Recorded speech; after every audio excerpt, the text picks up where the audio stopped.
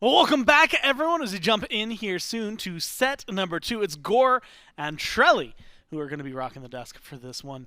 And this one, Trelly, we kind of hyped up, I think, all 4 of the ones that we've seen. For sure. All 3 of the ones we've seen the first 4 of the week.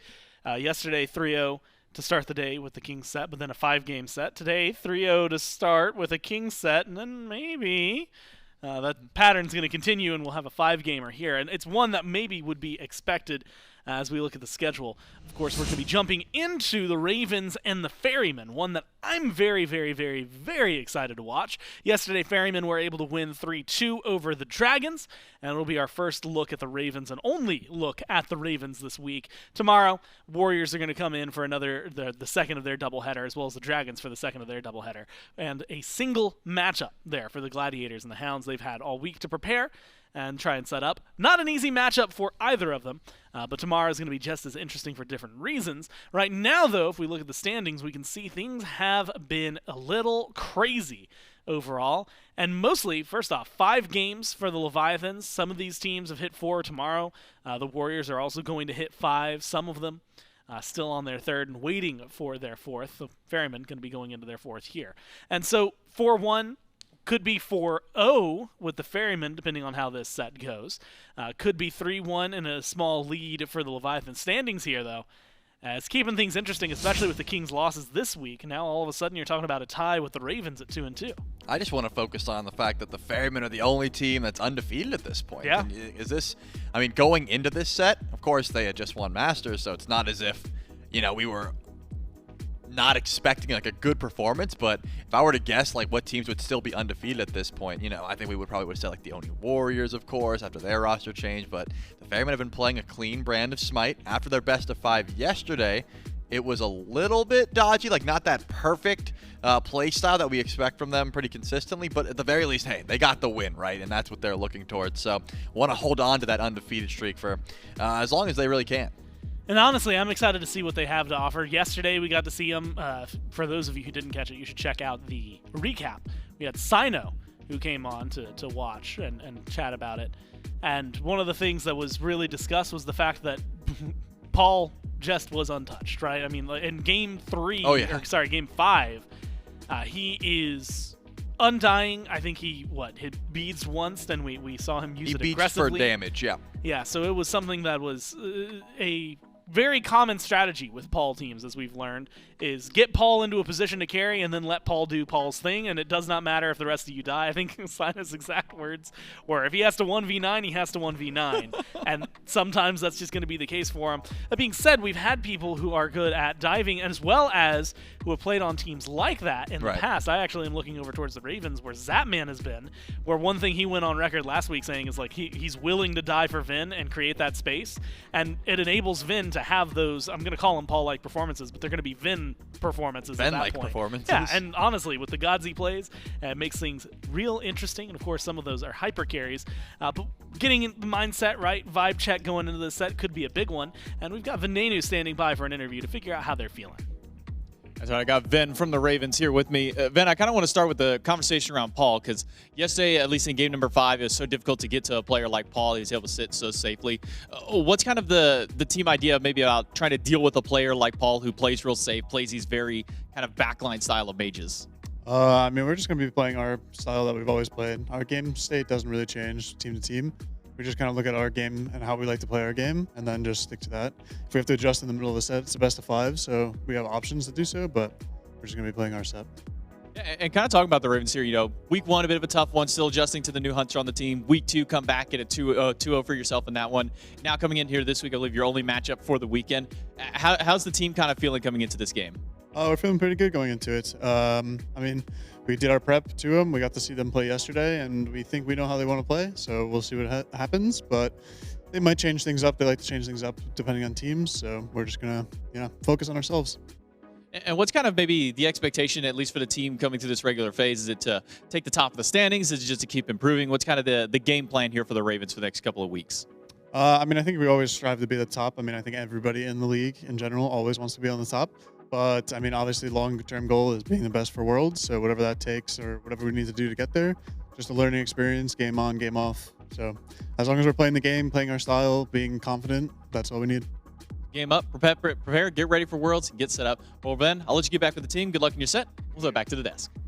I'm really excited to see it. Again, the team has long-term goals in their sight, Right. but sometimes the short goals or short-term steps, right? That's how you're going to get there. I'm really, again, I'm just excited for this one. I can't think of another way to word it because it is just exciting. it's a boring term, man. My mental thesaurus is dead because this is one that I really do anticipate going the distance. Like you said, undefeated for the Ferrymen Ravens. I think that first showing, first week even, maybe not the best showing for them, but I do think that what they've got is a team that can click pretty well together. And a team that's going to be really, really fun to see how well they kind of cinch together. Just because, again, going back to what we were talking about earlier, Charlie, but you kind of got two mid laners in this set that really can step up to carry their team.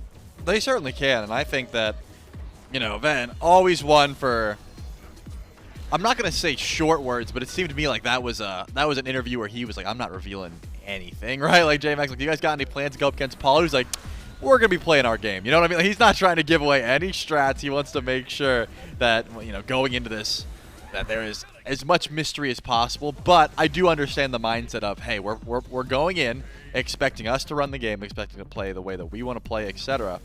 And then you go from there, which I think is a smart way to look about it. You don't say, oh man, Paul's going to carry so hard, we're going to see what we can do.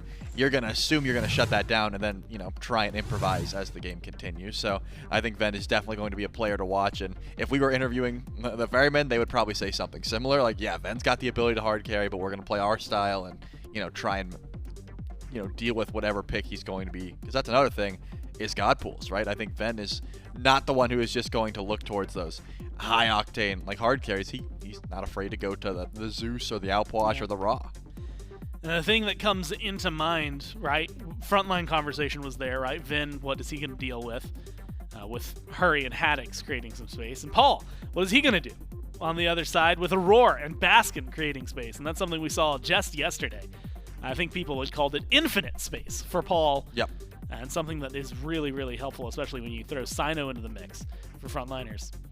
And Charlie, that's, there's so many conversations we can have zooming in on I think Cyno for a moment, which is the fact that he's been playing, yes, his off-kilter junglers, but these off-kilter junglers for him have been more focused on these warriors, right? Bologna he's been going back to. Yesterday we saw some Naja, a lot more setup again coming from Cyno, knowing that he can carry, knowing that he doesn't have to if he doesn't want to. And it's created open space for Paul alongside those frontliners to make this team work well. And that's the bottom line. I'm not going to see Cyno be the guy that's topping the damage charts too often, getting all the kills. That's not really the way he wants to play. He's got the ability to do so. I mean, there's been his Worlds pop-off performance, right, with the Thanatos that still has existed, to this day. But he's not going towards it, right? You're right. He's playing things like Bologna that he can build 3-4 tank items on and just create space. That's the reason that Paul doesn't have to pop relics, because he has Baskin and he has Cyno and he has Aror that are going in and sort of forcing the carries back. And if you're not taking damage from anyone that's threatening, why would you be relicking, right? You're able to save all of that because of the damage dealers, because of the tanks on the side of the Styx Ferrymen, who have such a unique brand of Smite that no matter what Ben says, you got to prepare for it in your own special way. And I still like the mindset, right? We are going in playing our own version of Smite, and if we have to make adaptations, we will. In a 5-game set, there's a lot of room to make adaptations, right? After first game, after second game, if you're able to, trade some of them, then even third, fourth, or fifth. So should be interesting to try and watch, especially once we get into picks and bans. Now you see the thumbs up there from Ven. And this matchup, one that's going to be very crucial, I think, just in general.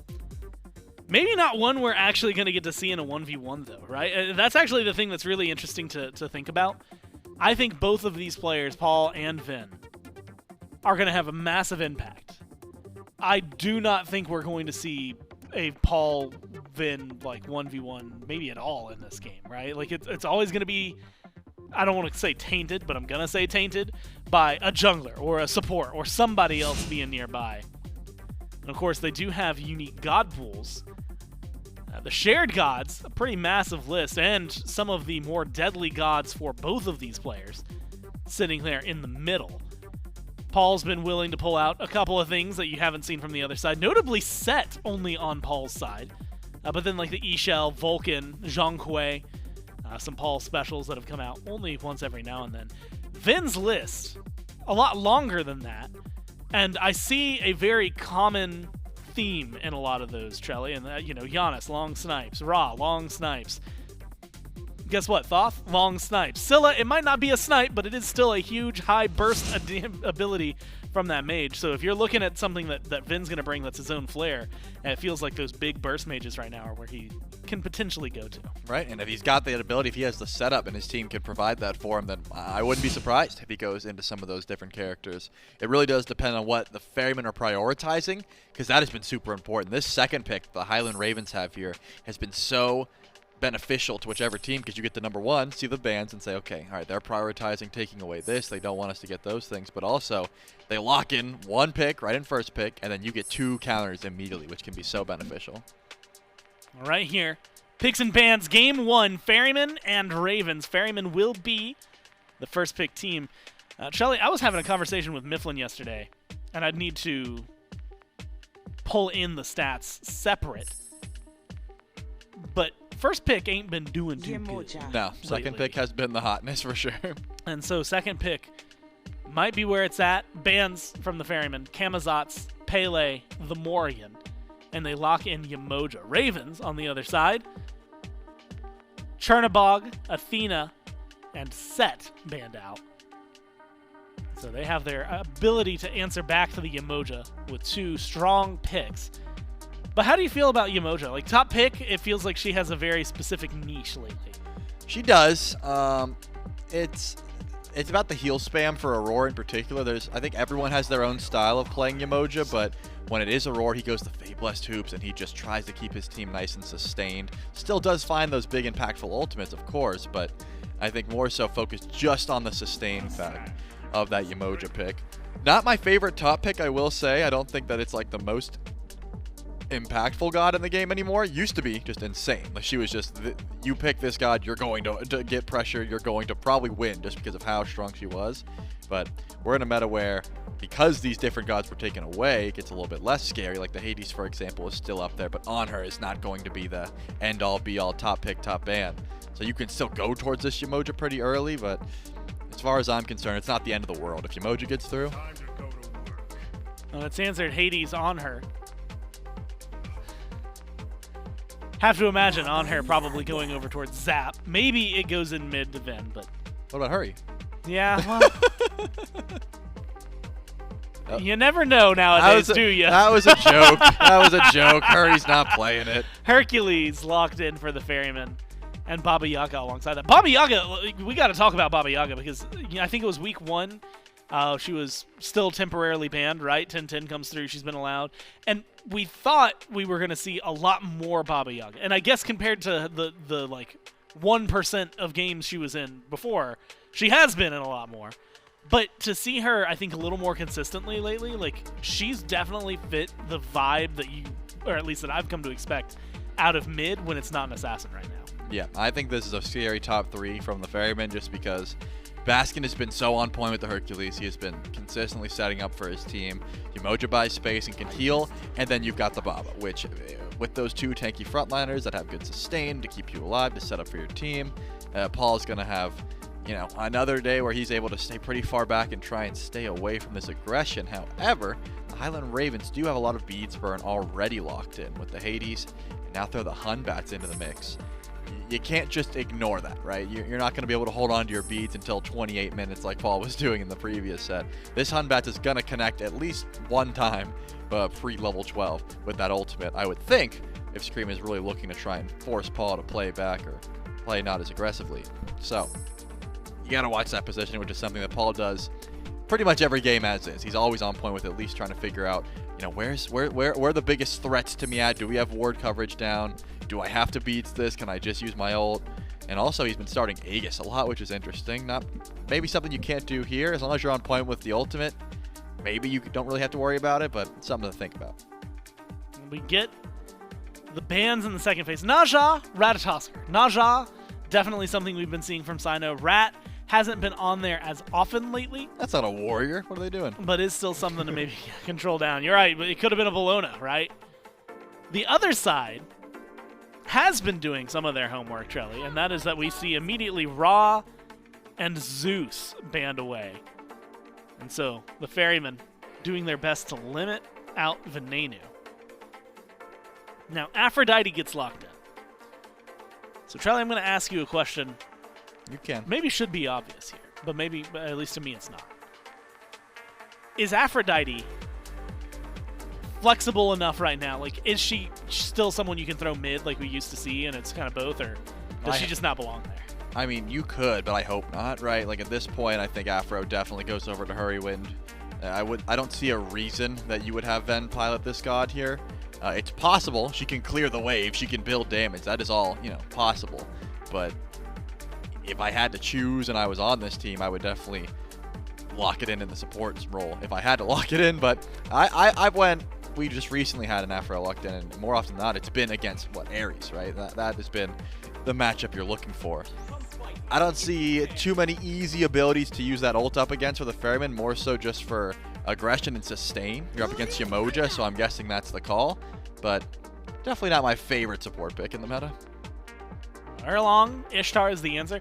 We saw Erlang. I mean, you had said Rat, that's not a warrior. Like, what are they doing? The joke kind of has some reality here as we see Erlang Shen locked in instead. Alongside Ishtar, which, we've had some conversations about carries. And realistically, it's just kind of been, well, we've got a few that are cycling through. It feels like Ishtar is just kind of getting added to that list who is available and honestly can be really good in a team fight. I think that people are realizing how quickly the Fire Giant or Gold Fury Shred comps are coming back into the meta. We've seen the Fafnirs, the Amaterasu, just Shoguns, Frenzies, etc. And there's not many ADCs that do that better than Ishtar, right? Those shotgun auto attacks, there's a reason that people are prioritizing crit and just building into Ishtar again, because she can absolutely destroy an early Gold Fury, a Fire Giant. If you don't have ward coverage, if you're not immediately within earshot to hear those auto attacks cooking, then yeah, you could be put into a terrible spot. So I think that's the reason. And it's gonna be the Scylla. That is an interesting one. You were just talking about how Ven's got the long-range snipes and how Scylla doesn't really count as a long-range snipe, but definitely has that big ultimate. And here it is. There's not too much setup for it when the beads are up, of course. You need the Hades and the Hunbats to be working in tandem. You need to be forcing those beads down with the Fear No Evil and then the Pillars of Agony. But if you do that, I mean, Scylla can have just free reign once that I'm a Monster gets cooking. And it's something, man, it's something to behold. Played it once, I think actually just last week, and looked really good for the Ravens. Vin's Scylla is just fun. And it's enjoyable. That being said, Shelly, it also isn't getting picked up a lot by everybody for a decent reason, right? It can be very difficult to make it work. If you're talking objectives, then you've got a pretty distinct advantage. If you're talking team fight and Vin is on point, then you've got a pretty distinct advantage. But it's that if right there in the second half that really kind of changes things up. What does a Scylla need, I guess, not just from the rest of the Ravens, but also from the Ferrymen to find success this game? My guess is, I mean, we've already seen play this way before where, they're picking Raijin a lot, right? What does Raijin do? He gets into his big CC immune ult where he can't pop Aegis and is sitting essentially still. He's very slowed while casting that ability. What does Ven do? He goes into the Ra and says, I'm going to snipe you every time you ult. Scylla can do that into Baba Yaga very easily. In fact, there may be a point in this game where Paul has to cancel his ult early just to make sure he can Aegis I'm a Monster. The issue is, can Scylla stand that point, right? Is she allowed to be that close to Baba and even cast that ultimate? Because what can Scylla do when casting I'm a Monster? Not much, right? You can blow up your crush, but that's pretty much it, right? You are also standing still when you cast it, which means a lot of damage can come your way, whether that be from Cyno, whether that be from CycloneSpin.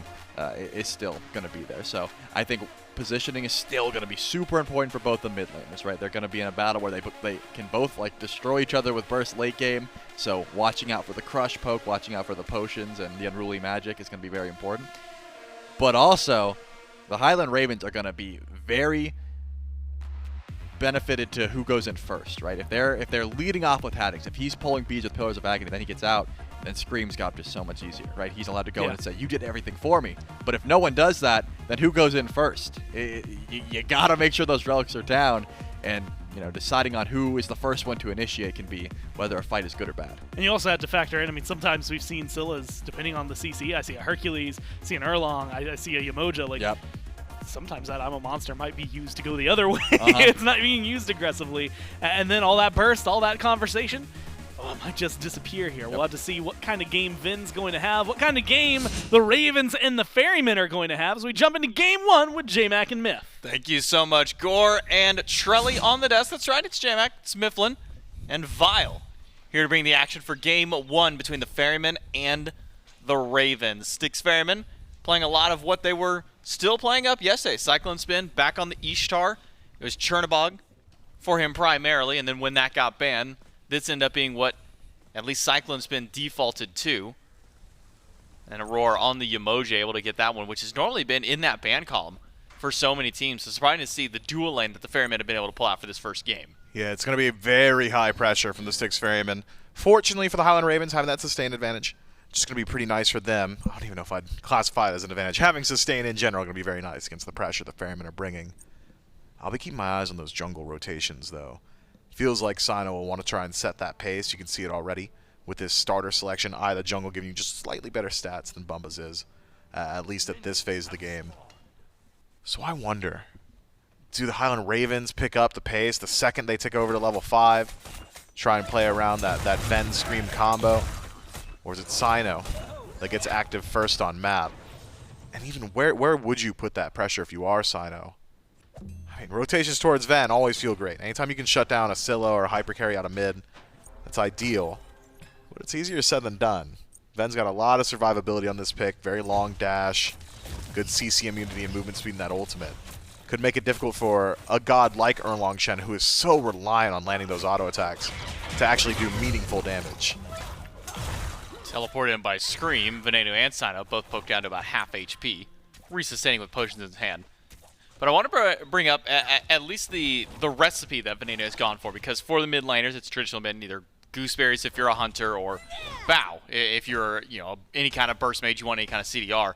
We've been seeing a few of these mid laners go towards this party punch. Is there anything from this item that kind of screams to you that works really well as a mid laner? Well, if you're playing a mid laner that could be choosy with target selection, I think it makes a good deal of sense to me. Just a little bit more burst, so higher kill potential. You really want that first wave of abilities from Scylla to do the majority of the work, right?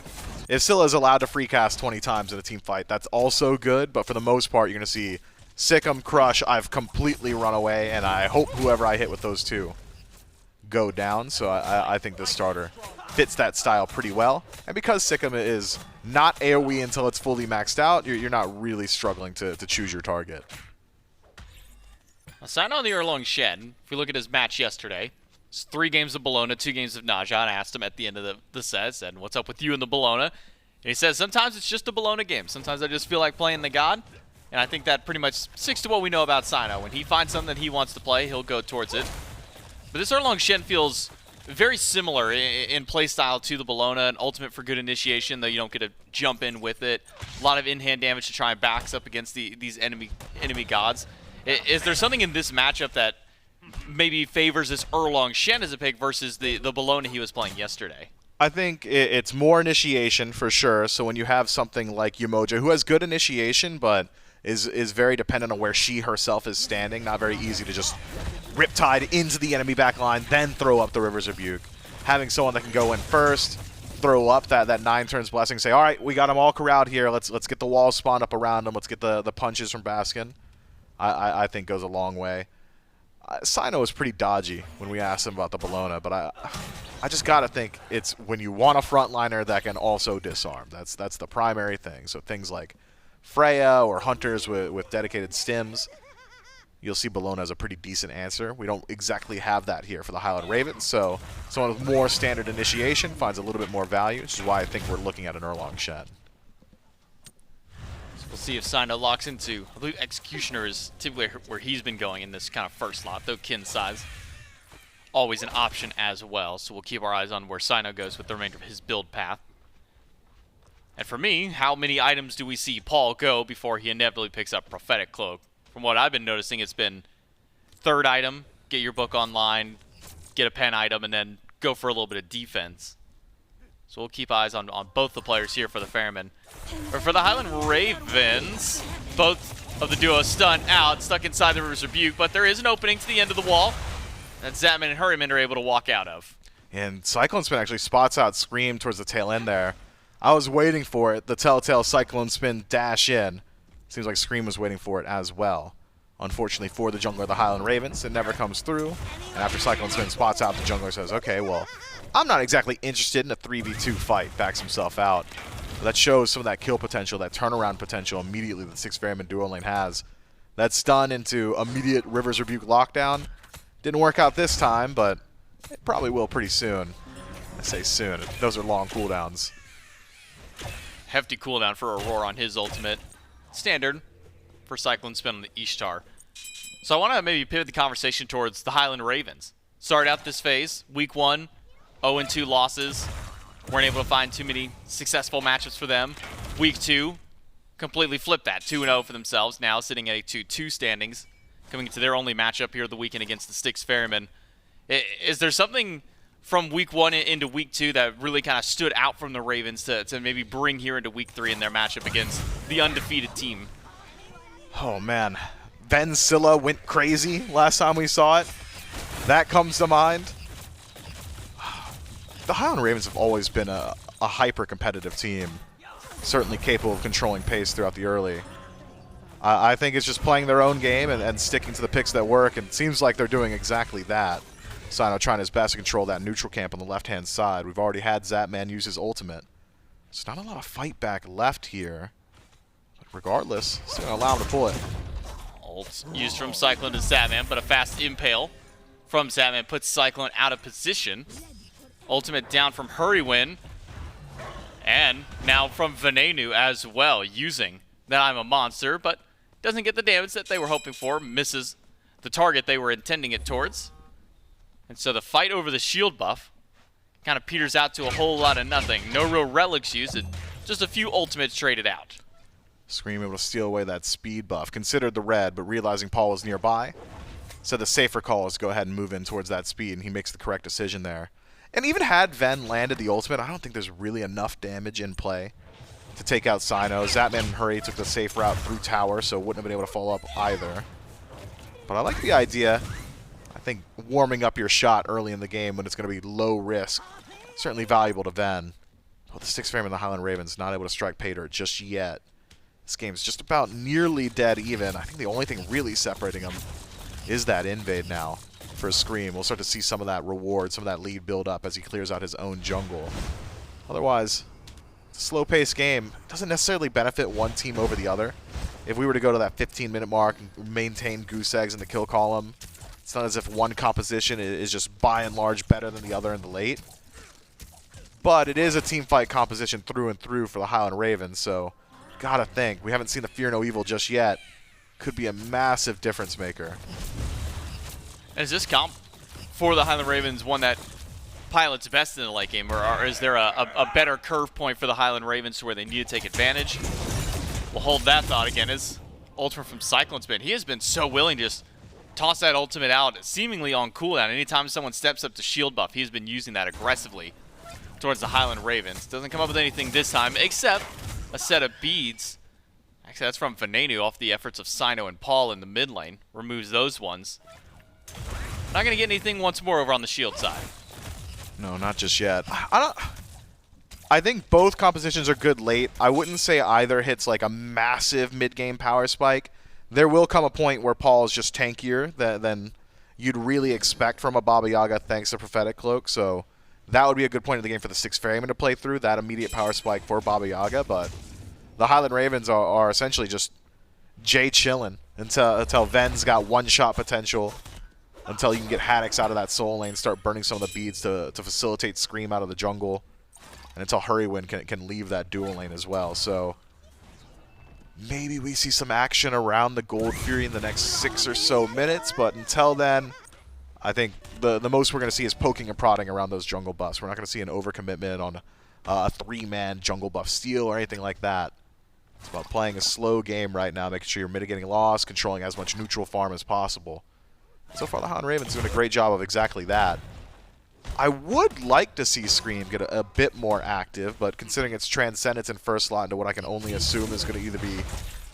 Maybe it is just a Soul Eater, right? Maybe he decides to double stack. And if that's the case, it's going to be a real long time until Scream gets involved.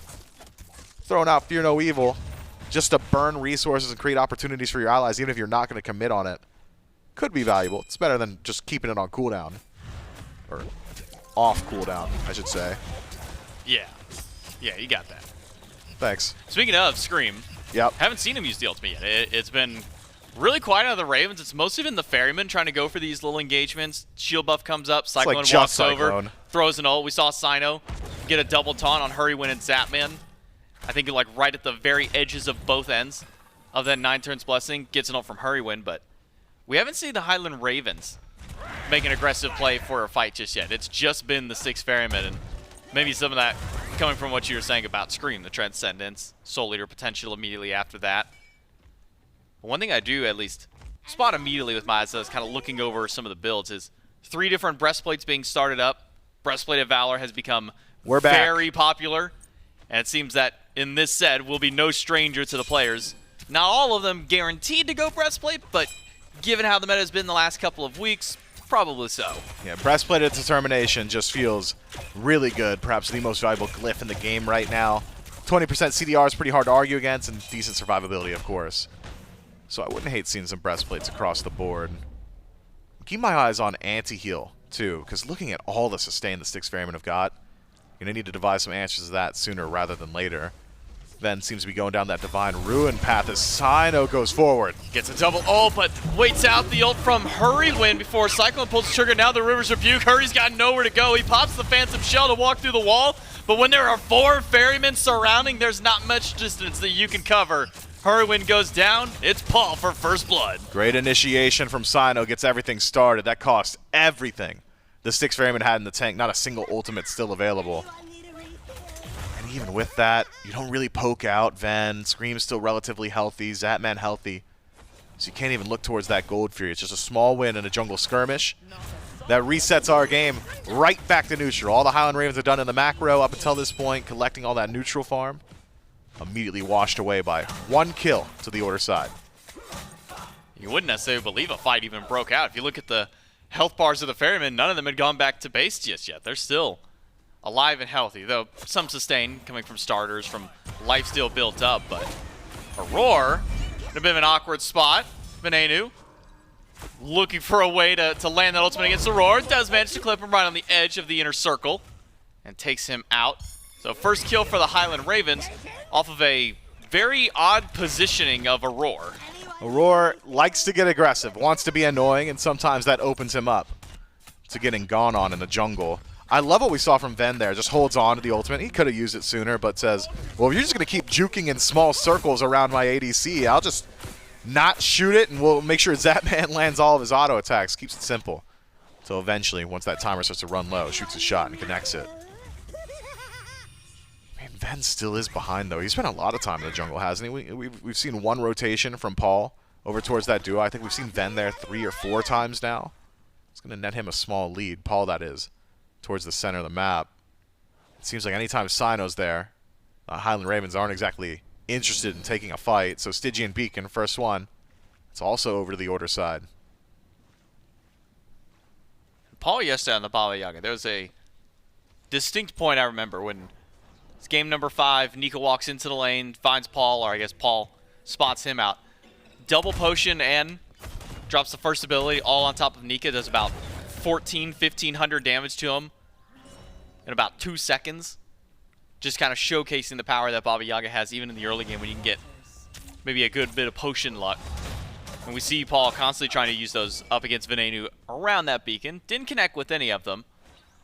We're already starting to see potential damage output that Paul and Venenu can have for themselves.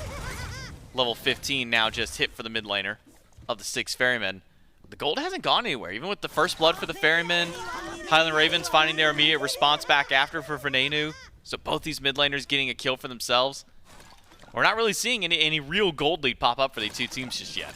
No, but we have hit a major power spike. Paul finished up that prophetic cloak. And so, incredibly tanky right now, very difficult to shut down, and the Highland Ravens going for a relatively low jungler, or low damage jungler in Hunbots will only exacerbate those issues. I mean, if Scream can make contact with Paul when Paul doesn't have ultimate or beads, might have enough damage with the help of Ven to knock him down, but someone's got to burn those resources first, and I don't think Paul's really had to use either of them just yet. 14 minutes in, both relics just untouched for now. Both teams content with the pace of the game. We're starting to reach that point, though, where Death Timer is getting just long enough, where Gold Fury really is a viable target. Pyromancer should be joining the map sooner rather than later.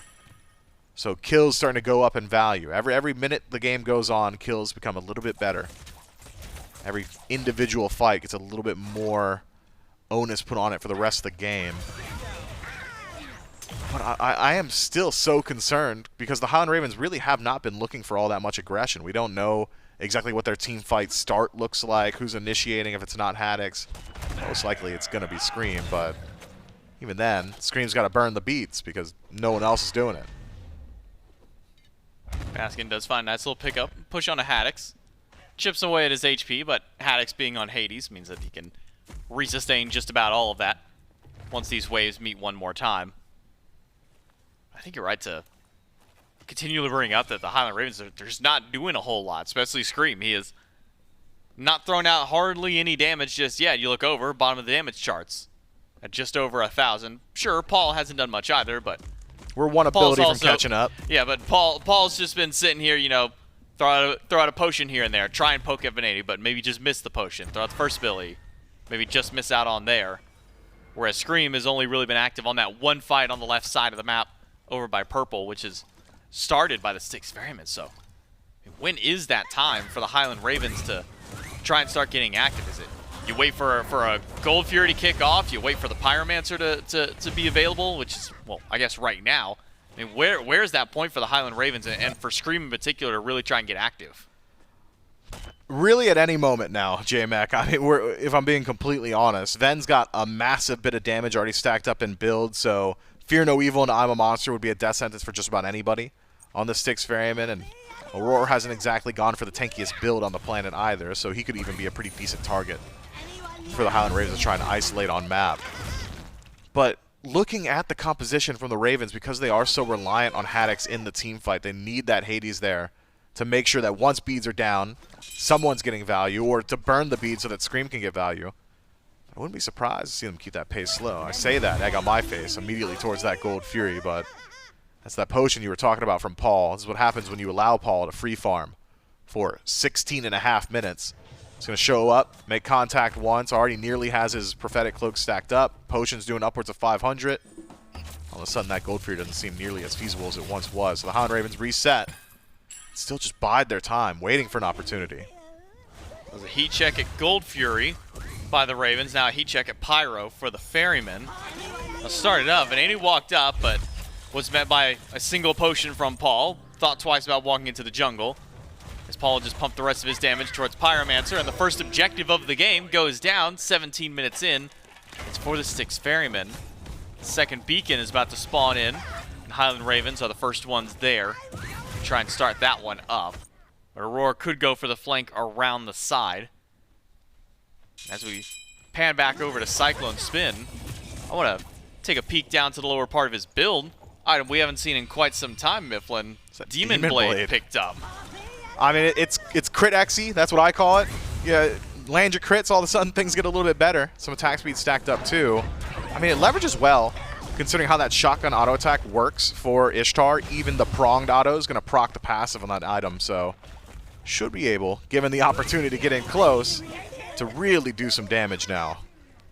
Speaking of doing damage, Paul used the ultimate, pushes Hurriwind and Venenu away from the beacon. Baskin shows up, misses the pickup on Hurriwind. Cyno fights off against Scream, and it's a Fear No Evil used, and Cyno didn't even pop his beads during that. He held on to it the whole time, still has ultimate as well. There is no fear coming from them on the side of the Styx Ferrymen. They cap the beacon, and now they go towards the Gold Fury. The Highland Ravens have vision on this. They know that it's here. The entire team starting to group around. Gold Fury down to 30%, reset as Baskin. It's in the middle of a Done. couple of them. Big ult from Cyclone and a boulder to the pack line. There's just not enough damage from the Ferryman, not enough return back from the Ravens yet. Cyno's tanky, but he's not tanking the magic, not just yet. Haddix in first. That's a massive ultimate. But there's nobody around him to follow up from it. The ultimate from Yikes. Aror cuts the entire Gold Fury pit off from the Highland Ravens. It isolates Haddix from the rest of his team, and a second kill now for the Ferryman. My heart goes out to Haddix. Had the eye, the initiator there, saw a massive Pillars of Agony and said, all right, if my team can just get in range, we would have cleaned this one up easily. I think willing to trade out his own life too, but a better play from Aror, make sure that there is no follow-up, and the Highland Ravens take the scenic route all the way around that left side mid-camp and get there just in time to watch Haddix fall down. So 1-for-0 trade, and Haddix has to spend some time in the grayscale thinking about how it happened to him. But the Styx Ferrymen have not been able to turn it into anything just yet. Pick on a hurry, be a great start. Picked up, shoved against the wall, uses the ultimate to try and get away, but he's stunned out by Aror. Picked up by Baskin again, and a boulder hand-delivered to him. It's a kill for Baskin, 3 for the team, and Hurriwind falls for the second time. Man, Hurriwind was getting picked up on cooldown there. Could not buy any space. Baskin locks him down. Now it's the Styx Ferrymen in a much better position to look towards that Gold Fury. The Highland Ravens, I mean, that's a good indicator of how they're feeling. Just nowhere on map, not going to defend. Scream doing his best to mitigate loss by taking farm away, steals away that red buff. Maybe he'll grab that speed if he thinks he's got the time. All the while, though, Cyno, who was of like mind, said, look, my team does not need me around the Gold Fury. They're winning the team fight regardless. Nearly knocks down that tier 1 tower on the right, but instead is still at least able to farm up some of those waves, keep himself closer to even with Scream. Haddix, quick dash away. Met with by Scream. It's Baskin and Cyno now continue pushing up the right side, or at least Baskin scaring away Haddix and Scream, and allow them the opportunity to now go back and pick up their blue buff. But Baskin can't yet, still holding on to green from their push-up earlier on, so we'll have to wait and come back and pick up that buff a little bit later. But now the Styx Ferrymen, I don't know if I can necessarily call this a significantly, but our first lead of the game here, 2,000 in gold up for the Styx Ferrymen. Levels relatively even across the board. You just look down from at least the middle downward. It's 1 level lead for everybody on the Ferrymen. Scream with a slight lead over Cyno at this point to about the tune of a level. Still a relatively even game here, 21 minutes in. It's just the 3 kills for the Ferrymen plus that Fury. That's netting most of them their lead. It is, and now Pyromancer, the only real feasible target on map. Gotta be where you imagine we see some of that action erupt next. The Highland Ravens now, we're late enough in the game where I think the waiting phase is over. It's now time to start throwing some haymakers. It's time to start fighting back. Could be that we wait a little bit longer so that Scream can get some percent pen. Believe it's going to be Serrated Edge in that 5th slot. If that's the case, I mean, you have really delayed your game now. The Highland Ravens essentially allowing the Styx Ferrymen to choose every single engagement up until this point. Hasn't cost them too much. 2,000 some odd gold, not exactly massive, especially at the 22-minute mark, but 2 will turn to 3 if you don't start showing up. Pyromancer pulled. It's only Ven nearby, and nearby for only a moment as he sentinels back towards his own tower. It's another free objective for the Ferrymen. So now 2 Pyromancers, 1 Gold Fury, all for the Ferrymen. Maybe some of what's keeping at least the Ravens as close as they were. If you look over at the top left, 9 totems that did go to Haddix, so a nice little infusion of gold coming from the solo laner, but outside of that, it has been control now for the Ferrymen around the map, keeping the shield buffs. I mean, we saw constant little scuffles around the shield buff. CycloneSpin goes for an ult on 1 or 2 just to see if he can either secure the buff or get a relic. More often it was just the former of them, get the buff away from them at that point, but now it's been all Styx Ferrymen in control. Tier 1 tower goes down, Aror shows up, uses ultimate and burns the shell away from Hurriwind, but Aror will be just happy with that. Says, okay, I used an ultimate, long cooldown, got an even longer cooldown away from Hurry. Yeah, but now the Highland Ravens can try and force a fight immediately.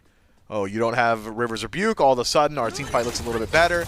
Doesn't exactly matter if my Phantom Shell's down if we're fighting while River's Rebuke is down, but instead, once more, reset to neutral. Haddix on the right side, Scream on the right side. These guys are just farming. So Beacon should just go to the Ferryman once more. Power Spikes hit though. Level 20 for both Haddix and Scream means starter items should be upgraded. Surely now's the time you want to get more than 2K from your bots. Cyclone uses ult, gets jumped from Zapman. Baskin shows up, misses the pickup this time. Zap used the ultimate as a boulder that has been immediately with. Zap not down just yet, and I'm a monster from Venenu. Does not land the damage that he was hoping for, though. Take a look at Cyno's HP in the red, nearly dead.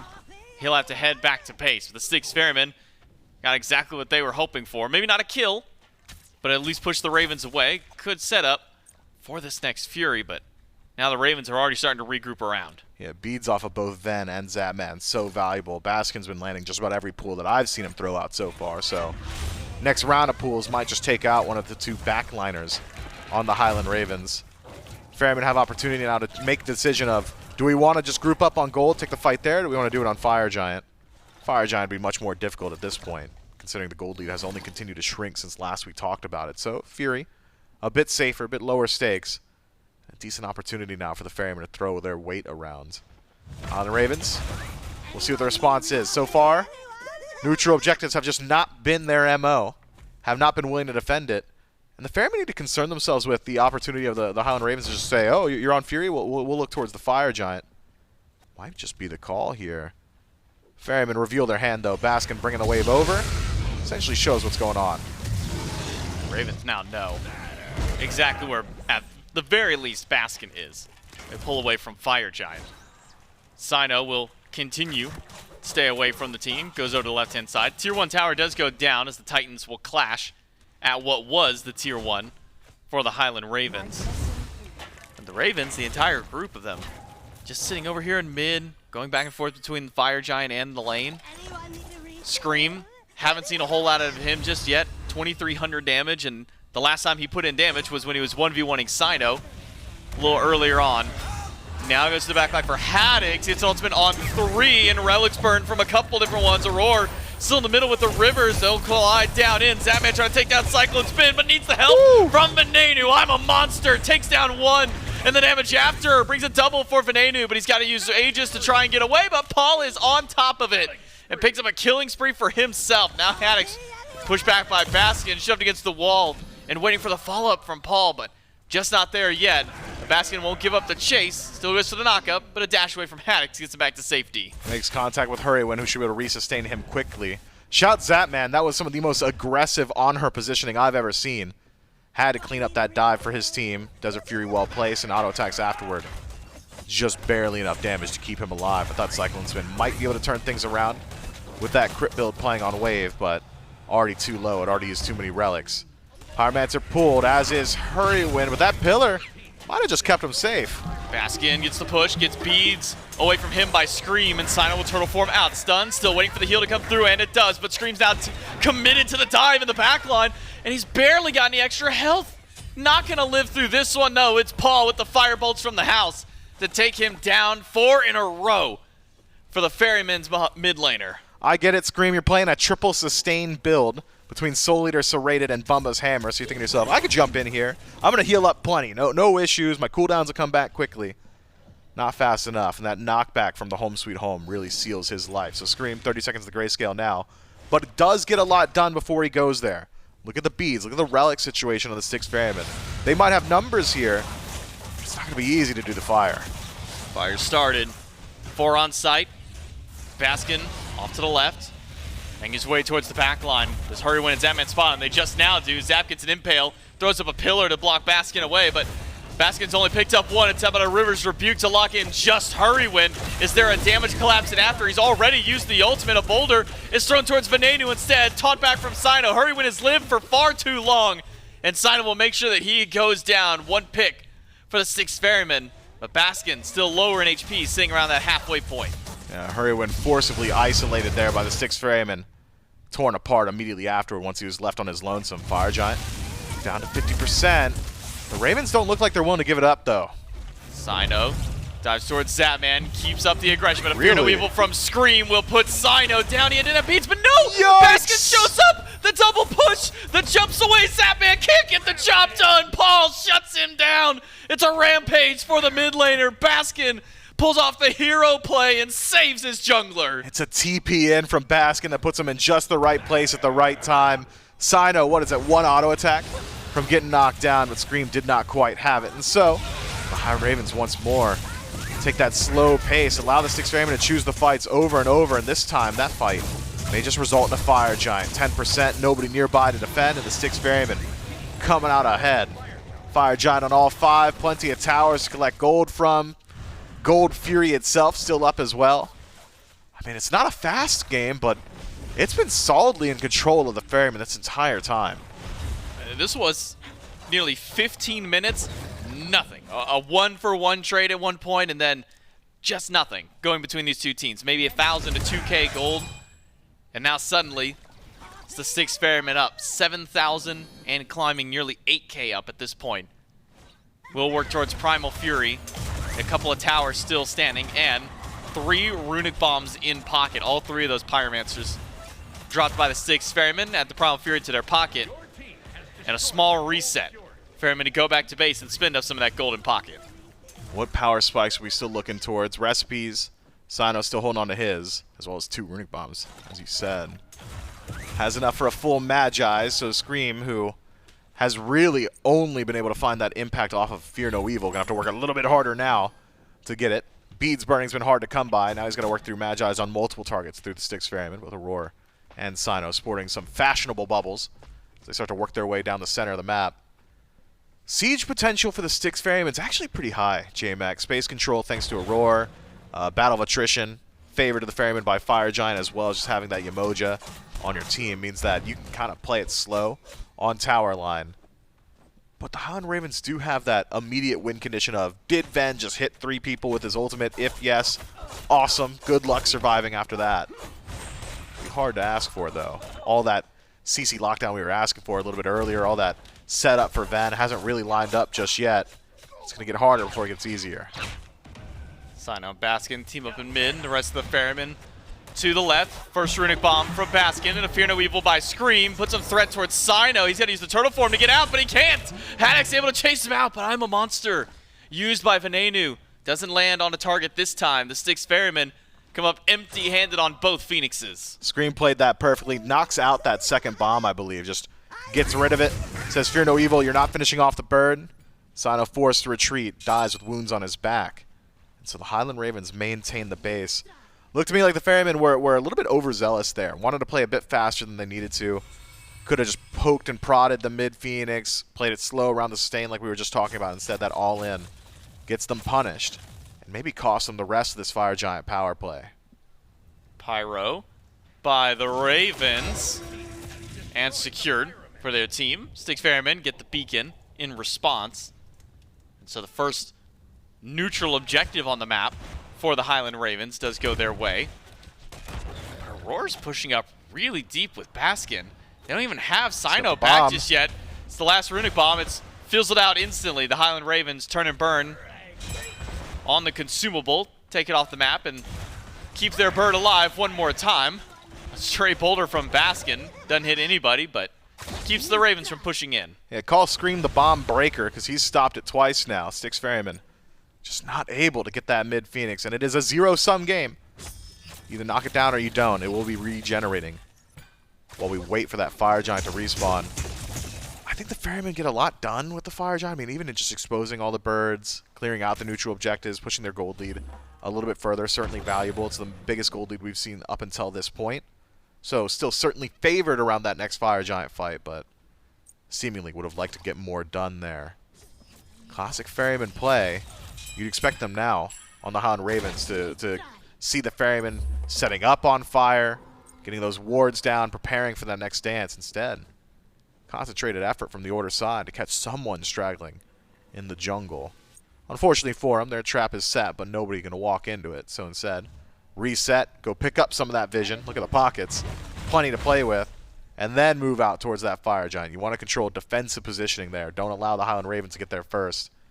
Be so much harder to work into the position than it would be to hold it. Also noticing 6th item from Aror, Abyssal Stone picked up. Believe this is a anti-cooldown item, if I'm not mistaken. Hit somebody with an ability, increases the amount of time it takes to cool down, to get those abilities back off cooldown, I should say. But the Styx Ferrymen trying to push up for a fight. Baskin does manage to get a push, and as the fight breaks out, let's take a listen in with the Ferrymen. On her beads, on her beads! Hold on her, hold on her. Hades dash, go to the honor. Honor 1 HP, Honor 1 HP. Nice. Can we go Free fire? Afro again, free Afro. Come back, fucking Okay, come back, okay. come back, come back, They come still back, have solo, come back. by the way. They still have solo. Can you zone Scylla? They are contesting this, guys. Styx Ferrymen. For a moment there, wondering if they can keep going with the fight, but then you hear the no, pull back, we got this, head towards fire. They find the one pick onto Zapman, but now the Highland Ravens, they keep pushing towards. Cyno goes in, gets the Fear No Evil away from Scream. He doesn't have any relics to keep his backup. A monster doesn't take him down, so it requires Haddix to expend his body, but it may have now cost Haddix his life. Damage in from Cyclone and Paul are just enough. But look at the low health bars on the Ferrymen. They're forced out of this fight. Baskin's pretty far forward. Sicka might be a no, it's the L! Ben has been handed the L next to the Fire Giant Paul. +1 from the RNG gods takes him down. Ben, 60 seconds of the grayscale. You see him shaking his head. He knows Paul got a bit lucky there. And it's the Styx Ferrymen who get the first strike. Knock down Zapman. Cyno makes the call to back up. And here's the pay dirt. Immediately back to the Fire Giant. Baskin back in. And the Highland Ravens got nothing to say about it. Cyclone slamming crit after crit into the Fire Giant. This one goes to the Styx Ferrymen. It cost them Cyno's life and nearly cost a little bit extra. Whoa, the Ferrymen whoa. live, Scream. Three-man Fear No Evil nearly gets something done, but it's only Aror who's really punished by it. Ultimate from Hurriwind, that Undying Love to bail him and Scream out, but keep eyes on Baskin. Rotating on the backside of this fight. Gets the pickup, gets the push on a Scream. But the Monkey's able to jump away, Scream out of this fight, and Hurriwind stunned away. Ooh, Zap. Zapman low, has to go back to the fountain. This might just open up Phoenix for the Styx Ferrymen because Scream doesn't have Volt. Aurora does. Hurriwind's by himself, but doesn't have the Phantom Shell as the bailout. The Ferrymen, they win out their fight, they get the bird, and now they're trying to get out of the fight. Haddix on chase. Doesn't have that ultimate, so not able to lock down the Styx Ferrymen. Forced to back himself up there. So right side bird taken. Styx Ferrymen play it quick while the Highland Ravens were still reeling from the Fire Giant fight themselves. And let's talk about the Ferrymen, man. We've really been singing the praise of this team, the shot calling, a lot of it rooted around CycloneSpin and Baskin. Clearly Cyno getting active in the comms there too. Made final decision on when the Fire Giant needed to go down, what the target selection was going to be. Love to hear it. The Ferrymen clearly keeping their heads on a pivot. It's the Highland Ravens now. They're back against the wall. They spend the entirety of the first 20 minutes of this game biding their time, waiting for their opportunity to play the team fight. We're there now. 6 slotted on just about everybody. It's only Hurriwind. Still holding a recipe in pocket. For the most part, relics upgraded too. Highland Ravens aren't going to get much stronger than this. Styx Ferrymen, though, having played with the lead and having a 6-0-3 Paul. 9 out of 10 affected kills. My man's got an elixir of power hanging out, red buff, EFG. He's tanky, he does damage, he's anti-healing. He's doing everything you need, and it seems like the RNG god's also on his side. Paul, I mean, sometimes things just line up. I want to talk about how rich Cyclone was after all of that. Went back to base, bought an elixir of power, Nice. a power potion, Nice. and fully upgraded his beads and Aegis. Nice. That is nearly 5,000 gold that this man was sitting on after all of that. Got to go back and spend it And he for got a some major sentry. power spikes. Bought a sentry on top of that. 5,120. Only thing that he may not have had enough gold for was, I guess, to upgrade the Deathbringer, so he just buys a sentry ward instead. But that is an immense amount of gold and a massive power spike now afforded to the Hunter, the Styx Ferrymen. With almost not all 5, Cyno down. The only life cost during all of that for enhanced fire, but on the most important member of it still, CycloneSpin. To see if they can try and push down one of these Phoenixes. Right side already down. Mid now the threat for the Ferrymen. Hasn't taken much damage just yet. Keep your eyes on the Runic Bomb. Cyno's holding one himself, but busy distracting Haddix. Call it a distraction. He's hurting Haddix.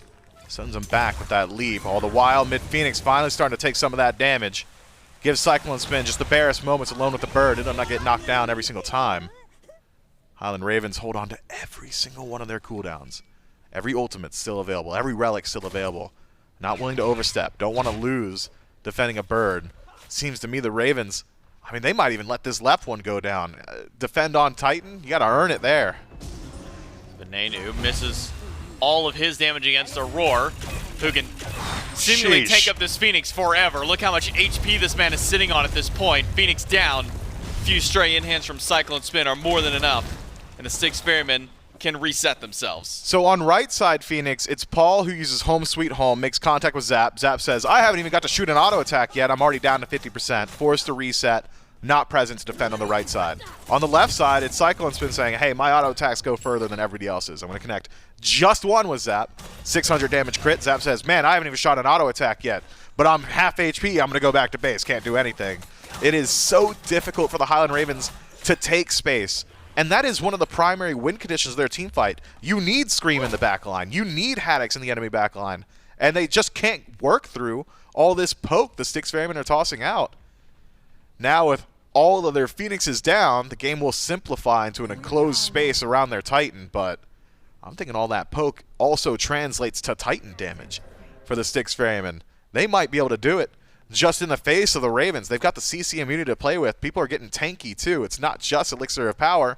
There's two in pocket, by the way, for the Styx Ferrymen. What's on Aror? Elixir of Defense for Cyno. What's Aror got? What did you spot, bud?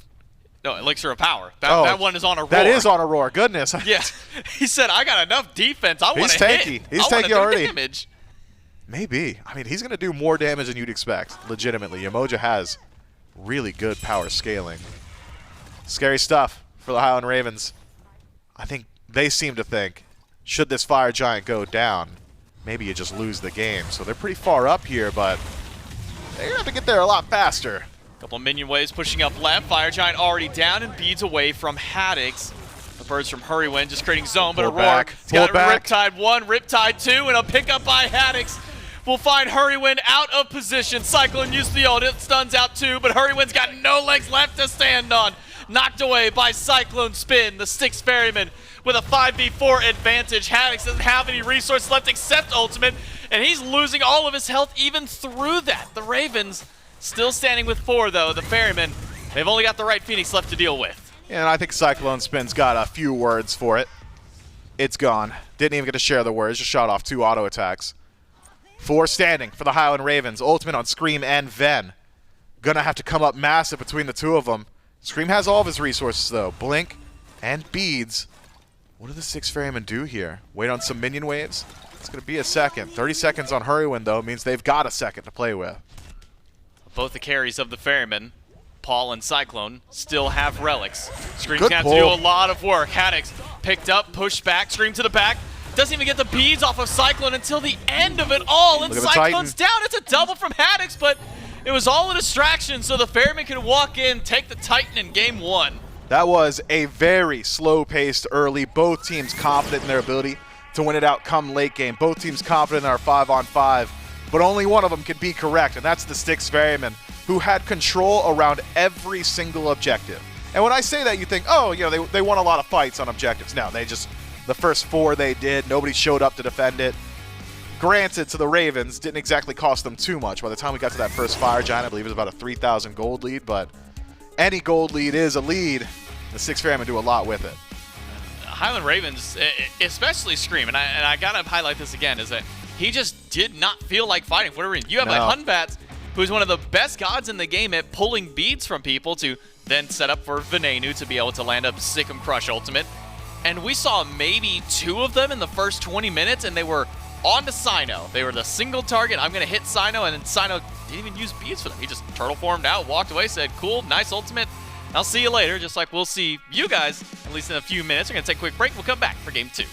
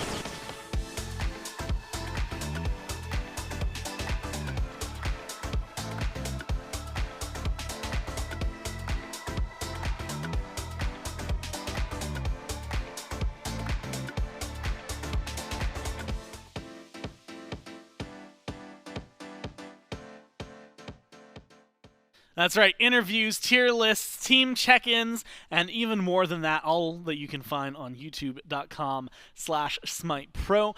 There's long-form content. There's documentary-style content. There's shorts, even, that you can go through. I'm thinking of the Meta Mondays that come out once a week with the pros revealing some of the builds that they play. Battle Sounds is over there. Anything and more. youtube.com/SmitePro. Make sure you go subscribe. Give us some comments on the channel, the content you like. If you don't like something, tell us what you don't like so we can try to adjust that.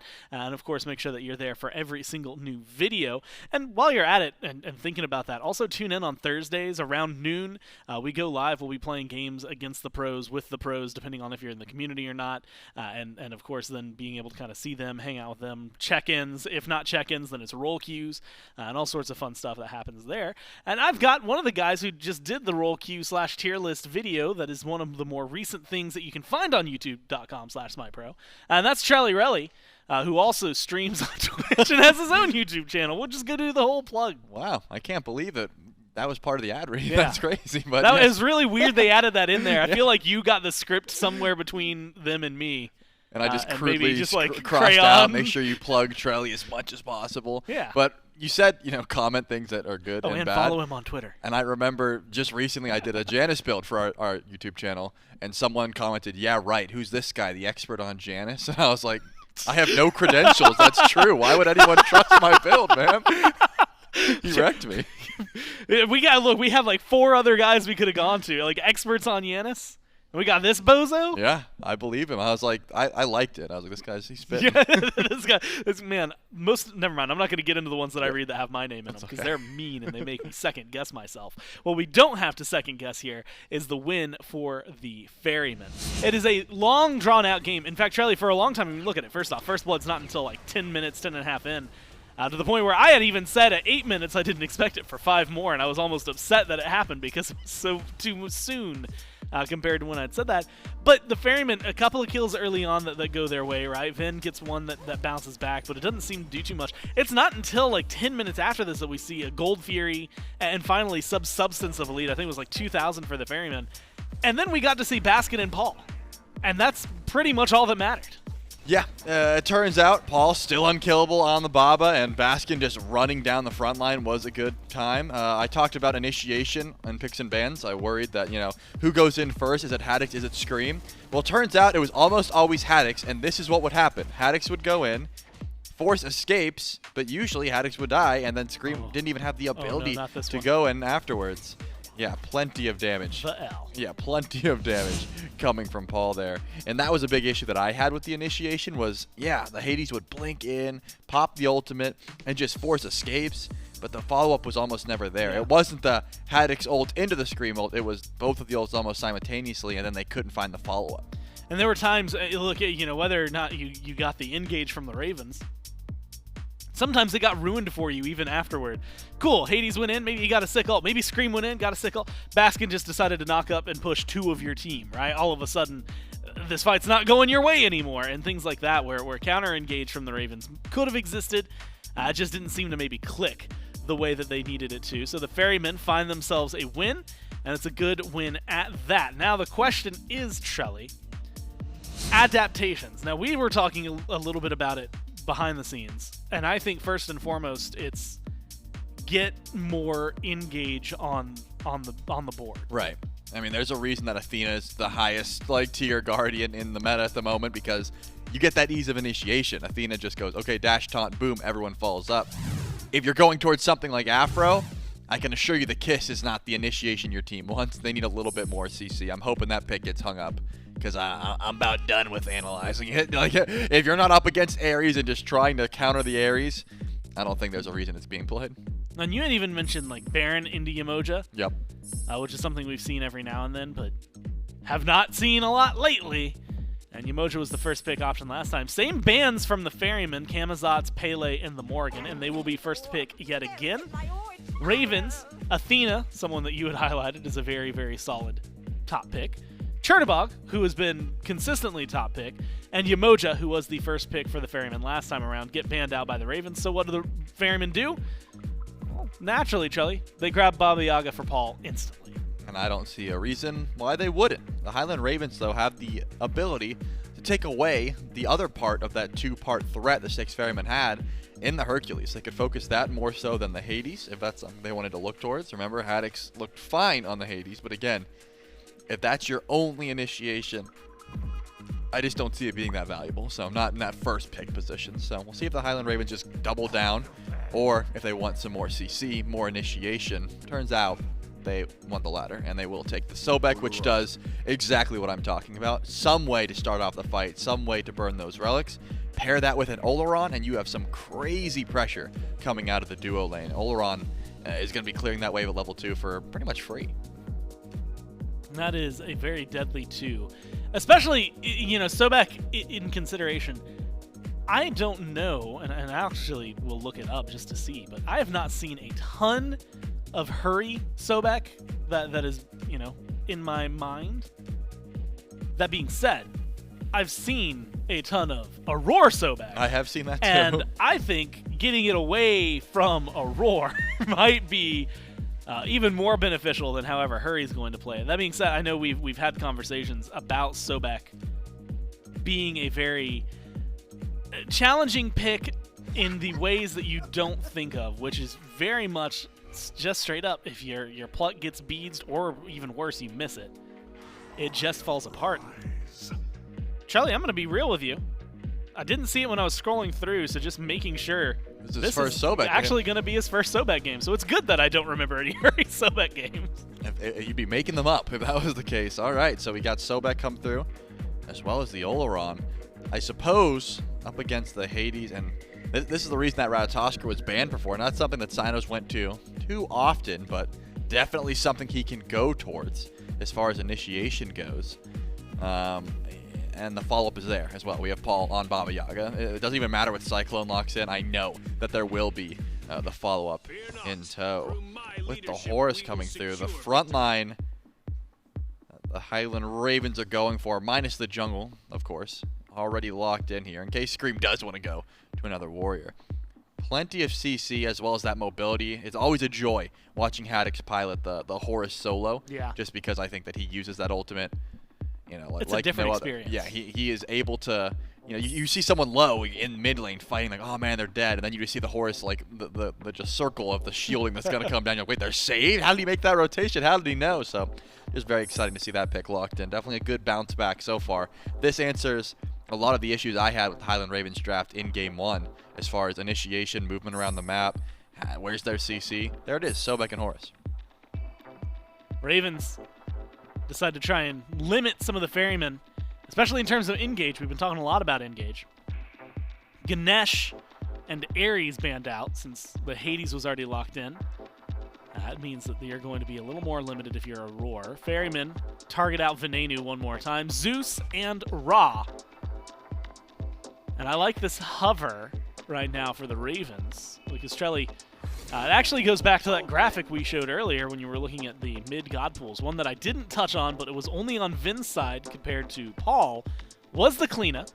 That being said, it can also go in in jungle. And so do you, I mean, I like it because of the slightly ambiguous nature right here, but do you have a preference of like jungle mid for Cliodhna?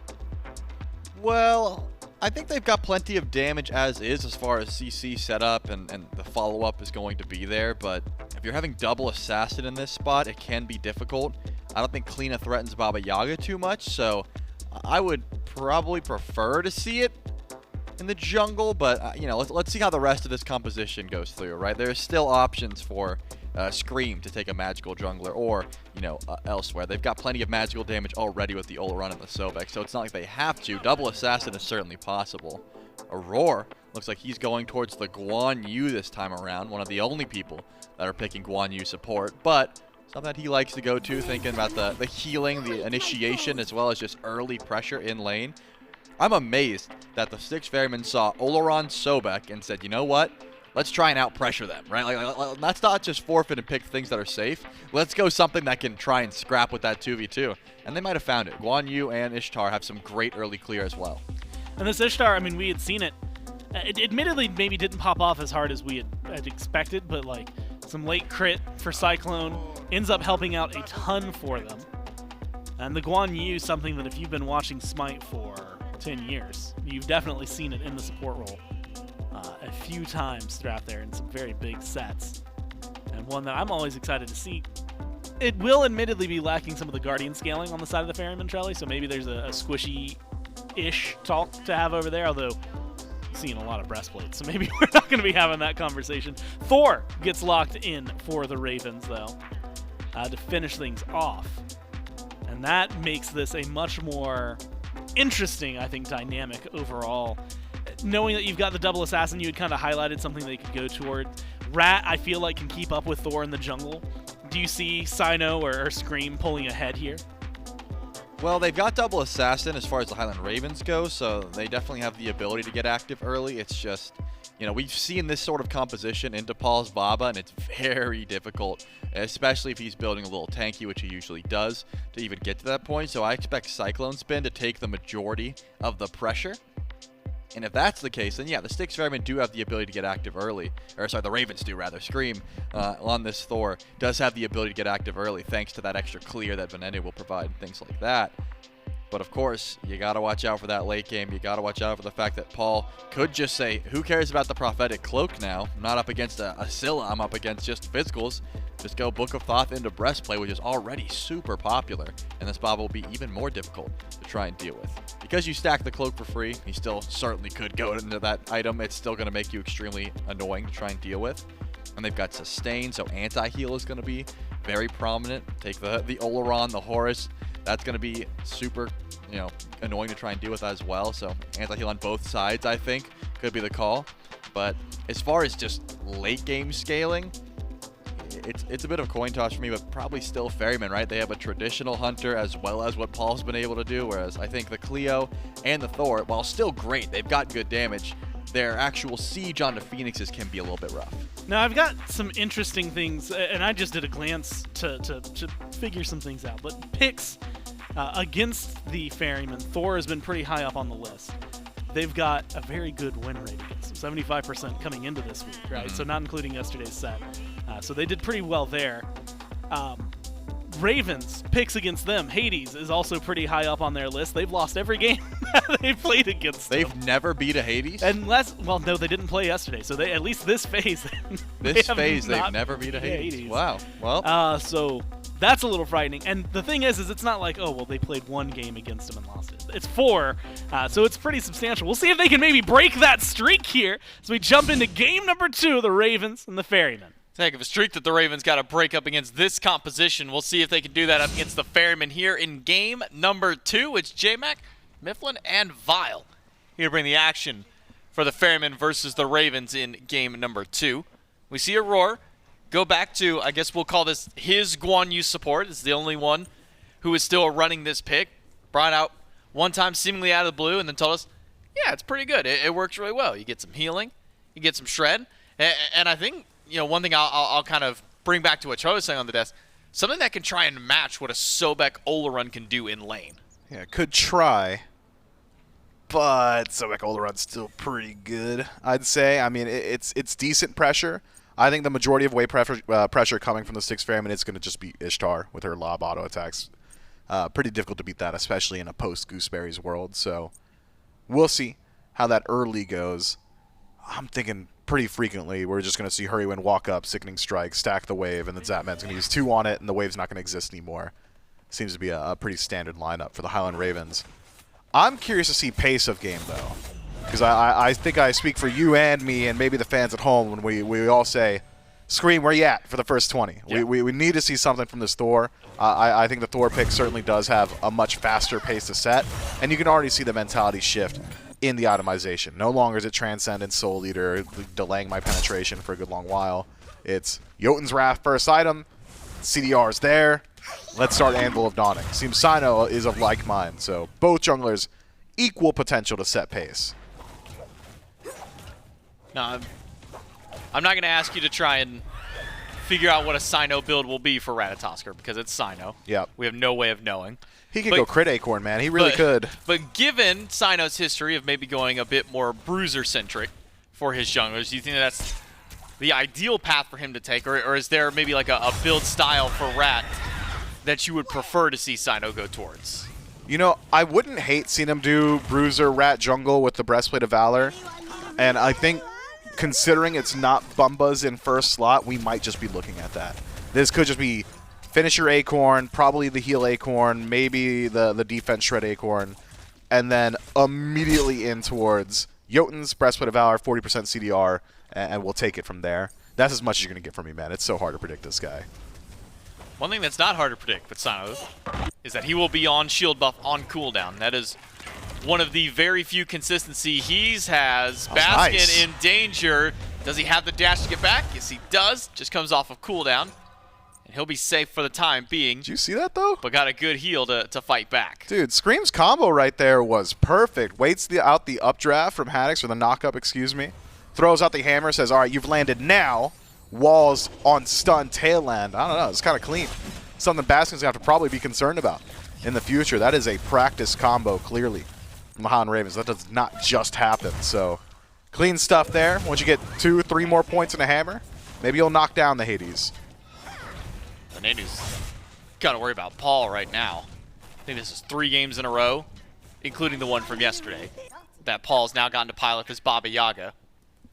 Game number 1 of this set looks clean. I think the first, I want to say it was 20, 25 minutes of the game, Paul does not touch a single one of his relics. And then even after that, not many times did he end up having to use that. So keep an eye on relic timing for Paul for when and if he needs to use one, because with Scream on this Thor, it's not like you need to stack up Transcendence solely like he's going last time. You can see Scream's even pivoted away from that, going towards a Mason first slot. Yeah, we'll be able to get active much, much faster, but still a conversation for a level or so from now as he starts to stack up that item, or build it up, I should say. Anvil of Dawn now accessible. You really want to make contact with Paul before Prophetic Cloak gets purchased. That's the main thing. Once Prophetic Cloak's up, that means he's likely around level 12, probably has both relics available, has the CC immunity and ultimate, has the HP shield. All of a sudden it's like, man, I really would rather be anywhere else but dealing with Paul. So, catch him early seems to be the only answer when he's playing the Baba Yaga. And you've even got a mid laner to help you out with it. Ven doesn't even necessarily need to be point blank. Can get point blank very quickly just because of Cliodhna's dash and how it works, but ranged follow-up is not a weakness of this assassin mid. When we're talking about Pele, like Pyroclast, it's like, okay, 250 damage, not a big deal. When we're talking about Ven's ultimate on Cliodhna, that's pretty decent, especially considering how long Thor's CC chain is. You're taking a lot of ticks of damage there. Especially if you can get maybe 2 of them out. Assuming that Ven hasn't used one on the wave just prior, which has been his common go-to, at least in the early game. Aror off the horse in the grave. Rotation from Scream says we'll ignore Paul and instead try and shut down the duo of the Styx Ferrymen. Ultimates from everybody on the left side of the map, and that's the first kill of the game for the Ravens. Yeah, keep your eyes on that. Scream completely flips the script. I will not be backing first. I do not need my Jotuns just yet, and ganking mid, not exactly what I've got my eyes set on instead. Rotation over towards the duo lane, and the duo lane of the Styx Ferrymen does not have good answers to Scream. He doesn't even need to land the dunk. He can land behind them and throw up the wall, and all of a sudden both Cyclone and Aurora are like, oh, well, we're stuck here. And maybe there's a Sanctified Field, or maybe there's a Pluck to follow it up. So, Phantom Shell, maybe an answer that the Styx Ferrymen will have to look towards. Cyno doesn't have great answers to that wall either. It's going to be a while. Meditation in first slot for Aurora means we're likely looking at a Cloak of the Ascetic. And it takes a while for support to hit 12. Cyno in the 1v1 versus Scream. Going slightly in favor of Cyno there. But also having Aurora and Paul just off to the side for backup in case things went awry. Hurriwind tries to steal away these Harpies. I believe only was able to get 1 of the 3 for the Styx Ferrymen, confirmed the other 2. The Ravens, even with their first blood, haven't really been able to amass much of a lead just yet, though it's early in the game. Kills before usually 7-8 minutes. Not able to get too much from them. Cyclone plucked back by Hurriwind. Cyclone still holding on to beads. Uses the jolt and gets caught out. Esco into the ultimate. And it's a beads in return by Zapman just to continue dropping out the damage for the kill. Pluck onto Aurora, but Zapman, he's got his eyes on other targets. It's over to purple buff for the Ravens Hunter. Yeah, if Zap has ultimate there, Aurora's life is sealed by that pluck. So fortunately for Aurora, Sanctified Field's not available. Means Zapman's in a catch and release mode. Aror nearly able to get there in time to peel out for his ally, but doesn't get off the horse fast enough to start channeling that meditation. And unfortunately for CycloneSpin, once Jolt is used accidentally aggressively, your life is essentially sealed. And so the Highland Ravens strike twice early in the duo lane. Haven't been able to leverage into a whole lot just yet. A purple buff invade's a good start, but the conversation we've always had is leads are not built by singular invades. It's when it becomes a routine. I want to see the Highland Ravens on top of that timer. Top of the timer of that. Top of the kill again. Now that Zapman and Hurry both have ultimates again. Wouldn't be surprised, especially with Scream sitting around on this side of the map. It's now kind of forced CycloneSpin to play very passively at the tier 1 tower line alongside Aror. Might not see those two walk out anytime soon. But Aror walks into 3, Sanctified Field, doesn't matter, he's down. Scream to the sky. Cyclone, though, does have beads, and that's the call for Scream to head back out, and they'll net their 1 kill. I can't even be mad at Aror for stepping in the jungle there. He's got to be thinking, why are they camping my already dead purple buff? It just died. It's going to be a long time till it respawns, but the trap, Scream, Hurriwind, and Zapman had set. Waits and just finds him at that barest of moments of exposing himself to that left side jungle. Plucked in, Sanctified Field, and things are simplified. Immediately afterward, Aror doesn't even get a chance to hop up onto the horse. I mean, that's a double-edged sword. Maybe you survive if you do, but at least in death, we'll be able to come back and get involved with it. You really want to see him get involved. You don't pick Guan Yu to play passive, not in support, not throughout the early game. Hasn't really been allowed to leverage any of that aggression. That Talu Assault does massive damage, has great scaling just from levels. Won't be able to do it anytime soon. Right now I'm seeing 3 kills for Zapman, so a killing spree for the Hunter of the Highland Ravens. That's been all 100% the Ravens have gone towards, has been in that dual lane and on their carry. So now bodes the potential threat of a shutdown, should one come Zapman's way, but we haven't seen Cyno on this side since really first iteration of this shield buff spawn up. I say that, but Cyno's already on the scene. Dunks on top of Zapman, gets the dunk and the stun, but Zapman, even without beads, not under any real threat. Cyno tickles the damage towards him as he heals it back up. Scream on rotation in. He's got Ven for backup. No. Cyno left isolated. Aror forced onto the horse defensively while the rest of his team just clears out whatever jungle camps they can. Scream is up in the sky, dunks on top of Aror, walls him off, and that's good for the double kill for the jungler of the Ravens, and right to the Gold Fury. This is the answer that needs to be taken against the Styx Ferrymen. If they want to play slow, get those kills, try and go for a Fury, but Cyclone steps up, loses beads, the Hurriwind now. Have they stayed too long? Because Paul's up in the house, the Gold Fury does go to the Ravens, and they're just fast enough to escape Paul's damage. And this is an answer the Highland Ravens devised in their last set that had games going long. They said, you know what, that early game was rough. You know, we don't want to play the long matches anymore. Let's pick up the pace, and they've done so beautifully here. 9 minutes in, already 5 kills, already knocking down objectives. Starting to line themselves up a pretty substantial gold lead, roughly around that 2,000 mark. Keep your eyes now on the jungler. Scream has done so much more than Cyno so far this game.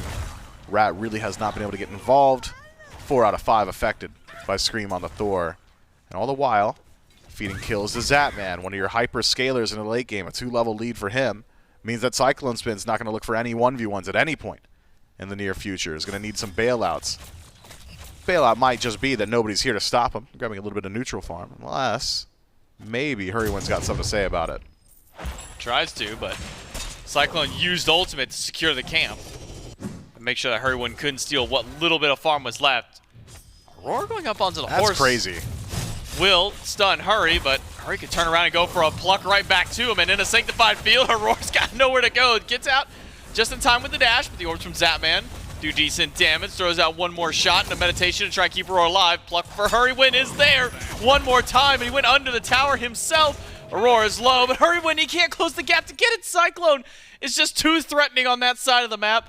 But on the opposite end, it's Cyno going down. Aror does step so a little too far forward, or maybe Zapman just had the distance on his one. Maybe. And it's CycloneSpin now. Low mana hanging out. Tier 1 tower won't last too long. Zapman can't tank it up, though. And so CycloneSpin clears out just enough of that wave to maintain his life. 4 or 5 more auto attacks from Zapman knocks down the structure. Would have cost CycloneSpin his life. Instead, We're able to survive this time around. Hopefully he doesn't make the same mistake as his support. A slight overstay on the left, likely what cost Aror his life. It's the Highland Ravens. I mean, they are dominating this game. All the while on the right-hand side, we didn't get to see it, but Cyno knocked down once more. Scream notches another for himself. 5 out of 7 now affected. This is a far cry from game 1. Cyno. Very interesting position by him. Tries to go for a purple invade, realizes not the greatest idea. He's met by 2 members of the Highland Ravens and is forced to use his ultimate just to escape at that point.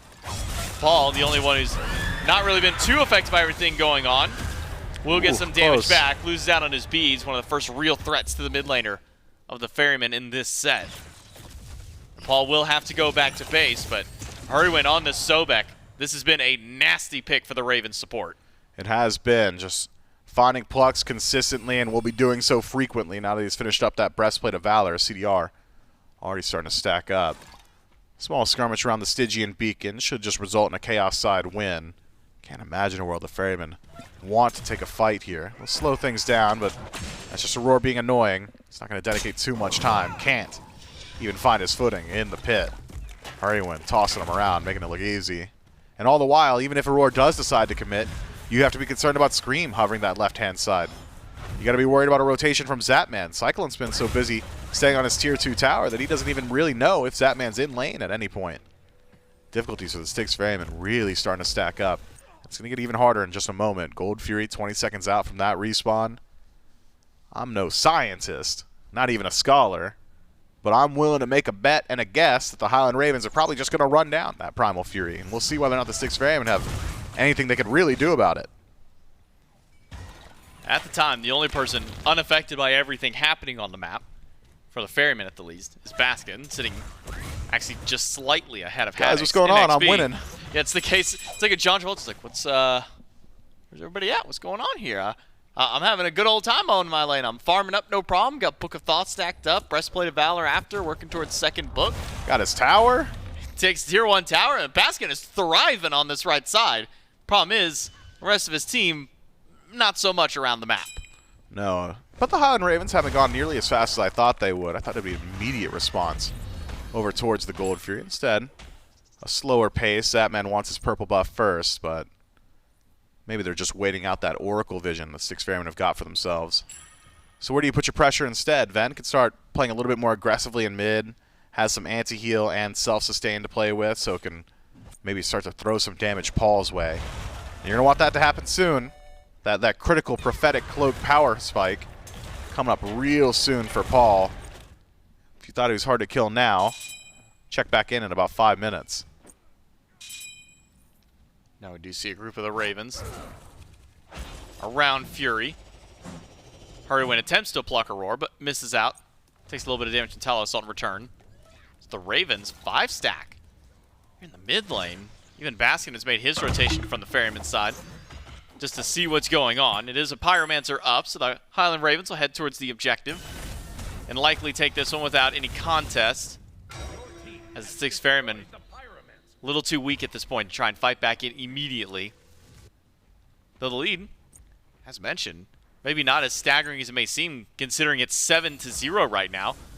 The Highland Ravens with 3K, Aror with no ultimate, and Scream with a dunk target goes towards Aror, but he misses the stun, gets the wall to block off Aror, and that's going to be the death of the support on the Ferrymen, I would say. Needs a bit more from Zap to guarantee that one.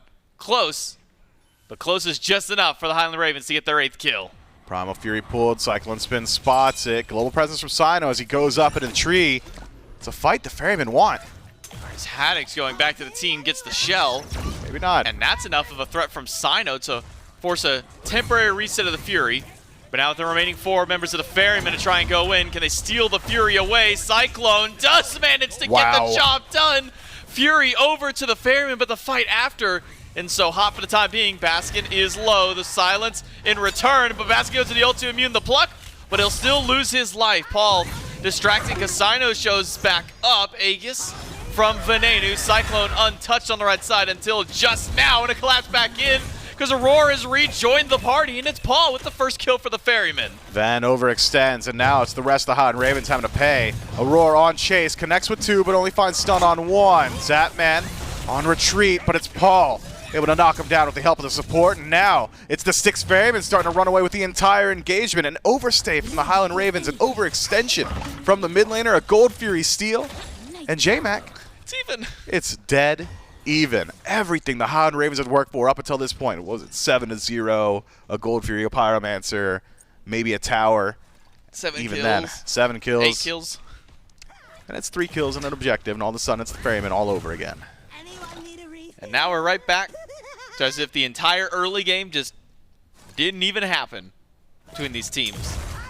Zap's sitting there, is like, I'm 5-1, guys. Why am I not ahead? He's like, what happened? Why is Cyclone ahead of me? Why is Cyclone a higher level when we've killed? Well, I guess they killed Aror 5 times, but why is Aror, who's died 5 times, 2 levels ahead of Hurriwind? Yeah, I wish I had the answers, man. I really do. One fell swoop, huh? One massive bounty on one time-dilating boy. And all of a sudden, the Styx Ferrymen right back in control. Wouldn't say the driver's seat just yet. Yeah, I would. They're actually ahead. Right back in the driver's seat. Styx Ferrymen. And their team composition is only going to get better from here. That team fight presence starting to line up. Now the dive's going to work out a little bit better because Aurora isn't shackled to the duo lane. Baskin, he was thriving in lane. He's bringing it to the rest of the map.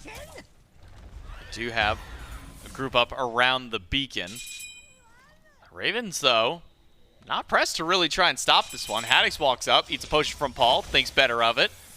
And the Styx Ferrymen will claim the second beacon of the game. I believe they took the first one as well, traded a Pyromancer for that one. But what will the Highland Ravens do in response? Screammmmm and Zapman pushing up. They found CycloneSpin, but Cyclone's got beads, Aegis, and ult. Might not be too concerned. Oh, he has no but idea. But now he doesn't know that Zapman's there. One path blocked off, the rest of it by man. Scream. And it's a kill onto CycloneSpin. Zapman now 6-1. And will tie up his XP with his enemy.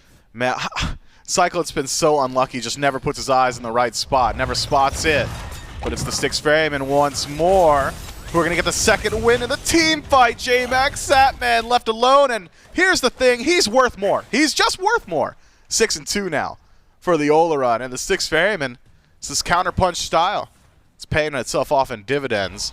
See if they can get to the Pyromancer to defend in time. I'm thinking there's not enough. They just want Zapman so bad. That's what Zap saying. He says, man, they just want me so bad. We already killed Cyclone. There's nothing left to gain except a kill on Zapman, Pyromancer for the Highland Ravens to at least keep themselves back and even again with the Ferrymen as we approach the 19-minute mark. No level 20s just yet on the map.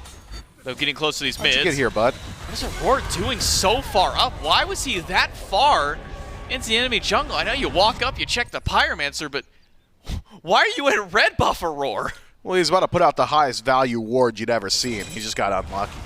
No, I really could not tell you why he's so far up there.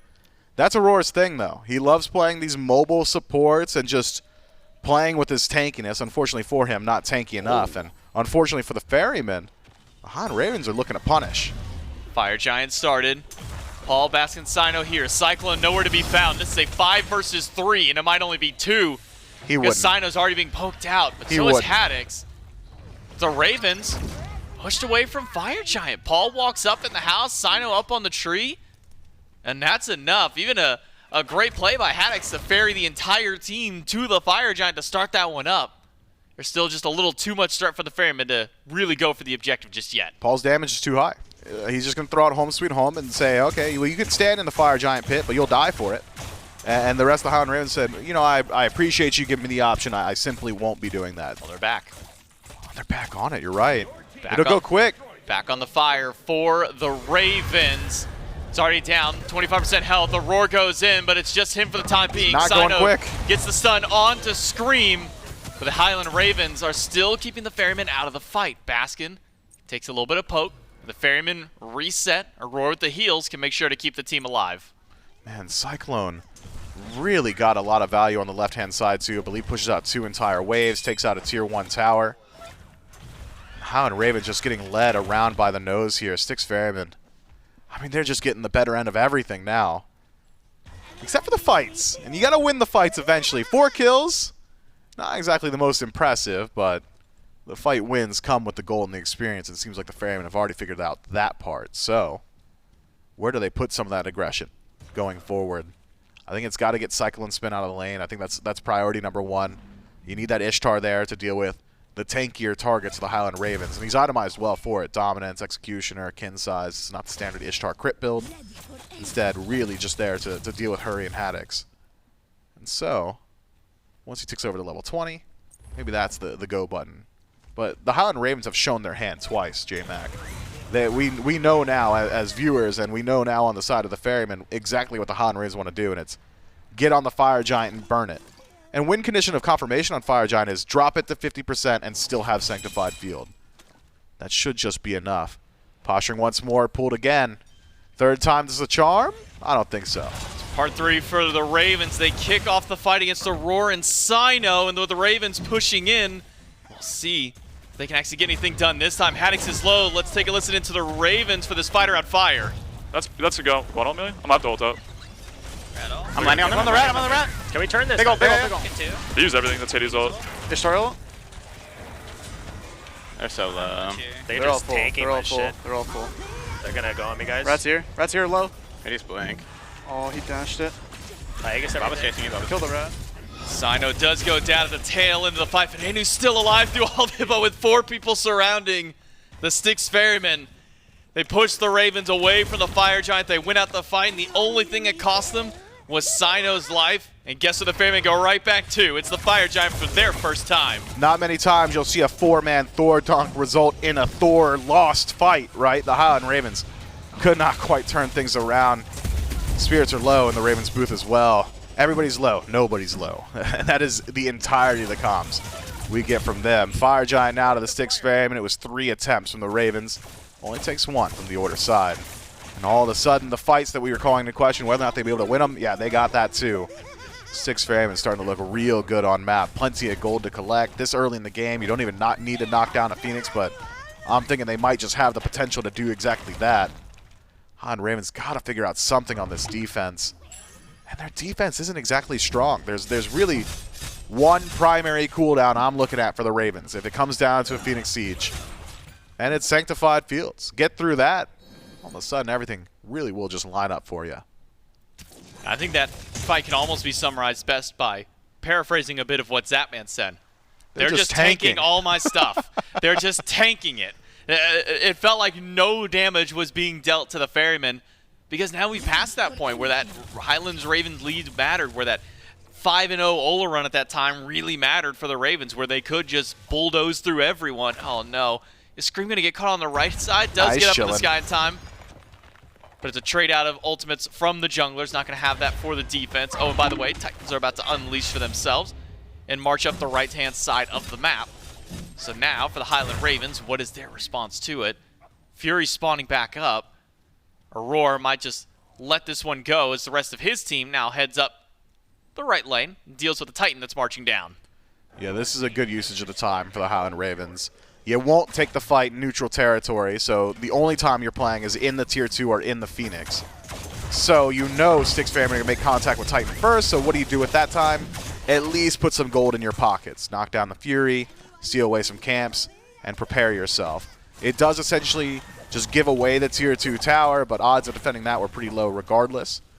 So I like what the Highland Ravens do with the last 30 seconds. I thought maybe we'd see the Styx Ferrymen keep their pressure on the right side, maybe play around that Titan. Instead, use that Titan as a split pusher and start to distract the Highland Ravens. Drag their attention towards the center of the map, maybe. You get the value on the right.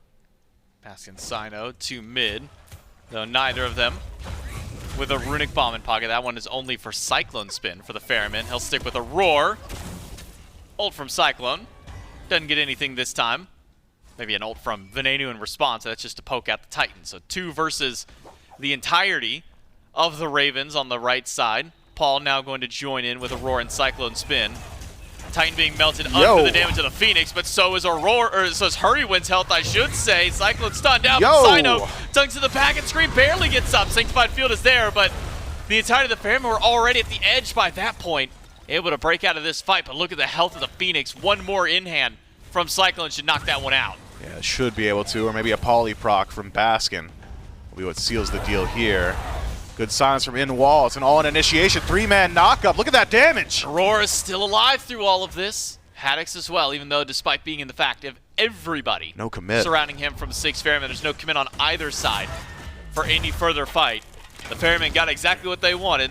Right side Phoenix down, everyone's still alive. Well, we saw what the value of Sanctified Field was, and it was, we got him off Phoenix, and it's gone. They're right back on the Phoenix. Ven does his best, dealing damage from inside the wall, and it looks good on that Cliodhna. But you can't exactly dash in.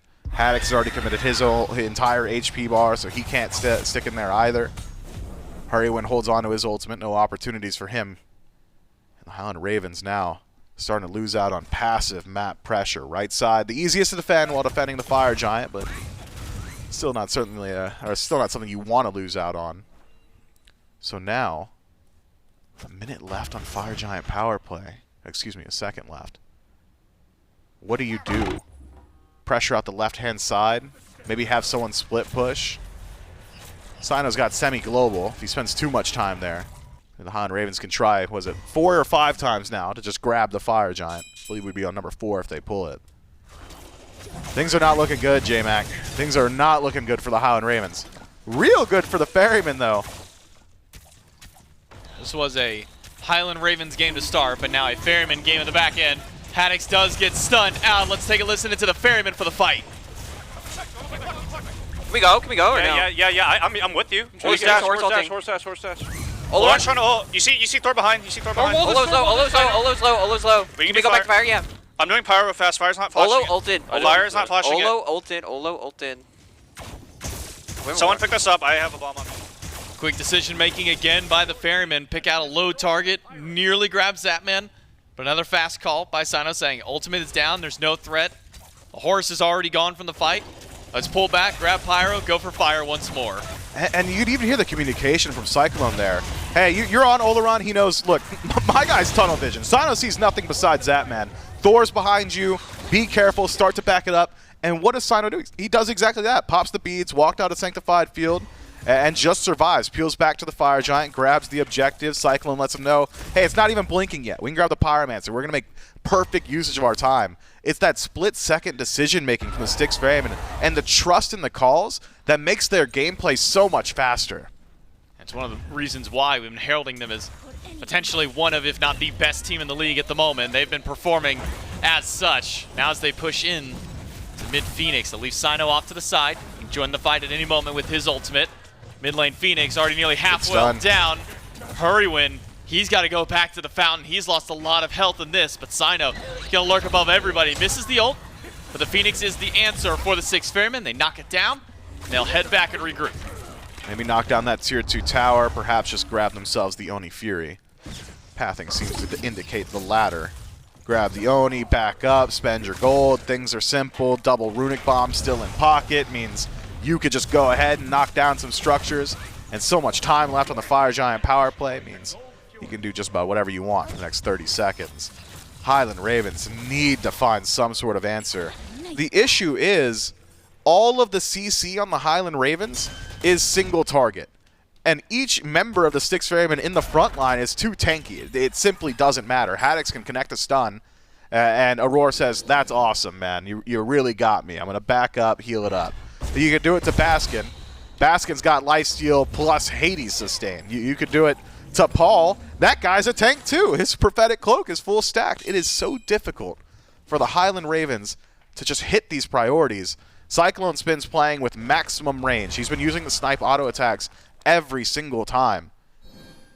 The Highland Ravens have no way to consistently gap close. Their damage from range isn't exactly high either because they haven't got a standard mage. Ven's doing the best he can on this Cliodhna, and it looks good. Second highest damage overall, but it's all coming from the ultimate. If you're always relying on your ultimate cooldown, it's just not going to be up every time. Cyno's distracting 2 on the right, so the rest of his team can push up left.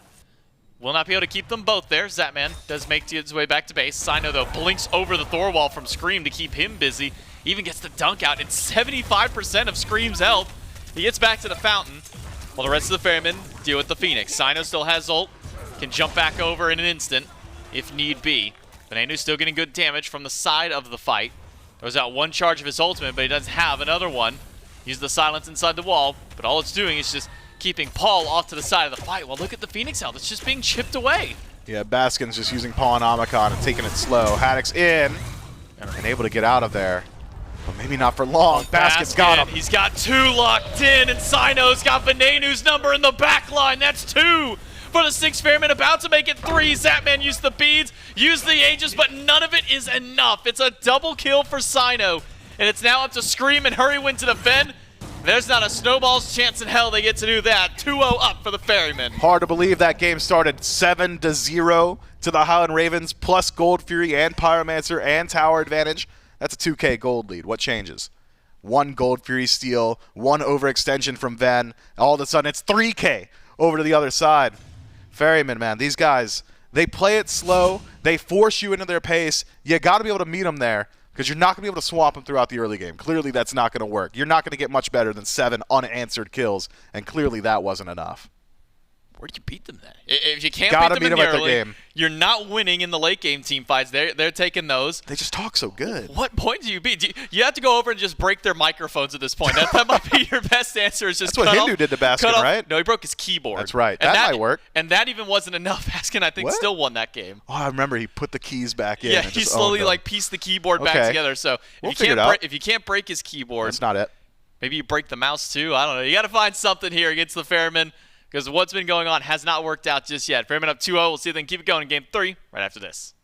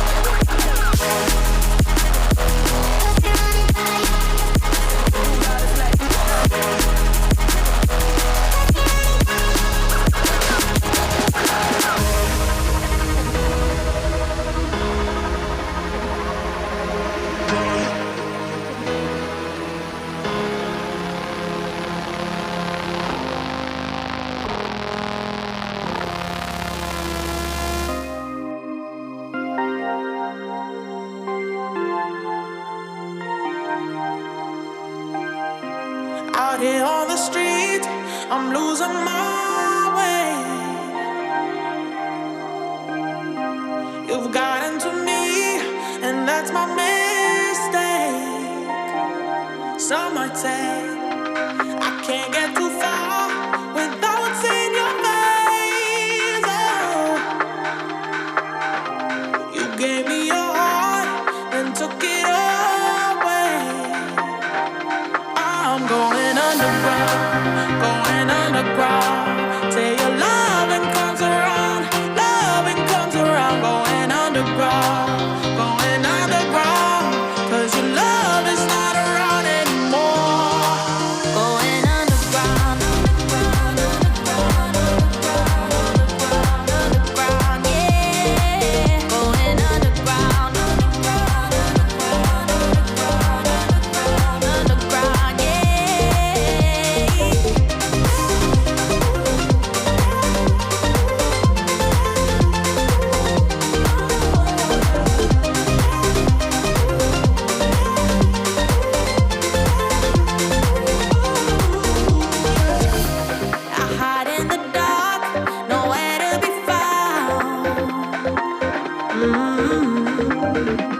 Where there was a spark, there's now only doubt. No, no, I've said it before, I'll say it again. Oh, I thought you were sure, now you're losing. I'm going underground, going underground. Say your loving comes around, loving comes around. Going underground, 'cause your love is not around anymore. Going underground, yeah. Going underground,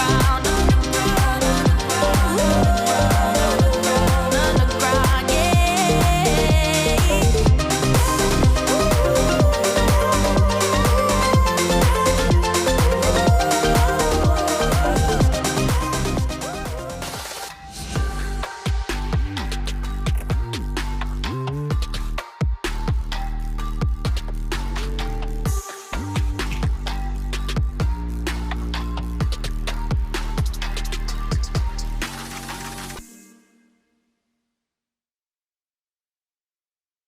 Well, welcome back, everyone. As if you watched, again, maybe like 6, 8, 10 minutes of that game, you probably got up and left, for which, by the way, come on.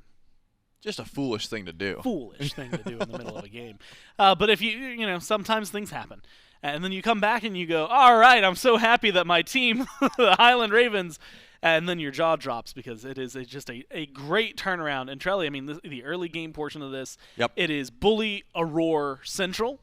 And then the second portion of this, to quote Zap, was tanking Olorun stuff. Yeah, it did. I mean, the game plan looked really good from the Highland Ravens early on. They focused a lot on duo lane. Aurora was the primary focus of a lot of that pressure. Zap was getting the last hits for a lot of those kills, right? It seemed pretty good. I think Scream was also getting a fair bit of a lead there. But they couldn't really translate that into the late game, which is where the Styx Ferrymen really come online. They had a lot of pressure themselves. Paul still has not died on this Baba. We were talking about it. I think I asked you, like, man, when was the last time you saw Paul die on Baba? Because he just played a lot of it yesterday, didn't go down, and seems to be the call here. But you can see the Styx Ferrymen, they got their one kill, and then they're like, hey, maybe we can start to win a fight. And then they were able to siege forward. It was a big difference maker. Because once you start to get that snowball rolling in your favor, you can worry about that gold lead. And the next time they're actually scrapping, the Styx Ferrymen had the lead by that point. So, unfortunately for the Highland Ravens, the early damage and the early ganks that they got was not able to be translated into that late game prowess. Whereas it seemed like the Styx Ferrymen were confident that once they got to this point, that they would be successful. I truthfully think they were. That was probably what their comms said, like a lot of, relax guys, we'll just get to late game. You know, let's get to late game, let's just get online, and we'll be able to go from there. Get to a point where, like you said, you can hold on. Unfortunately for, I mean, depends on where you want to slice it. Anybody, really, who ended up getting pulled far ahead of the fights, it was just burned, right, from that point forward. And that's kind of where we see, I mean, you know, at the very end there, it was a play against Hurry that burns him down. But that was true virtually anybody on the Ravens. And I know one of the things that we've been looking at lately has been, well, first off, Paul's death number, which has been very low in every game so far. And, of course, how that translates to his career, you'll see he's actually trailing behind Benihue, despite actually having a longer career, right? Behind Baronic, doubly so for also having a longer career. Ahead of players, if you've been watching for a while, Arkle and Meerkat should be names that you remember. But something else, like if you're wondering, at least in the grand scheme, like Shinto, a little bit further behind. So Paul is 61st, Shinto's 66th with 962. So Shinto's still approaching that 1,000 death mark. But Paul recently hitting it. And as we see, it's not often that he gets any on there, so it is very hard. And because I know people are going to ask, because it happened with Mitigated, I'm just going to throw it out there. The number one on the overall ranking of career deaths is Captain Twig at 2647. And he is 60... Quick math says like 60-ish ahead of Aror, who is number 2 on that list, 2586. He adds a few. Actually, I should maybe refresh this to see if Aurora's has gone up any. since that got added in, because it is definitely a few more deaths that game for him, Trelly. Point being, Yeah, it's 25-95. yeah, point being, Paul does not die very often, considering how long he's been playing. Very well-positioned player, and in this case, still undying on the Baba Yaga, which is kind of the whole reason that we even brought this up. Do you ban away the Baba Yaga? I don't think so. There is just so many other scary picks that Paul can pilot. I think it's more so about dealing with the front line, you know, being able to shred through the tanks, which we got to hear firsthand straight from Zap's mouth. The Ravens did not have the damage to kill the tanks once they got to late game. Early on, they did. I mean, it was just pluck into death. Did not continue that process, which means if you can't kill the tanks, it becomes a little bit more difficult to get to the carries. Picks and bans here for Game 3 is going to be starting soon. Trelly, while they have the initial bans roll through, first off, and very, I think, important here, Game 3, Ravens will be first pick, and they first ban the Baba Yaga. So Paul's got to play something different. Paul, topic of the conversation, we look at his death. 61st in the death column with 1,000, and what was it, 1,003? And so my question for you, Trelly, what rank do you think Paul is on kills overall? That's a good question. He definitely hasn't been playing as long as, like, you know, the real OGs. I don't think he even has that many high kill games. He always finishes like 4-0, 4-1, you know, that's so, but yeah. So I don't think he's top 10. You're right, he's not top 10. Okay. Do you think he's top 20? Yes. You would be right. All right, what's he at? He is 16th. He's Not got bad. 2178 overall. And that one's, again, if you're looking at it, and because this always comes up, Trelly, anytime you give a rank 16, everyone wants to know who's number one. It's adapting, and it's adapting by a damn mile. He's got 3645. The next highest is someone who doesn't even currently play anymore. It's Cuvo with 3105. And then it's Captain Twig with 2972. So adapting's got a very comfortable buffer up towards the top for a majority of players.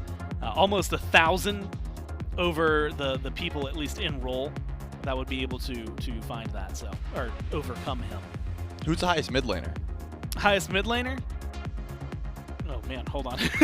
Who's the highest non-jungler? We got, well, so adapting, Cuvo, Twig, Panda Cat is number 4. Oh, there we go. Then Zap, Cyclone, Barra, Vote, Scream, Sam, Lasbra, Baskin.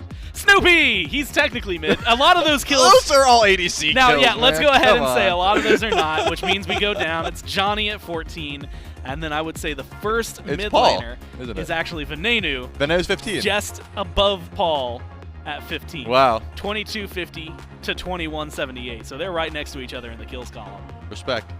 And you know what? We've gotten to see a little bit of that this game. A lot of not deaths happening, though. Ravens, again, first pick here in Game 3.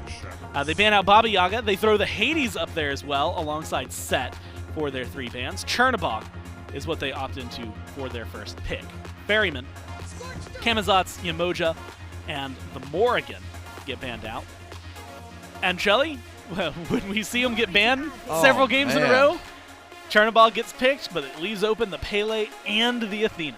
Oh man, I mean, I was hyped to see the Chernobog go through because, you know, CycloneSpin has been getting it so much. So now that it's going over to the Ravens, I was like, okay, well, we get to see what Zap can do on this Chernobog, and then you give up the Athena, which is just, as far as I'm concerned, considering how many teams have had so much issues with, you know, they get their early game leads, but late game, the Fire Giant dance. How do you initiate fight? How do you start these scraps?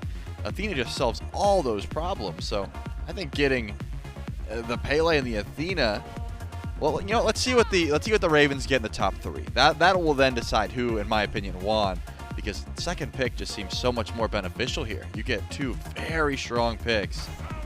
Add the Ares and Freya into the mix, and now it's a bit more questionable, right? Because you know me, I'm an Ares lover at the moment. I think that he is so great for getting pressure early on.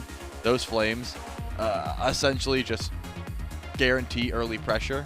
Throw a Freya into the mix, and you should be just fine. Now there's a Chernobog that actually probably goes over to Venenu in the mid lane.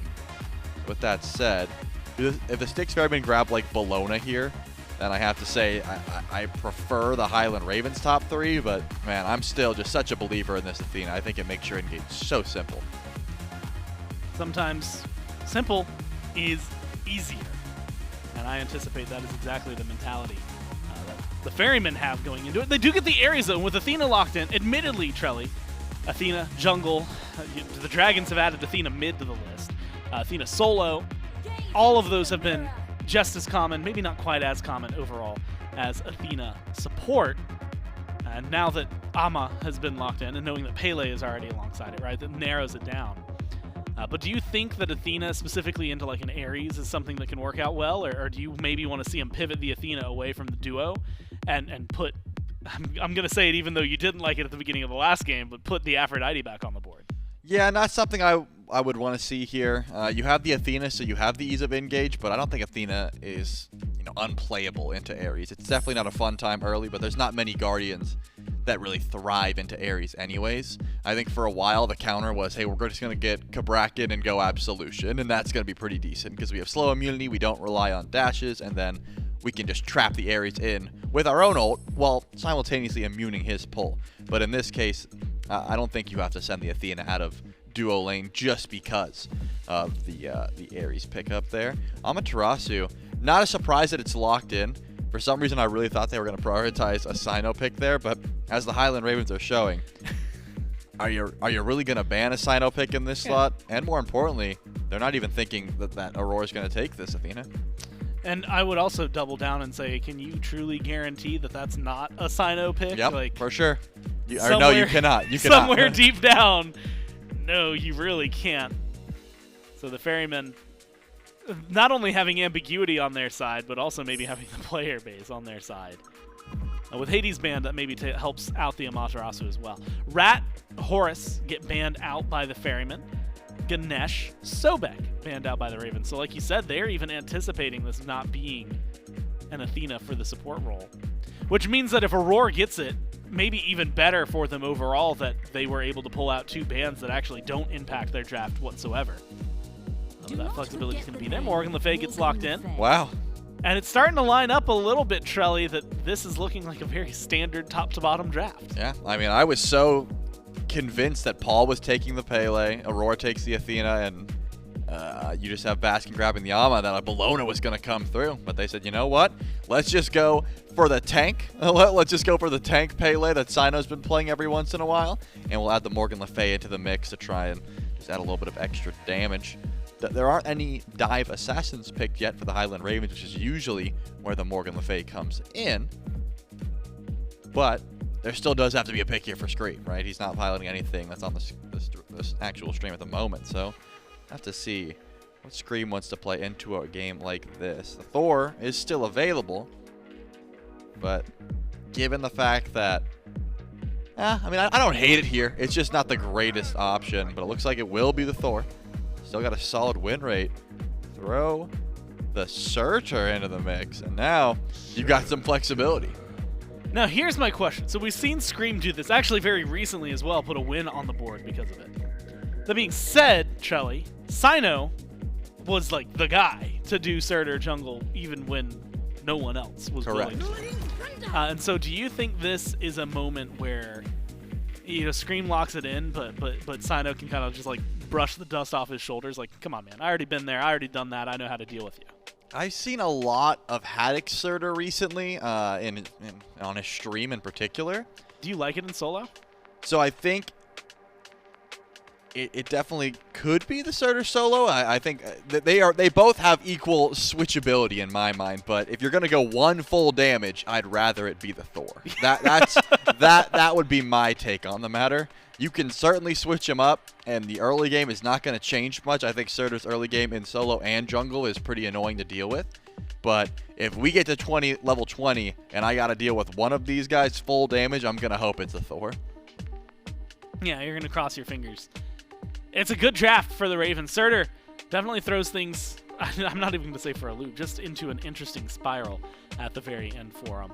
Otherwise, I mean, we had kind of mentioned it, but Ferryman, it's pretty standard, right? Pele, Athena, Ama, Morgan Le Fay, Ishtar. Like, nothing's too out of the ordinary. Maybe the biggest thing out of the ordinary is Paul playing Morgan Le Fay right now, where I think, Vin has really kind of risen, at least in my mind, as someone who likes to go to that pick very often. But at the same time, Shelly, it's not uncommon. We saw that their god pools pretty much mostly overlap, except for some of those big snipey-esque gods. The Raz, your Thoths, Giannis was on that list as well. And so looking at the Ferrymen, what are some of the weaknesses maybe that you poke into it if you're the Ravens? They don't have the greatest early pressure, I would say. The Pele is still great, but you know, Cyno more often than not is just going to lean towards duo lane, sort of try and get that shield buff and continue farming. When you're up against an Ares, sometimes you can't do that because Ares is going to just have so much tremendous wave pressure that the shield buff is not always a guarantee as a jungler if you come over, and it sort of forces you to solo and just, okay, we'll go for cooldown buff at level 3. We're not going to fight through duo. So that might put a little bit of a damper on the Styx Ferrymen's early game, but late game, their comp looks fantastic. It's just as easy to execute on as you can think of. There's going to be an Athena taunt. Paul might hit some CC. You go to the backline with an Amaterasu, you've got Shred, you've got crit and shred with the way that CycloneSpin's been building. I think that the Styx Ferrymen, once again, even if they fall behind early, are just going to repeating that on a loop. We got late game. We got late game. We're fine. Like, we'll be okay. Not necessarily win outright late game. You're up against a Frey and a Chernobog, but they're confident in their late game. And just hold on, maybe as best you can. Yesterday was one of the first losses, at least this phase, that Paul had taken on this Morgan Le Fay. So something to maybe keep in mind, at least not for the Ferrymen. They're trying to avoid it, but it is a 2-0 lead. And right now, speaking of avoid, the Ravens want to avoid elimination for today. We'll see if they can get a win if the Ferrymen find this 3-0 with the casters. Thank you so much, Gore and Trelly. Game 3 between the Ravens and the Ferrymen kickoff. It's me, J-Mac, with Mifflin and Vile, giving us the view onto the battleground as we jump into this third game. Ferrymen now up 2-0 over the Highland Ravens. And Scream goes back to a pick, Mifflin, that he brought out a little bit earlier this phase. Looked really good for him. Bit of an off style of build for him where he goes damage in slot 1 and then defense the remainder out.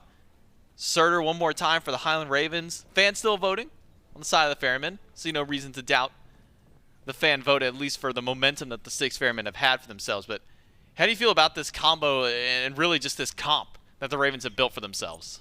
I mean, the first 3 picks, and I literally said GG when I saw him. I was like, oh, it was like Freya, Ares, Chernobog? Okay. Can't wait for game 4. Thor, I was like, all right, I'm in. Surtur, I'm still not sold, man. I'm really not. I feel like Surtur reminds me of when we were seeing Shiva a lot. You remember when Shiva was first coming back into the meta? We saw him in the jungle a little bit. We saw him in the soul lane a little bit. He had one of the most oppressive early games, of maybe any Smite god in recent memory. Surtur is not nearly as oppressive as Shiva is, but has the same issue of come late game, what are you really doing? You're throwing out a long-range stun, single target, and you're hoping you have enough sustain to survive in a long fight. It's more damage than I expected, but it's not going to match damage with things like Pele, and it's not exactly the tankiest thing on the planet either. So I'll be keeping my eyes on it. There is certainly like a mid-game phase where Surtur is just going to be the most threatening dude, full stop, assuming he's not horribly behind. So playing through that, maybe, what the Highland Ravens have got on the minds. Because early went well for them last time around. Scream uses Blink. Let's get some extra damage to Cyno. Maybe doesn't get as much as he was hoping for. And as said, we'll kind of keep eyes on Scream with a Surtur. I think for me, most specifically, how he builds this god in particular. He's probably going to get that Vital Amp, right? He was loving that. I think he was doing a little bit of that. He had Archdruid Stone in there for that extra bang on that, at least that basic attack that you fire off. I think I remember asking, sitting him down, like when we got to talk with him, and he said he had like over 100-something stacks for that first ability in that game. That's insane. And that's a lot of extra damage, because that's what, 35? We'll hold that for a moment. Stun to Aror is good. Chains are there by Hurry, but it's still not enough damage. Taunt back on a Scream under the tower. Pulls about 30% of his health in an instant. Procs a little bit of that Obsidian Flesh passive. And Scream gonna have to go back and just go for his consolation prize of his shield buff. Meanwhile, on the right-hand side, there's the hammer from Haddix. Cyno nearby. Do they have the damage? Knockup is good. Haddix, though, back to the tier 1 tower. That's just enough for safe haven. The Ferrymen relay how much damage it does to Scream. They say, well, I don't want to take that same damage. So the Ferrymen back away from Haddix and allow him to live under tier 1. Yeah, well played there. Cyno gets as much damage as humanly possible. The auto cancels were good. Remember to use the Claw Shard. Everything I could have asked for. Executes on, so simply just did not have the stats to knock down his target. Hurriwind playing very far forward here, but allowed to do so. Ishtar and Athena, not exactly a kill lane, especially not at level 3, so imagine we see him throw around his weight a good deal. A purple buff invade could be costly. Mid laners considering a rotation. It's just Aror now taking all the damage. We're chained up by Hurriwind, damaged by Zap, but still not enough. Aror lives with 40%, Scream lives with nothing. Cyno on a blue buff invade, while they don't necessarily get the buff, they get something maybe more valuable, a first blood for the Ferrymen. Hurriwind now trying to make something happen on the left side of the map. Steps forward, considers a steal, not going to be able to do it. Aror times that taunt well, so no abilities channeled from Hurry means no threat on the purple buff itself, so it's the Styx Ferrymen off to a much faster start. Every single game so far this set felt like the Ferrymen just were not particularly interested in playing the first 5 to 6 minutes, just kind of hanging out. This time around, much more active. And finding that kill on a Cyno, getting him over to level 5, means that he can maybe make a rotation over towards the duo lane before Zapman ticks to 5. Excuse me, purple buff just enough. Hadn't taken into account all that farm Hurriwind had just let go while he was being annoying. So, not as easy, but still certainly worth his time. Shield buff started by Zap and Hurry. Cyclone gets hit by the banish, and that's enough to secure it. And almost every time we saw Cyclone in the previous games, it was, I have an ultimate, there's a shield buff, and there's somebody there, I'm going to use it. So, good on Zapman for that pattern recognition. Pulls him up into the sky before he has the chance to go for the ultimate there. But I think for me, as much as I want to pay attention to how Scream builds this Surtur pick, see if he goes back for that very tank-heavy style after his damage, I think the same has to be said for Cyno. Last time he played Pele, 1 damage item, full tank immediately after. These are two junglers who do not play jungle the same way everybody else is. No, and it's probably his beat stick in first slot for Cyno, dealing with some of that sustain. Surtur, one of his primary strengths throughout the early game is just how much sustain he really has. It's deceptive. It's really hard to track when it's going to come through, that dot heal from picking up all the little meteorites. So, getting a little bit of anti-heal on Cyno. We're able to keep that in check and put those boxing matches a little bit further in his favor, but will restrict some of that CDR that Pele tends to be reliant on. So now it's a more all-in style off-rip, and there it goes already. Blink in from Cyno, just poking Scream a bit. Trying to get advantage around blue buff. Actually forces Venenu and even Paul to rotate over. This is a very contested buff on this right side. Paul pushing in, 3v3 to the right-hand side. Cyno low, Cyno still alive, but only for an extra moment. It's the ultimate from Aror that keeps him alive a little bit longer than he had hoped for. The Styx Ferrymen, they don't get their invade, they don't get their kills. Yeah, Aror a little bit late on that ultimate, also leaves him in no man's land, channels it and lands exactly where he started. And where he started had 2 enemies right at his feet, so Hurriwind and Zapman able to knock him down. It's the Highland Ravens now. Would have put a couple kills in their column. Regardless, Styx Ferrymen still in a pretty decent position. I wonder though, that blink in from Cyno on the right hand side, wishful thinking. Trying to find that 1v1 up against Scream. Gotta play a little bit more so around your allies, I think. And Baskin low mana, Paul a little bit later on the rotation. How's he gonna keep up with Ven, who's so mobile on this Chernobog? Questions and answers. The Styx Ferrymen will have to develop if they want to clean up some of this early. Speaking of, it's happening in the duo now. Zapman picks himself up an easy kill. All that's afforded to him by the slow from Hurry. The damage from those chains. All of a sudden, the Highland Ravens showing some signs of life. It was just that simple for Zapman. Goes up in the sky, doesn't try and divert the path of his ultimate shots at all. Just straight line, hold that W key. Take down CycloneSpin. 3 kills for the Highland Ravens. Although I won't hold my breath just yet. That's because last time we saw the Highland Ravens in a favorable position in the first 20 or so minutes of the game. All it took was 1 team fight for the Ferrymen to fight back. But it's a good return by the Ravens and a good punish, especially on that right side of the map, for Cyno being so aggressive towards this buff. But look at the experience already. Sure, you caught Cyno. He's still about a level up. Paul's still in a really good position too.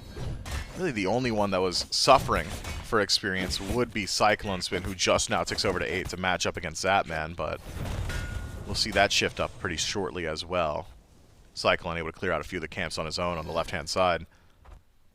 I'm keeping my eyes on supports. Feels like global presence can really dictate the next few minutes. So Aror feels like he's got a lot of onus with the Defender of Olympus. Ven too. with that Living Nightmare. Makes it real difficult for both of these teams to figure out when they can all in, when they want to go for the dive, where they could put that pressure. I'm thinking you still want to make some of those rotations over towards Doom. I feel like a broken record at this point. Every time I see the Freya or the Olorun, I'm thinking surely some jungler is going to show up, try to make it a little bit more difficult to exist. But Zapman at 2-0, going unchecked for now. I'm not thinking that anything's going to change anytime soon. It'd be difficult for Cyno to make that rotation here. Not a lot of farm, unless he's just trying to defend that purple buff invade.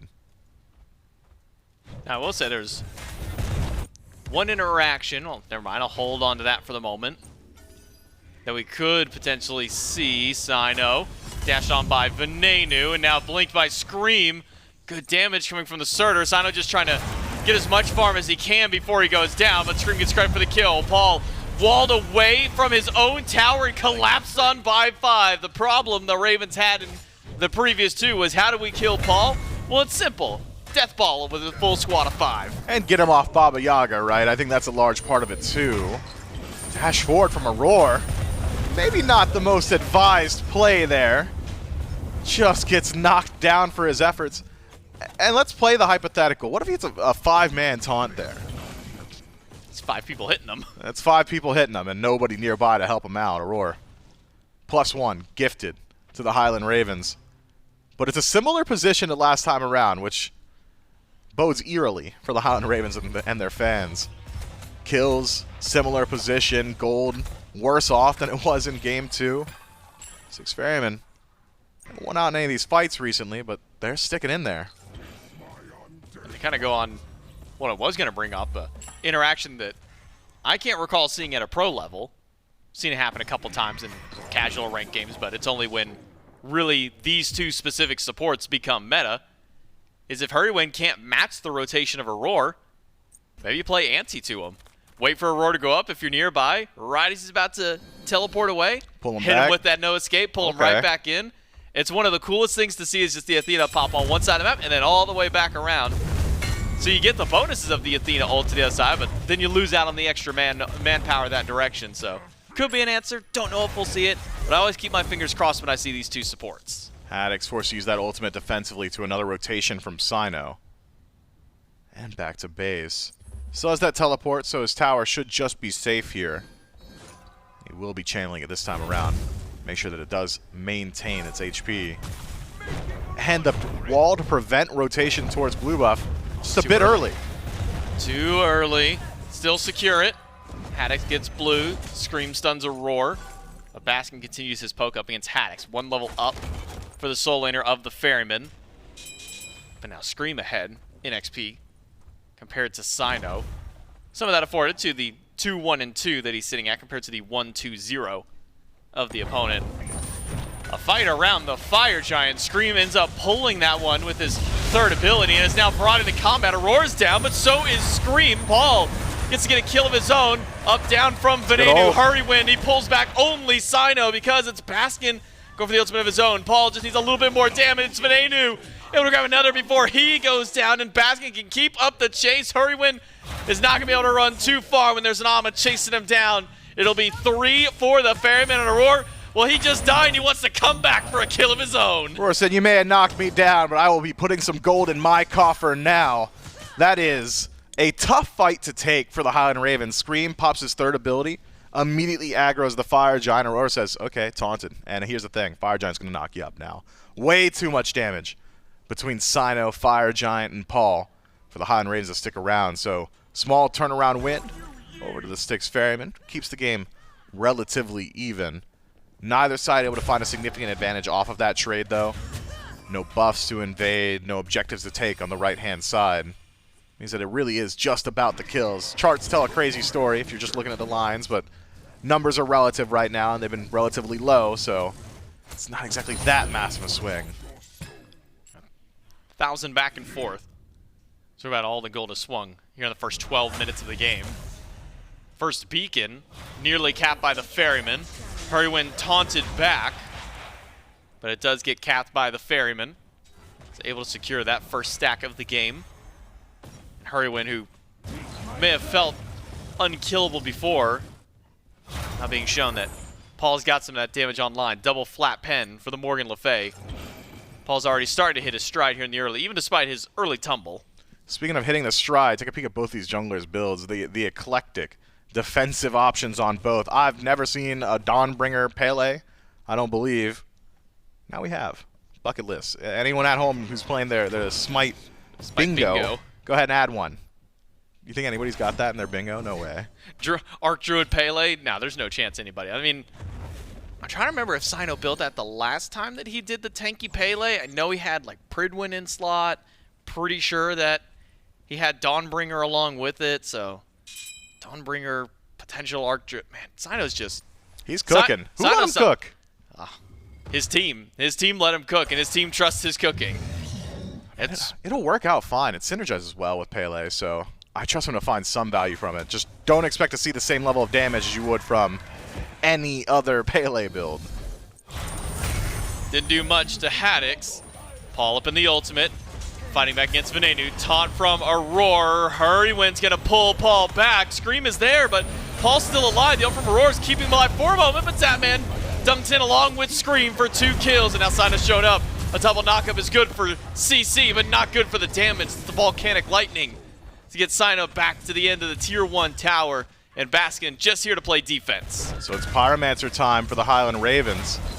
Maybe even the Fire Giant if they want. If they realize the Styx Ferrymen are over on the left, and they do. This one will go slowly. Fire Giant will fight back. If Cyno plays fast, he might be able to spot this one out. Half health. Cyno moving in by himself. It's an ultimate from Venenu that spots him out, but he knows this is happening, that he doesn't have a whole lot of burst damage. He's got to get in there all on his own to try and steal it away. He does not, but can they get a fight after Cyno down to 10% health, down to none? Hurriwind, credit for the last hit of the kill, and the Fire Giant for all 5 of the Ravens. What a massive team fight for the Highland Ravens. The dive into the tier 1 tower. I thought Paul had survived long enough that he'd be able to return some of that damage, but instead, nobody from the Highland Ravens takes anything more than 20%. Falls back, grabs Pyromancer, grabs fire, puts it on all 5. But this early in the game, J-Mac, it's going to be really hard to do a whole lot with that fire. I mean, I'm not even necessarily sure if you want to group up as 5 and start knocking down towers. At this point, farm individually, just grabbing waves and not splitting it's so important. People are level 13 still. We're just now cresting 12 on supports. Golden experience really should be the target. Maybe it gives you advantage in each lane. Maybe you're willing to try and knock down a tier 1. We'll see how they play around this Fire Giant power play. Zapman pushing up left, CycloneSpin. Gotta make sure this Frey doesn't get too much damage, though. Cyclone actually paying quite a bit of respect to Zapman. Not sure if it was because Hurriwind walked over a ward on the left-hand side, but Cyclone gives up T1. Stares down Zap and Hurriwind. Though with those extra range on the autos, should be able to keep these minions cleared out and keep his tier 2 safe. Ult does catch Zapman, but Zapman without relics doesn't really care too much about it, considering it was only Cyclone there to follow up on his own damage. So tier 1 in left and mid now knocked down by the Highland Ravens. A little bit extra gold. Nothing much left to do on the left-hand side, barring group up legitimately on a tier 2 tower. I think that's where we're going to see the most resistance from the Styx Ferrymen. The Highland Ravens, they're also grouped up on left. Take a peek at Haddix, has that teleport available, and the semi-global on Thor, so if things start to get dicey, could make that rotation. Maybe the Highland Ravens more interested in just setting this trap in the jungle. Are you guys rotating to defend? Are you going to realize we're not actually sieging it? If yes, rotate through the jungle, get caught, and then a pick would make it so much easier to actually knock down the structure. But the Styx Ferrymen are used to a slower pace. They're certainly not going to give over any of these free picks here.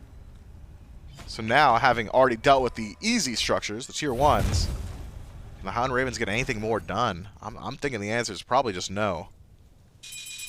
Baskin's up 2 levels over Haddix. Scream and Cyno even.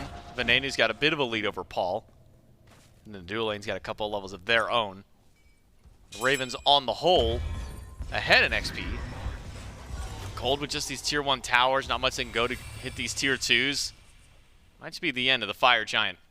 At least push for the Highland Ravens. Go for an Oni Fury once that spawns back in, but because of how early that Fire Giant was, as you mentioned, just a bit too soon to really go for these deep pushes in enemy territory, especially with players still sorting their way through the laning phase. Only 18 in. Second beacon spawned up and already capped off. The Highland Ravens, with this fire, have built themselves their largest lead of the game at around 2,000 gold, but 2,018 minutes is not really much of a significant lead. No, take a peek at builds too. Paul picks up Breastplate of Valor, so a little bit more survivability to deal with that dive. The Highland Ravens have really made it difficult to exist as Paul right now between Ven and Scream and Hurriwind. Those three just been running them down, so Scream's damage going to take a little bit of a hit, as will Ven's. Maybe Paul can survive a little bit longer in the fight, but it comes at a cost, and it's that Morgan Le Fay is just going to be tickling the tankier targets, the Highland Ravens. Doesn't really pose a whole lot of threat there, and even up against like Zapman, the sustain that Freya's got, be a little bit difficult to deal with him too. Next item, a significant power spike for Paul. If he can finish up maybe some percent pen in that slot, things will look a little bit better.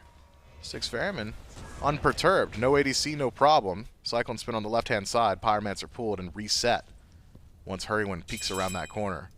Speaking of Hurriwind, those tanky targets on the Highland Ravens only going to be tankier. Bolster defense likely maxed out by now. Also has some of that aura defense rolling through. Upgraded his starter. If you're fighting around the Ares, everybody's a tank. Does lose his bubble to a taunt from Aror as he walks up just for zoning duty. Throws out a chain or two. We're going to talk about players who haven't really been able to get involved either. Let's look towards CycloneSpin. 2,400 damage, second lowest in the game by pretty significant margin to the next one up. Hasn't even been able to stack up his gooseberries yet. He's sitting at 8 stacks of the damage portion. You just got to deal, I think it's 750 in-hand damage to get that. And he's only got a few stacks that direction. Aror picked up. Zapman swinging away, but Auror's able to dash out. Now Cyno being collapsed on by 2 in the back line, but able to use the ultimate. Has to use it defensively to get away while Auror's being chased out by the rest of the Ravens. Scream gonna march forward. Another whoop from Zapman. Catches Aror a second time. Stun is there. And Hurriwind will get the chain, and Zapman gets the in hands. It's another rampage for the carry of the Ravens. Meanwhile, Baskin's getting something done on the other side. We'll be able to knock down that tier 2. But will he be able to make it out alive? Highland Ravens have a decision. Is it Fire Giant or chase Baskin? They want fire. Fire with 4 in the pit. Paul and Cyno. Once more, it's Cyno right at the forefront to try and take this one away. Can he even get inside? He doesn't have ultimate to get out this time. So he'll wisely give this one up. 2 Fire Giants now for the Highland Ravens. Only 21 minutes in the game. This is the point where we're even pondering if you could go for first Fire Giant, get there on 2. And now that we're actually 20 minutes in the game, Fire Giant, I think, finds a little bit more value. Should be able to knock down some of these tier 2 towers. You can see it. The Highland Ravens playing pretty fast here. Right-hand side, tier 1. That'll go quick. On the left, though, Zapman shows himself on wave. Styx Ferrymen should know that there's some stragglers in the left side jungle. Watch Auror's positioning. Watch Baskin. Styx Ferrymen are hunting. Haddix was spotted out after the Oni Fury goes down to the Ferryman. Everybody else is kind of spread around here. The Ravens have 3 in the left jungle, 2 on the right side. Back. No teleport for Baskin to be able to get that direction. He's been spotted out by 3. In fact, it was canceled for his teleport, pulled back by Hurriwind, but a fast dash out. It's going to be a long chase to go for an Amaterasu, and wisely the Ravens will give up. I mean, Haddix is going to prevent his back for as long as possible. Connects the wall. That's as long as possible, and so Baskin right back to the scene of the crime. Returns to the right-hand side. I'm not sure he's going to know that Surtur's there. If his back stopped again, maybe we'd be able to knock him down, but unfortunately for Scream and company, Scream himself, not exactly interested. Instead, there's a speed buff up, and if any jungler worth their salt, just going to go ahead and run straight to that one. So even in, Baskin just distracting them towards the center of the map, being forced back to base, sent to the right-hand side, retreating, having his ultimate forced defensively. He basically ate up like an entire minute of this Fire Giant power play. I'm not certain we're going to see much more done from here. And it's not even as if it's the best siege composition on the planet from the Highland Ravens. It's pretty decent. You got good threat on beads. A lot of it's going to ride with Ven and how well he's able to close gap into those Phoenixes or into those tier 2s. But even then, time continues to click onward. Not a whole lot's been done just yet. Tier 2 tower right side. Now, maybe a tier 2 over in the duo lane. CycloneSpin trying to deal with the minions. Throws out the ult, catches out Zapman. Cyno blinks into the scene. Zapman used the ultimate to try and escape as Hurriwind doesn't grab anybody back with his own. It's a dive in by Cyno, but he misses the initial hit, and Haddix crashes in. Cyno's going to try and take this trade, and he nearly does, but Zapman lives, and Aror and Cyno both fall. It's a double for Ben, and one for Haddix. 3 gone off the Ferryman. Only the carries left alive. Great Aegis timing from Zapman there. Completely turns around. I understand the decision-making from Cyno. I'm not going to outrun them. There's just no way with this many people chasing me. Let's try and get the trade. Delivers Aurora to that backline. Aurora says, oh man, Cyno's dead. What can I do besides simply die with them? And that's exactly what happens. The Highland Ravens have enough damage to actually go for the end here? They're going to try. Left Phoenix gone. Titan, though, it just got unleashed. Now they've got to kill the Titan twice if they want to be able to take it down, and that might just be the difference maker there. So now the Highland Ravens will have to back away. We're so close to potentially ending that one, but just had a bit of a mistiming on when those got unleashed. Not even sure who went and capped the third beacon because everyone is fighting over on the left-hand side. As the Highland Ravens back away, gives the Styx Ferrymen a second chance at life. Firemancer will go over to the Ravens, who have been doing a great job punishing every single time they find these opportunities, but is it perhaps an overstay? Paul seems to think so. Goes in the ultimate, but damage not exactly there, even with the Obsidian Shard finished up. Can't quite knock down Scream. Could probably knock down a tier 1. I don't think they're going to stick around much longer than that. Fortunately, even with Fireman Waves leaking into the base, there's nothing for them to deal with, so a little bit more time on map afforded to the Styx Ferrymen. Could hunt through the jungle, steal away some camps.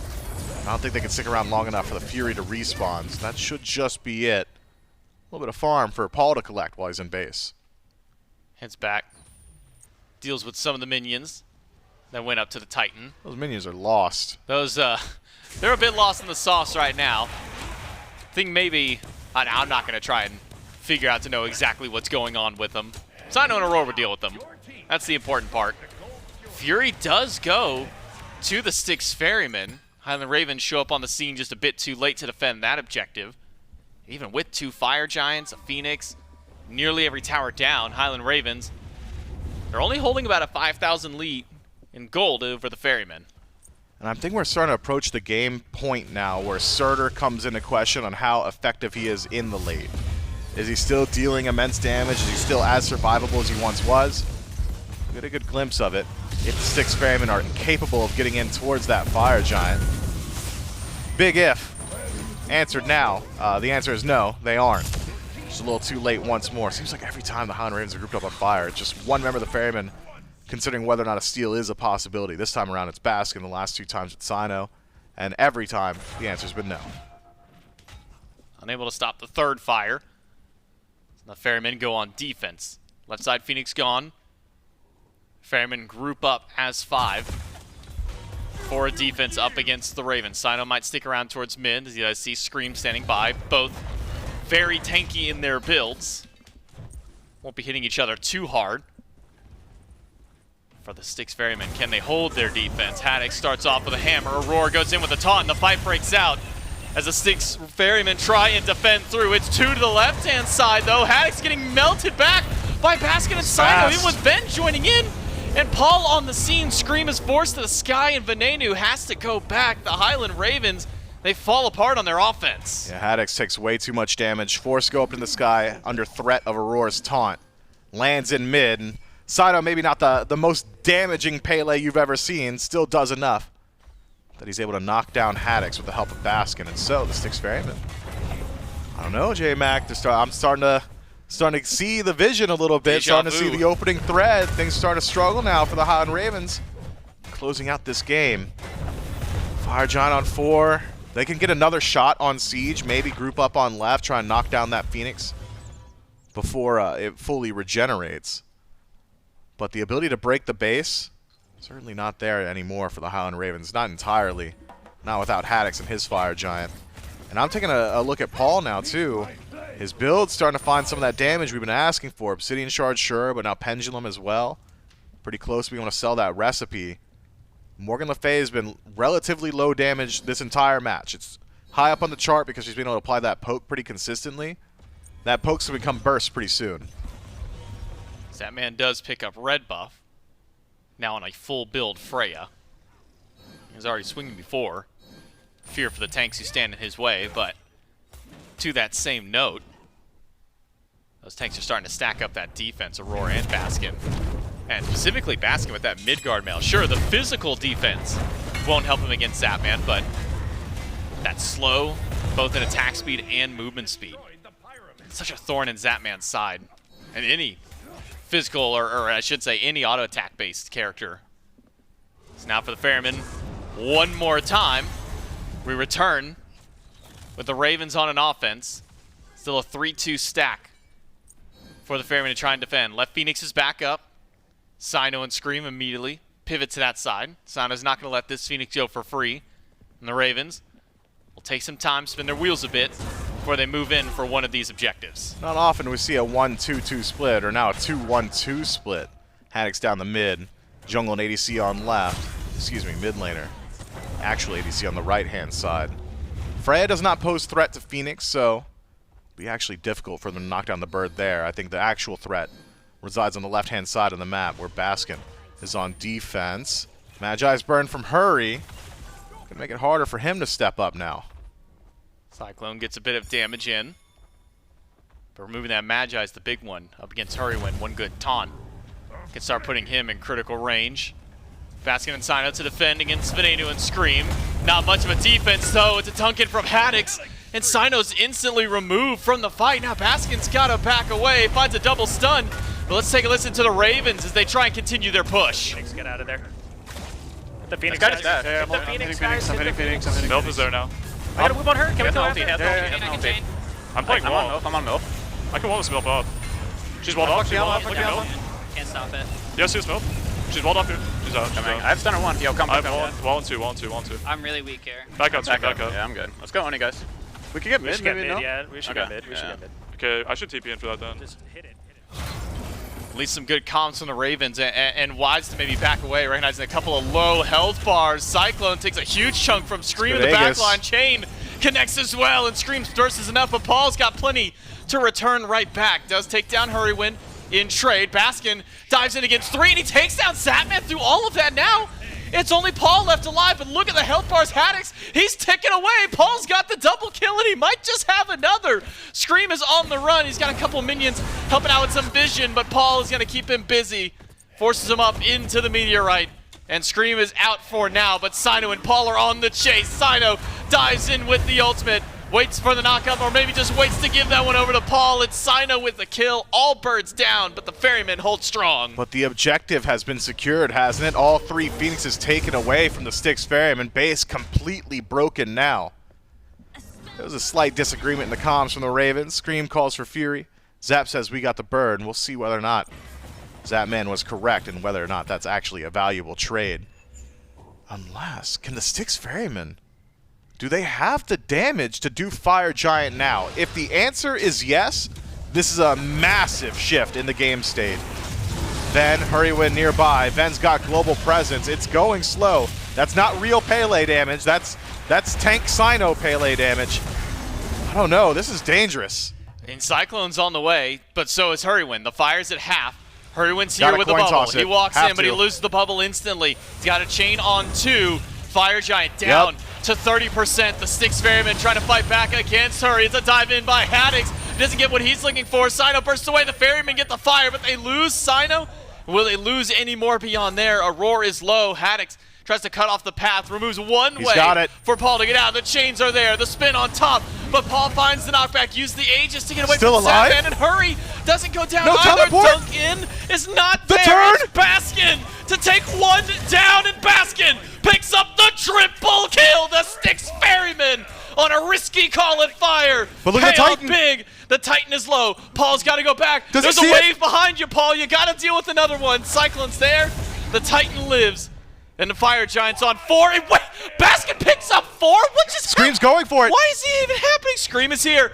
Does he have the Dives in with damage? the meteor. Baskin's got to be there to silence the sound. Can Scream take it by himself? No! It's another one for the Fairy. They hold firm. All 5 down on the Ravens. The Styx Ferrymen are simply different. They make you earn it every single time. They take the riskiest play, coin toss the Fire Giant, win the coin toss, win the team fight afterward. Paul survives on a thread of HP, sub 100, 99 more than he needed. And the Highland Ravens now, I mean, they've still got the Titan low. It's still going to be a little while in that mid-Phoenix respawn, but the backdoor potential is certainly still there. Teleport available for Haddix, but no wards far enough up. Maybe on that right-hand side, if he's feeling crazy. Styx Ferrymen, all they got to do, buy another minute or so for that mid-Phoenix. Titan will start to regenerate, and we're right back to an even game. Fire Giant on 4 now with Cyno trading himself. J-Mac, they might have done it. They might have extended this match. You can see the pings coming out, though, from the Ravens, trying to at least ponder what path they have to the Titan room. There's still a fire wave that needs to be dealt with. Cyclone will deal with the one on left. 1, 2 more on right. 2 birds up. With an Oni wave to defend there. And still the mid-Phoenix for about another 45 seconds. Can the Styx Ferrymen keep the Ravens back long enough? Haddix is by himself. Spotted. And the Ferrymen know that he is here. Haddix has about equal damage to Scream. Double dunk the Titan, maybe? It's a wall on top of Cyno. Haddix goes in the sky. They're too the far Ravens away? are pushing in, but Haddix is too far up. Scream goes in the sky. They're going to double dunk right in. They spot out with Aror. Haddix goes in, gets the spin. Cyno's got the knock up, but the Highland Ravens, do they have low. the damage? It's not enough. Just Scream! Zap. They got to stop Zap, but they don't. The Highland Ravens takes a full concentrated effort to do it, but it takes them 34 minutes and push us to game 4. The Highland Ravens may have taken us to game 4, but it's by the thinnest of margins there. If there's just a little bit more damage nearby, if one more reset happens on the Titan, that's it. That is a risky end call. Only the Styx Ferrymen could defend that long, though, and those odds give us as entertaining an end to that game as we got. I mean, that's a treat for SMITE fans everywhere. Baskin gets a quadra kill, nearly picks up the penta through all that. Has to go back to base to defend once more. Scream tries to dunk in for his own attempt, just not enough damage. I say, look, if we put all 5 of us there, send Haddix to distract everybody else in position, it's just enough for the Ravens to push in for the win. With the Frenzy Pop as well to give you a little bit more damage on the tail end too. Great stuff there. That's that veteran leadership they were asking for, right? You got to think that's a Zapman call. Crazy stuff. But you can't rely on game-winning plays like that. You can't rely on that strategy to work twice in a row because the Ferrymen have seen it now. And the Styx Ferrymen fall down in this game to the Highland Ravens. Now extend us to game number 4. We'll take a quick break, and we'll come back with that game.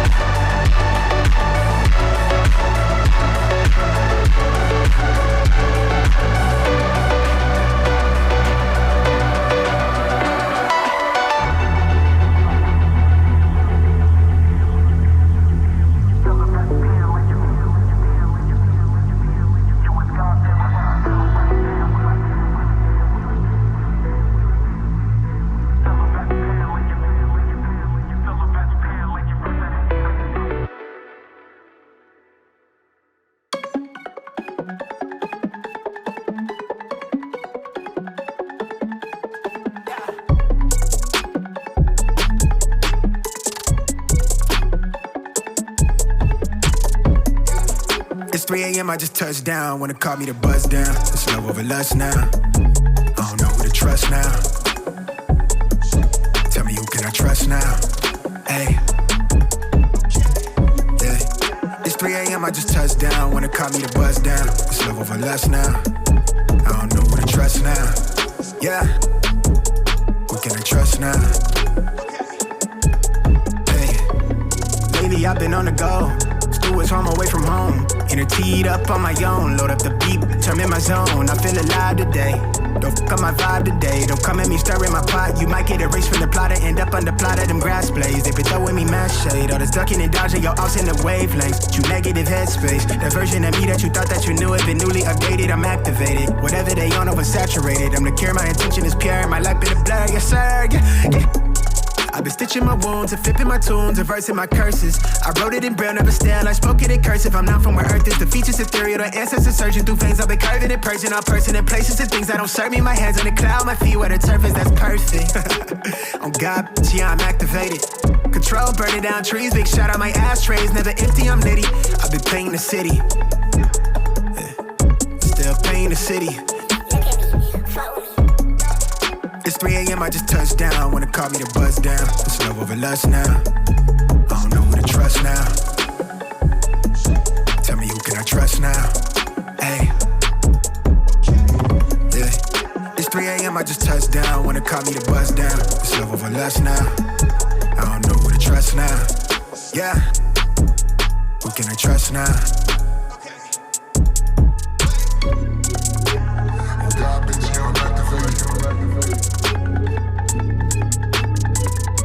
I've been painting the city.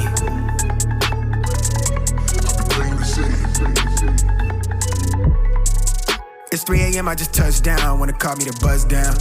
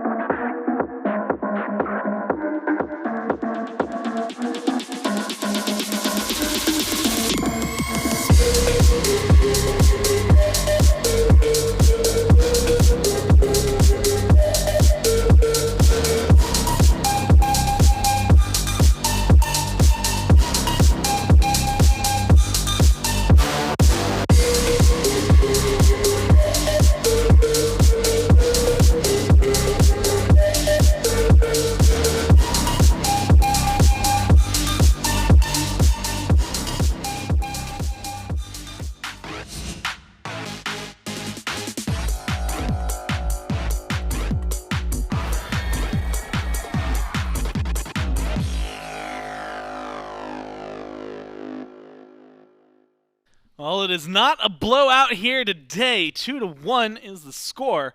Trelly, it's man, it's precariously close. We'll break into that in just a moment. First, I want to tell you about the fine merchandise you can find over at shop.highrestudios.com/SBL, or if you'd rather, shop.smiteproleague.com, because what you can pick up now is actually these circle tees, right? A lot of new graphics that come in, a different style to rep your favorite teams that are out there. I actually just opened up the Skulls website. First off, because I want to look at these, because I actually really dig every single one of these logos. All of the circle tees look fantastic. And I got a notification about a dude who just bought a Hounds jersey. in the lower right.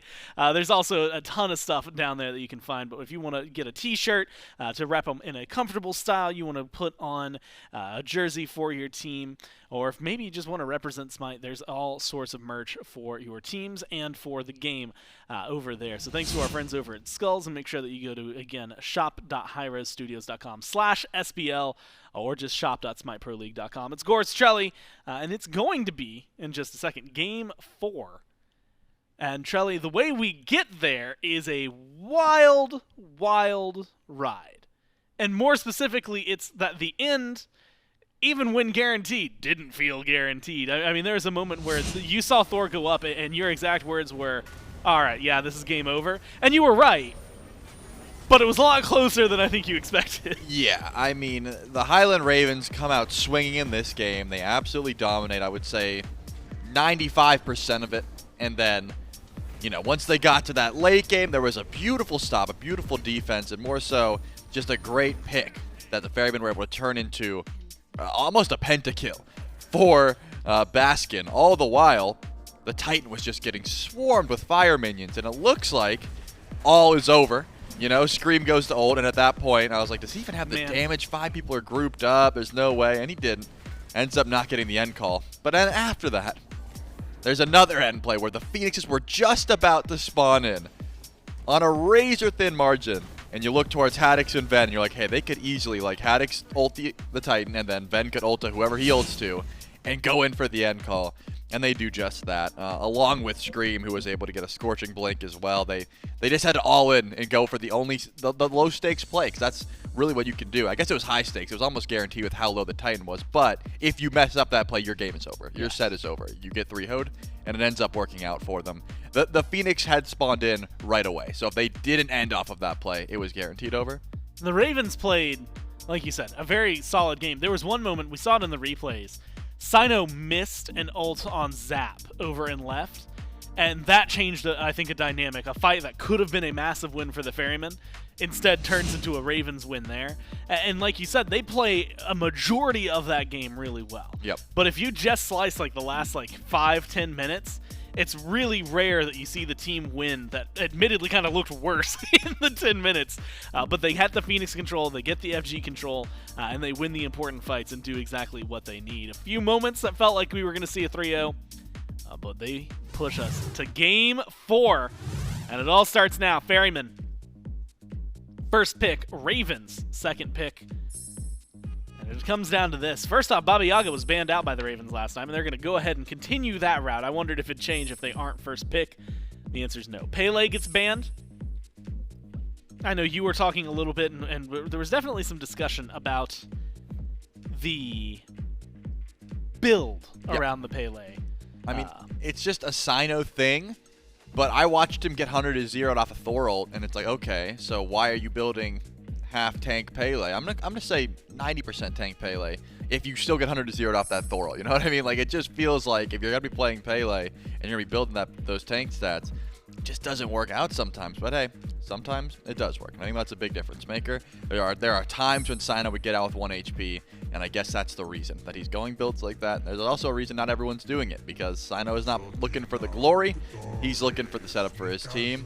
They have taken away the Chernobog. This one's not going back to Venenu, and Cyclone gets to take his hands towards that Chernobog one more time. I think that he will pick any chance he gets. Athena. Well, bans that come through, Camazot's Pele, the Morrigan. Other side, Ravens, Baba Yaga, Yemoja set, which leaves that Chernobog open, and it's an immediate lock-in for the Ferrymen. But the Ravens, Trelly, not a lot of hesitation. Hades, Athena, right? I mean, instantly you go for something that the Hades we've seen a lot of success with, but specifically the Athena, which earlier this Hades for the Ravens was paired with the Afro, didn't have a lot of engage.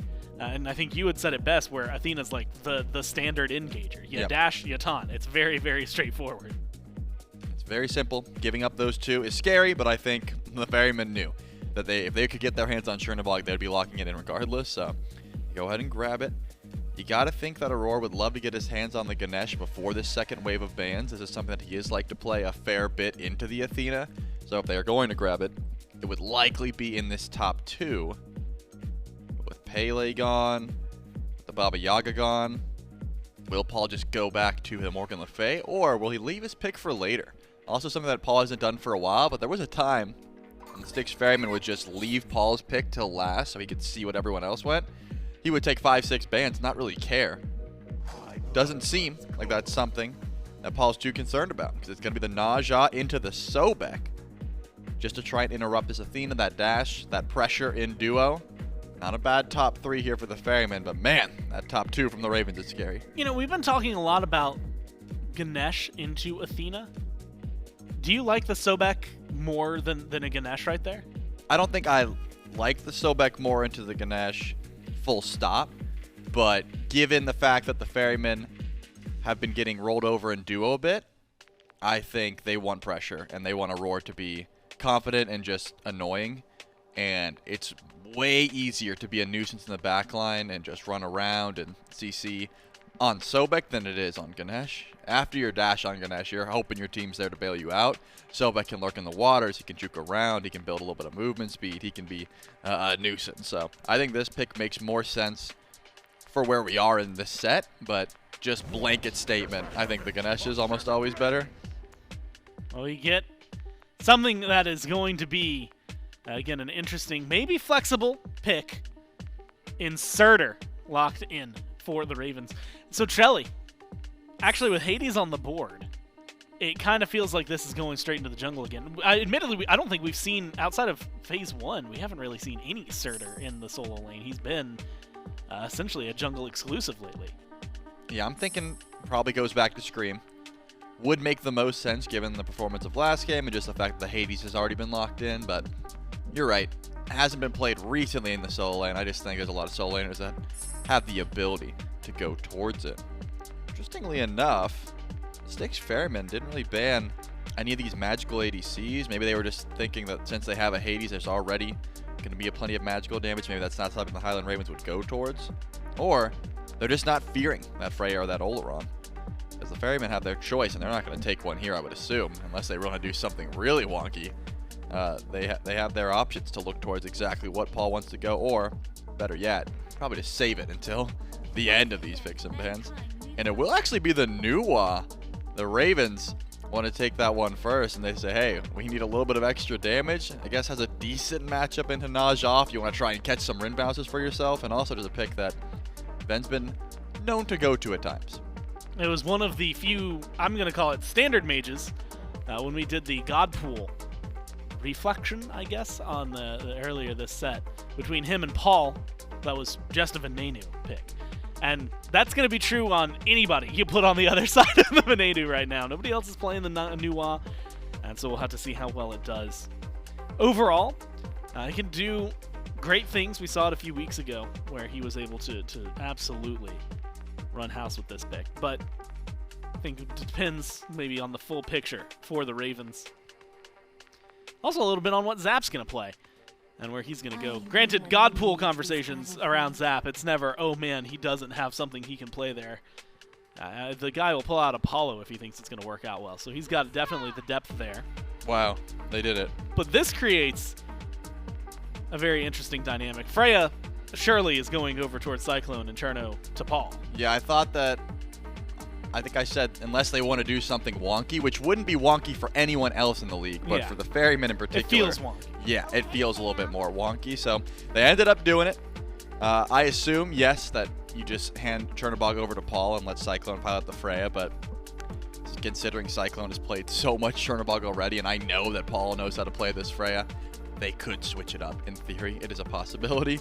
Not the greatest time in mid lane. You really would prefer to be left by yourself over in the duo. Just get your little wards and sit on the edge of the wall and just farm up, but I suppose that option is still there. Well, the Highland Ravens go into the Jing Wei. Decent matchup into Sobek, decent matchup into Freya, just be able to dash out of the knock-up or out of the pluck or out of the banish, all of which Jing Wei can do. And of course, just stay back. Try not to get camped. Jing Wei we've seen plenty of times. That being said, if you're at least talking like meta conversation right now, right? It feels like the top two, right? You get the Hades Athena feels great. Surtur, you know what? Based on what we've seen from the Ravens, still feels pretty good. And the Nuwa Jingwei definitely has like very Ravens-esque vibes. In fact, it has Ravens pre-Zapman vibes. considering how much Barra played this Jingwei in his career. But it doesn't pack the same punch, Shelly, that I feel like the last draft did. Do you think, are you looking towards late game? Is this a team that finds pressure early? Where does a comp like that it feels so hyper-specific, find its success? It seems like the Ravens are still slanting more towards that early game just by way of the jungle. I'm not going to say that Jingwei is this early game fragger, but if you're giving Scream that much space and he's able to just facilitate whatever lane he wants on a pick like the Sir, then yeah, he's going to find early pressure. So that does seem to be the call. Just sort of wait for Scream to start cooking and then fight wherever he is. You have an Athena, so you can follow him wherever he goes as well. That's going to help out. But Styx Ferrymen have the double ADC as well. They've got this Amaterasu, which has been looking good through, pretty much this whole phase. The Naja's the only question mark for me. Where's the follow-up for the Naja? It's pretty non-existent, I'm not going to lie. If you're hitting ultimates, it is because they are already low targets, or it's just to get someone out of the fight. There's not much big burst, unless you're counting the Sobek ult, which isn't going to be that much. I like the idea that, Auror's going to do it. I bet you Auror's going to sit there and just look up and be like, I got him. I got him. Drop him down to me. It's going to be like 300 damage. It's going to be so cool. So I will give credit, right? Auror's Sobek has been incredibly deadly over the last couple of weeks that we've gotten to see it. So I'm expecting a little bit out of that one. I think it's going to be a very fun game to watch, but it I think does fall on the three that you highlight. Freya, Ama, Cherno, right? Those are just three power picks elevated toward the front. We're going to have to see, is that going to be enough for the Ferrymen? Are the Ravens going to surprise us and take us to Game 5? Let's find out with J-Mac and Myth. Well, the Ferrymen have to go to Game 5 2 days in a row. Well, it comes down to if the Highland Ravens can close this one out and tie things up. Well, the Ferrymen get a little bit of a break and end out 3-1. It's J-Mac, Mifflin, and Vile back here for Game 4 between the Ferrymen and the Ravens. Ravens going to keep up with the Surtur pick for Scream one more time. But I think Venenu going to the Nuwa is the weird stretch for me. We saw a little bit of Nuwa. I think it was during Roll Stars Divisional. Haven't really seen it much during regular season play. What are your general thoughts on Nuwa right now, Mifflin? As an assassin player, I hate her. She's so annoying. I guarantee you there's going to come a point in this game where Cyno hits Sash, then already has soldiers out. He's going to beads it, and Cyno's going to get one shot. Excuse me, I'm incorrect. What was I thinking? Cyno's going to build tanky, right? That's just what he's going to do. Cyno's going to get dropped to 60%, and then Ven goes to the air, does another 10 to 15% while intangible. It's so difficult to dive a Nuwa. She's really good against things like Sobek too. Not only can you just straight up block the pluck with the clay soldiers, but you could also just punish him immediately. That quote from Iraffer always comes to my head. If their beads are up late game, I'm just going to die. Nuwa can do that very, very well. The concern is, though, if she doesn't have clay soldiers available, the ADC that Zapman elects to play, Jingwei, doesn't exactly have great peel in the back line. And you have to expect Haddix, Scream, and Hurriwind are just going to be diving nonstop. They don't really have time to concern themselves with their own backline. So there are options for the Styx Ferrymen should they be able to burn through some of those resources to turn the fights around. Hurriwind in a bit of danger. Plucked back by Aurora. Body blocks are there. The emblem has been popped. Or I should say it was a frenzy and then a meditation. In response, it's still there. Another pluck. This time onto Zapman. Gets him out of danger, at least for the time being, but Cyclone Aror getting the early pressure in duo. Freya has so much damage at this point of the game. Zapman, no dash. I believe caught the dash there. Hurriwind has to go in. Hurriwind body blocks a couple of in-hands, but they're splashing over towards Zapman. A couple more from Cyclone, nearly taking them down, but also Cyno and Paul low in the mid lane, forced under their own tier 1 tower, where the Ferrymen are thriving in duo. They're now suffering in mid. I'm still reeling from that combo. The instant banish from CycloneSpin to catch the dash mid-air from Zapman. That's sick. I don't think we're going to see it too many more times this game. That is incredibly difficult to do. But already you can see it paying for itself in pressure. Speaking of pressure, Cyno makes his signature rotation over towards the left-hand side. Loves to control that shield buff. Meanwhile, on the right, Scream mirroring him. Trying to see whatever he can find over there. Nothing too fine for now, except for some straggling farm. We'll be able to get a stack towards his first ability at the very least. Takes a roaming harpy away. Just deny a little bit of extra farm. Paul's got to watch out. Scream is right behind him. Paul's got beads. Takes a bit of damage, bit of poke back, but Scream also taking some poke from the minions and the enhance that Paul is throwing back in return. But this early in the game, no defense is really stacked up.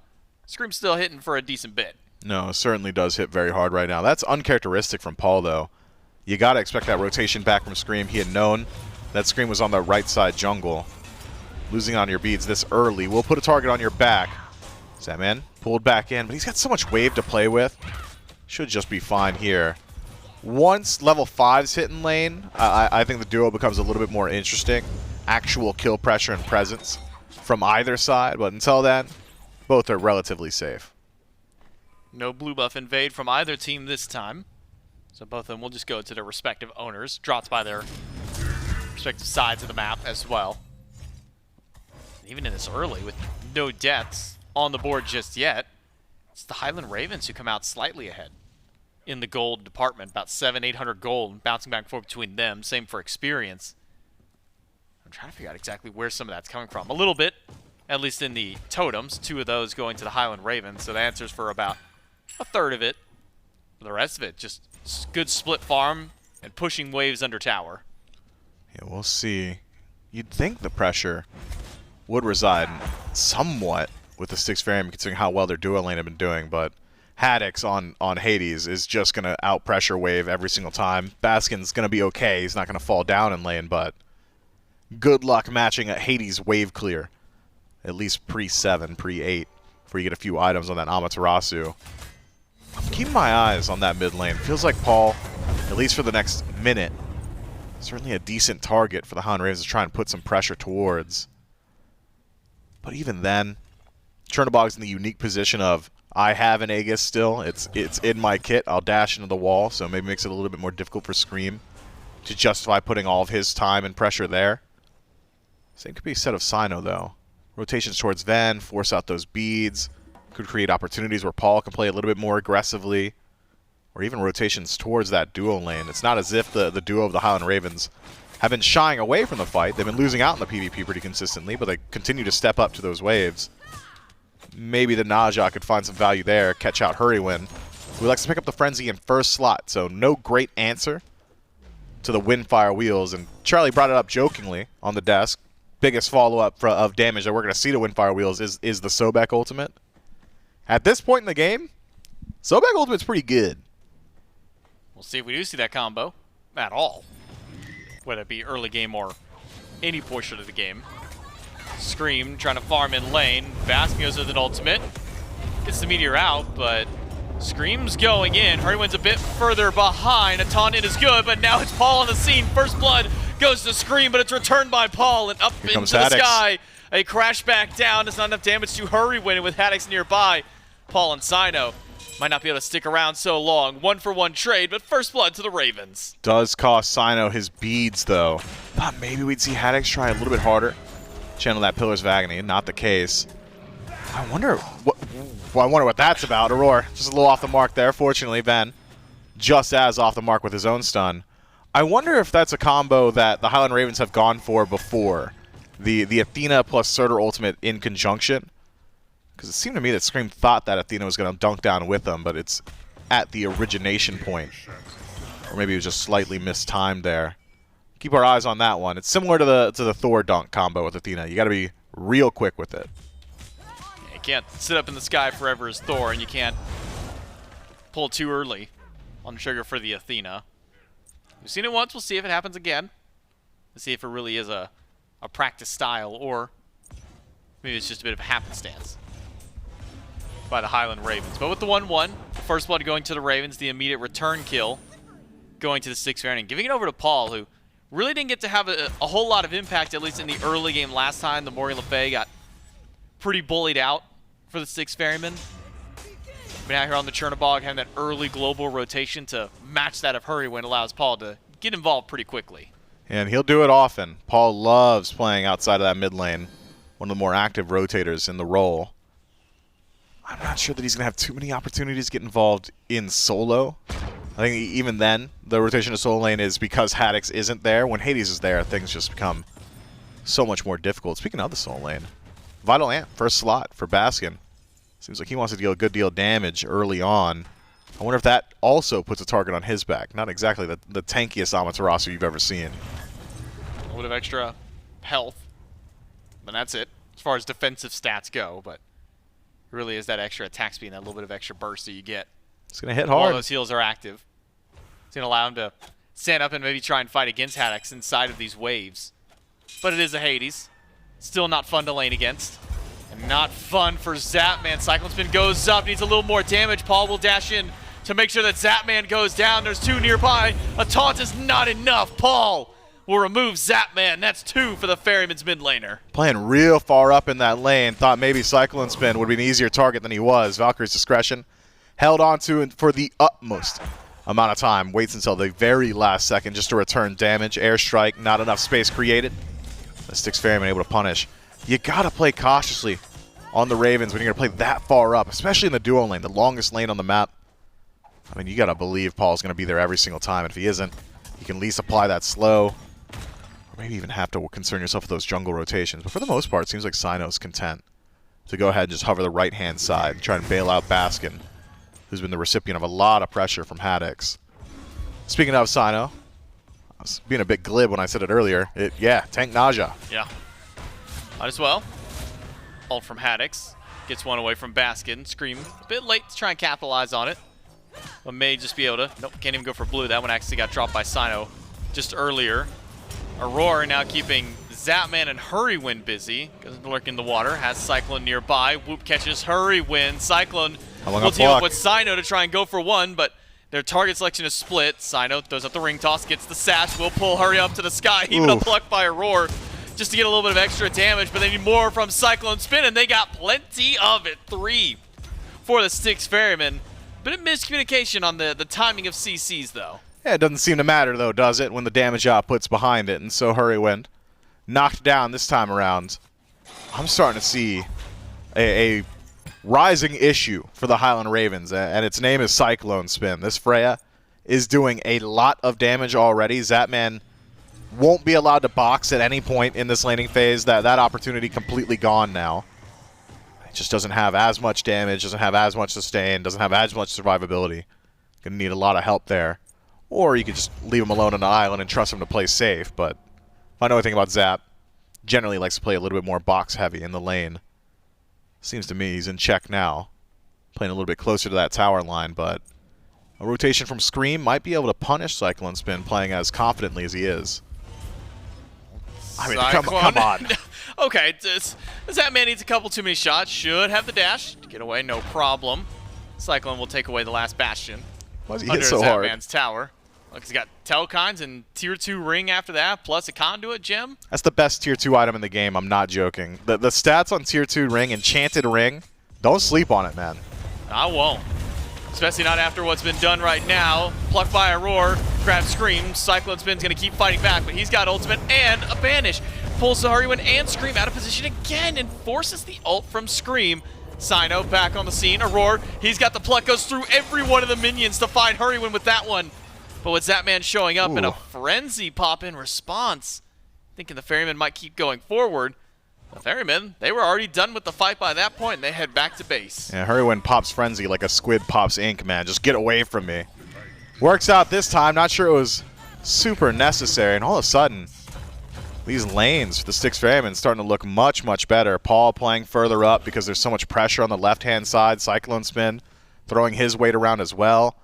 Aror feels like he's dictating so much of the action that Hurriwind's been using the ultimate to keep up with Sobek rather than Sobek trying to keep up with the Athena. Highland Ravens need to find an answer soon. It's not a massive deal just yet. Gold, it's not exactly overly separated, but this trend, this experience trend that we're starting to see stacking up in favor of the Styx Ferrymen at this portion of the game, certainly something you need to keep your eyes on. And a Tier 1 tower in mid, if this goes down, I mean, it just opens up the map so much. Paul nearly takes it. Needs a few more in-hands. Not hitting too hard just yet. Devour's Gauntlet Executioner, mirroring that of what Zapman has picked up over in the opposite lane. Aror, dash gets caught by the stun. Does have ultimate. Jumps down into the water. Zapman dashes forward. That's because Scream's nearby. Gets the beads away from Paul. Cyno is there with the sash, and he's got the ring toss if need be. Double whoop by Cyclone, Oh, and that's going to Ven. turn around in an instant. Venenu has got to use the Aegis to get out of this one. Has the defense from Hurriwind's ultimate to stay alive, but CycloneSpin Ven's can now out. avert his attention towards other targets. Scream uses his beads to try and kill Paul. Aegis from the mid How long laner a means that dash? Paul is as good as dead under the tower, but where is the turnaround after? To sash by Cyno, but Scream has already taken down 2 on his own. And a third one in the backline makes a 3-for-1 trade for the Highland Ravens. Man, Cyclone really wanted to finish off Ven there, but being alone in that backline, realizes he might get the kill if he chases. Would have cost him his life. Baskin a bit late on the rotation, can't get much done either. It's the Styx Ferrymen now with an overstay. Couldn't quite secure their kills, and the Highland Ravens come out ahead on a 3-for-1 trade. Great target selection from Scream, bullying out Paul. Thought maybe that dash would be up to avoid the ultimate, but Paul was completely It's a rest in peace situation. Now no beads, no Aegis on either Cyno, Paul. You do maintain him on Cyclone, but I'm thinking the Ravens might look to exploit the Chernobog in mid, at least in the near future. Knock him down again. Gold Fury is certainly viable. You got a good itemization for it too between Zap and Ven. Should really be able to deal with that objective quickly. Haddix. No way. Gotta be careful. That's not real. Ultimate, not gonna be enough. Baskin won't sit up and tank that tier 1 tower damage yet. Doesn't have any physical defense to be able to hold that one down instead. Earlier as mentioned, Vital Amplifier, and now into Shogun's Kasari. Deal with the magic damage from Haddix.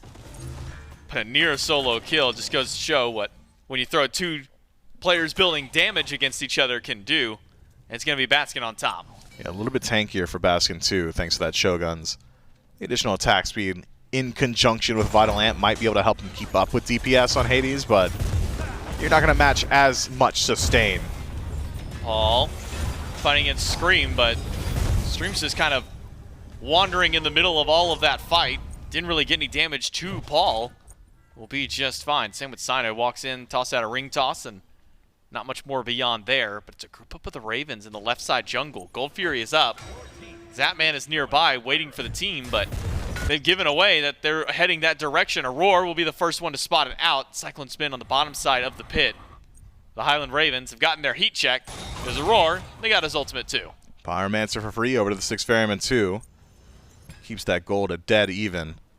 Feels like we can say that just about every single game so far this set. At the 15-minute mark, these teams so closely matched that neither side quite capable of pulling a significant lead. Now with Pyromancer off the map, both teams can fully allocate their attention to the left-hand side. Highland Ravens advantage in that regard. Having taken the duo lane tier 1 tower, it'd be a little bit more difficult to retreat to the duo should the fight go poorly for the Styx Ferrymen. And major power spike hit. Zapman finished up that crit. Demon Blade seems to be back and in favor.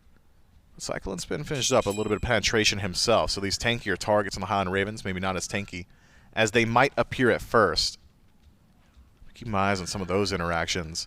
Feels like, in particular, this Freya is going to be really good at dealing with the Surtur. Cyno off the mark. Windfire Wheel's no good there. Zapman avoids it without having to use any of his relics, but all the while, it's Gold Fury over to the Ferryman.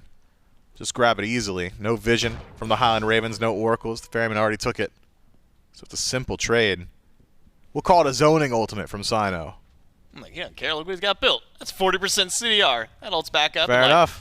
60 seconds, something like that. And he's a tank. And he's I tanky. would have just tickled Zap anyway. Not a big deal. Yeah, I was just there, and then you're like, if I hit it, maybe somebody else joins me, but Yeah, maybe somebody else does the damage. yeah, maybe Paul jumps up in the sky and then says, hey, all right, I'll help you out here, crash back in, but didn't hit it. And look, the ultimate, as long as we've been sitting there talking about it, it's nearly back up, and oh my lord.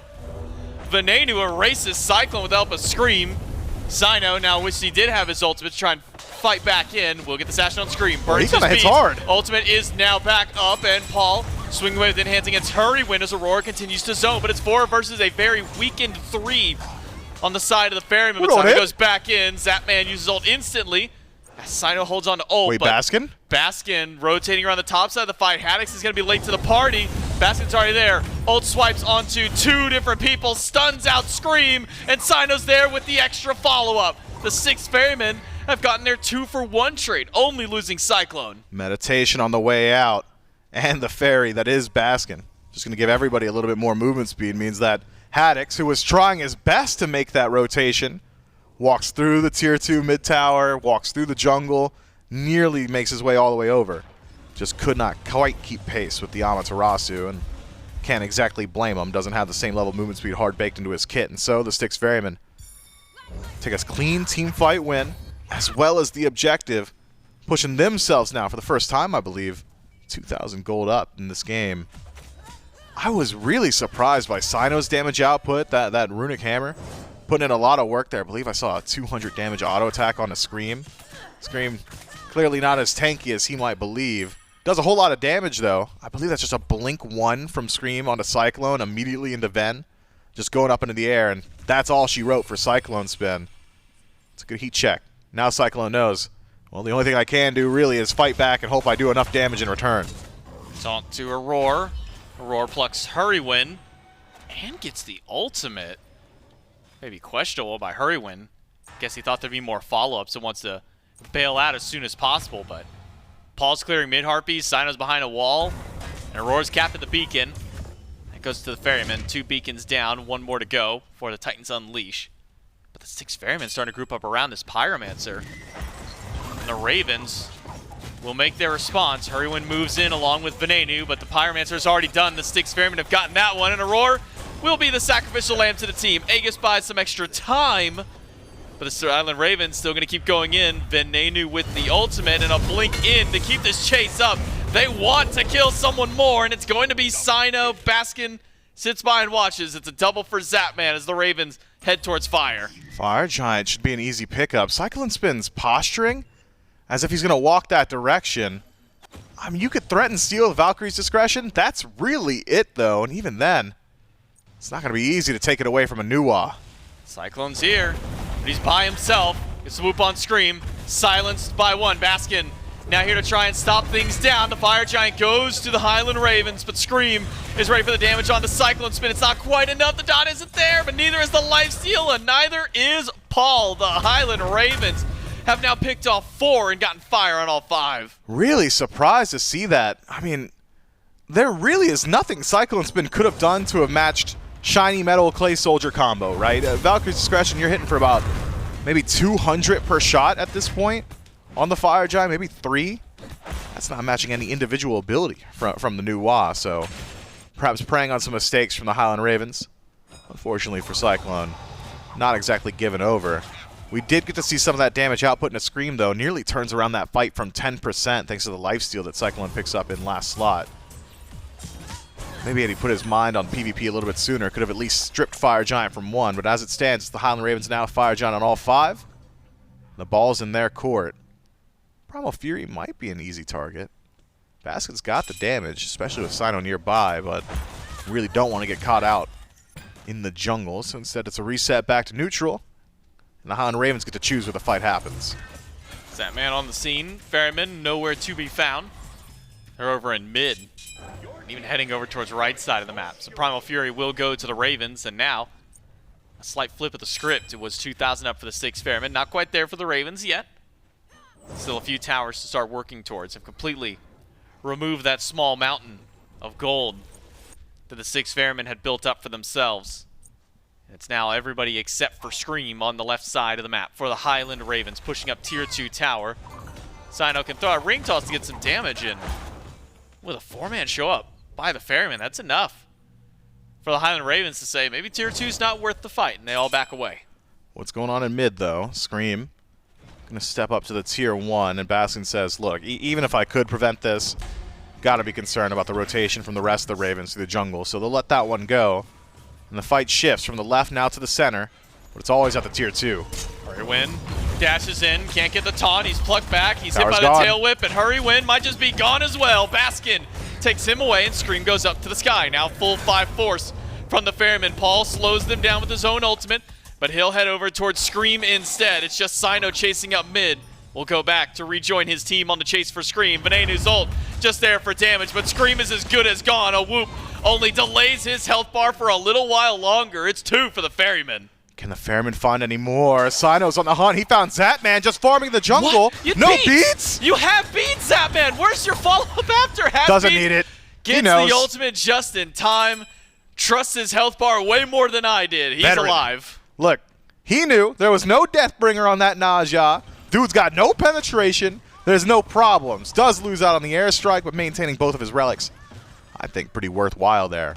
Tier 1 and 2 taken by the Highland Ravens. Matched now by the Styx Ferrymen. No towers remaining in the center of the map, but from a Fire Giant power play, you'd like to see a lot more from the Highland Ravens. Now it's the Styx Ferrymen. Ball back in their court. Pyromancer pulled out. Is it going to be a defense? I mean, they considered it. Haddix and Hurriwind peek the corner at the same time just to watch as the neutral objective falls down. That should be all she wrote for this Fire Giant power play. And it brings us within 1,000 gold of both of these teams. Only advantages I could see really on map going into the next Fire Giant is whoever puts down more wards. Tier 2 tower did go down in mid, at the very least for the Ravens, but the fight after goes Ferryman. Cyclone pushed up on the left side a bit, deals with some of the minion waves. Almost full build too. We are approaching 6 slot on a few of these players. Baskin has got his starter built up. CycloneSpin, same for him. Paul just went back and got that Leader's Cowl online. As the last beacon is being capped by the Ravens, Aror will slow it down. That is wild that just Aror alone confidently walking over the wind gust there from Zapman is enough to push the Ravens back, but third beacon up now. I want you to pay attention to Aror, because it's a running theory I have against with him and Jingwei. If he sees it, if he sees the knockup, he's just going to take it. I guarantee you he's saying "we" every time. Like, watch his face when he does it. He goes out of his way for it. I'm gonna be looking diligently the next time I see just a stray one steering by and Aurora's in the area. We're gonna make sure that we dial in on that face cam. See what's going on in Aurora's mind, or maybe the motions that he makes with his face. Styx Ferrymen though, group up around Fire Giant. It's gonna spawn in just a few seconds. The Highland Ravens are nowhere to be found just yet. It'll go 3 fast. members moving in. We saw how Spotted. fast Pyro went through. Aurora will try and keep Haddix It's away. gone. Fire Giant is just gone. Styx Ferrymen get that one. Scream goes up into the sky. CycloneSpin is low. He's used his ages. He's used his beats. He's got his ultimate as the last resort. And Scream dunks on a 3 and Hurry taunted 4, but the follow-up wasn't there. Instead, it's Cyno taking Scream to the sky. CycloneSpin is gone, but it took the entire effort of the Ravens to do so. And the Styx Ferrymen will just let Cyno go down. A 2-for-none trade, but Fire Giant to the Ferrymen. 3-man ultimate from Surtur and a 4-man taunt from Hurriwind. Those are frontline diff odds there. And look how synced up those death timers are. 40 seconds on Cyno, 30 on Cyclone. The Highland Ravens, they want to knock down the bird. 5 versus 3. Only Baskin has ultimate, and he might not even worry about this Phoenix. Will the Ravens go any further than this? No, they can't. The Titans are marching up left side, so at the very least, they can get some structures while the Titans have their bout on the upper hand side of the lane.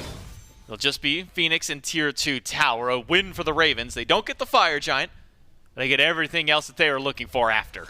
You know, it's interesting. I don't know whose job exactly it would be for the Styx Ferrymen to form up the zone around Fire Giant. That's the issue. By the time they knock it down, the Ferrymen all focusing on DPS means that they're all there to receive the dive of the Highland Ravens. That's why they're stacked up so heavily. Highland Ravens will confirm themselves the Primal Fury. Thought maybe Paul had stolen that one away for a moment. But you don't want Baskin to do it because Shoguns is going to boost that auto attack damage from your Freya and your Chernobog so much. He's basically your built-in Fafnir, right? You need him nearby to get that DPS. Maybe Cyno could have done it, sacked his life a little bit harder. Maybe Aror, but it's hard to say. I think it really just needed to be Aror. It needed him a little bit further up on that fight.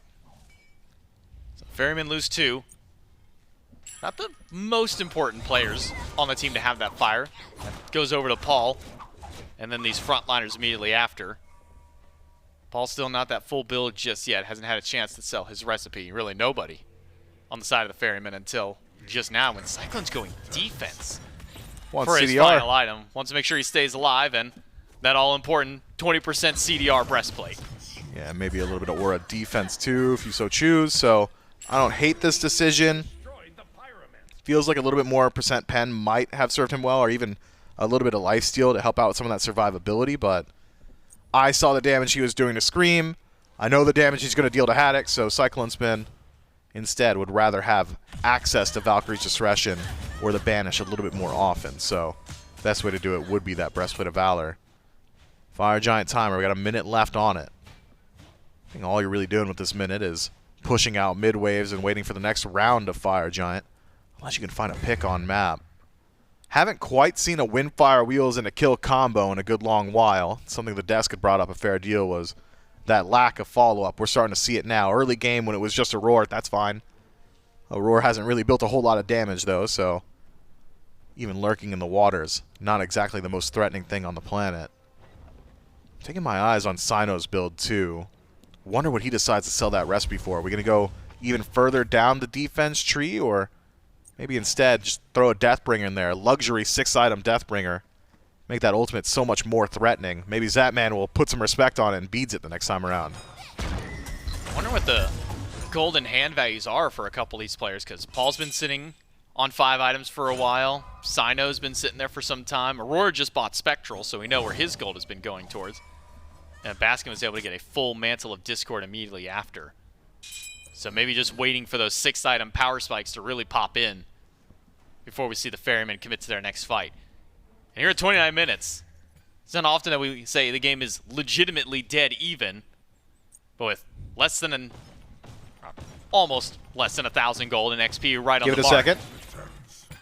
Nope, still seeing. It is determined to keep me wrong. Let's just call it an even 1K for the Styx Ferrymen, keeping it at bay with the Highland Ravens. This might be the closest that we come to an even matchup here at the Enhanced Fire Giant spawn, which will be nearly at the same point as that 30-minute mark.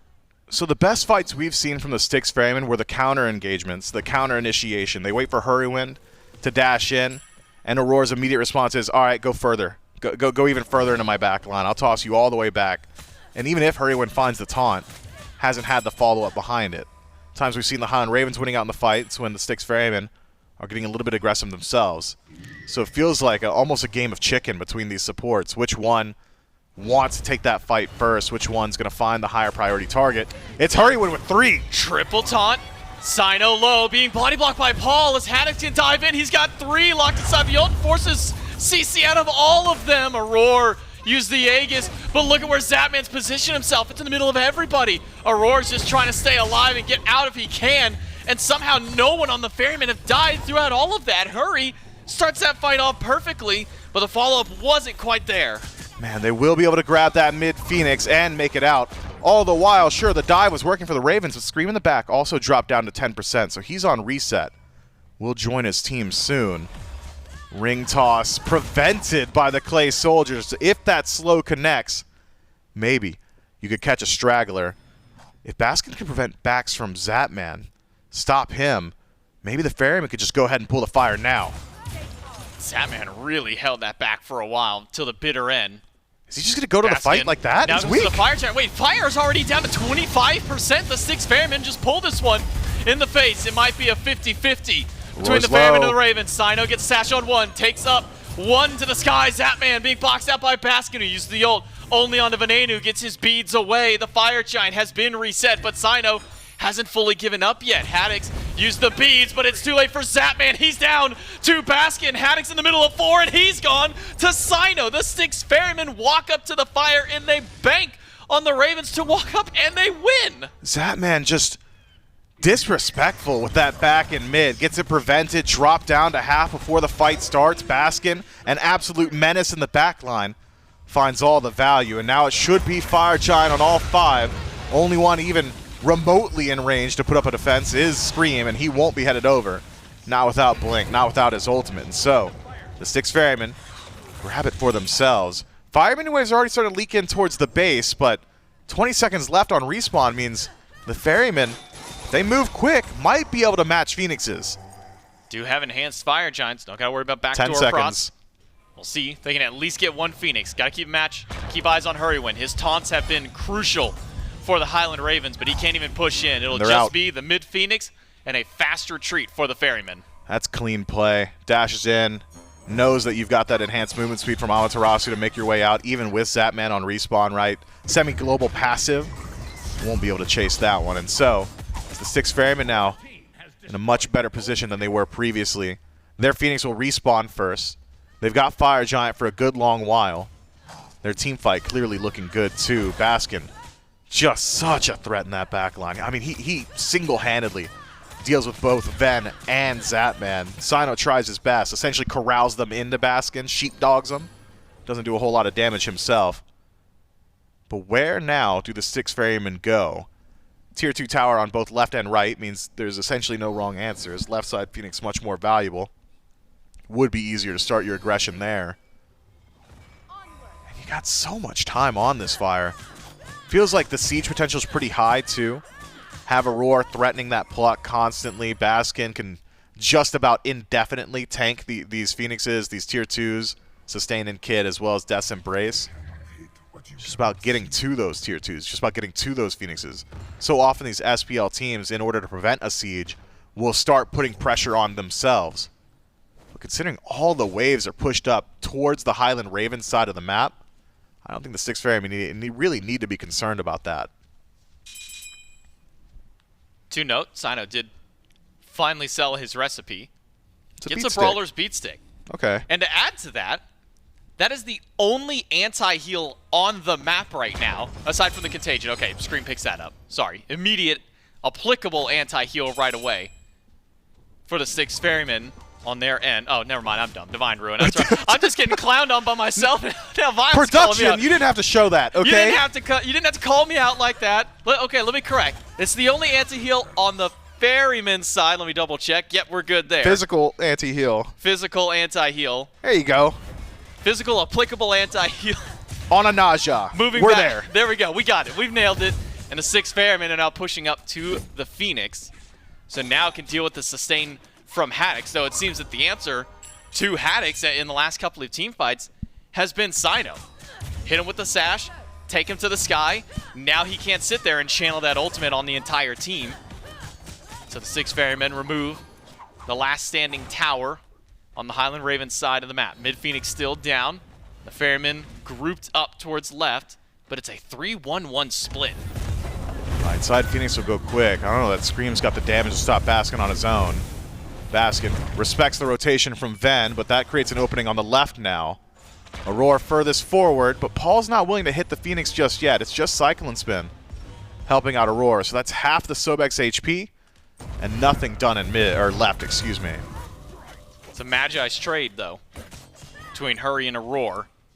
Aror taking the worst end of that trade out. Where's Paul going? Paul to the right side to join Baskin and dealing with Scream and the Phoenix. Cyno's even shown up to that side of the map, but just as quickly as Paul can get there, so can Hurriwind. That's got to be it. It's a defense for the Highland Ravens. Fire Giant will fall off here in about 10 seconds, and another reset.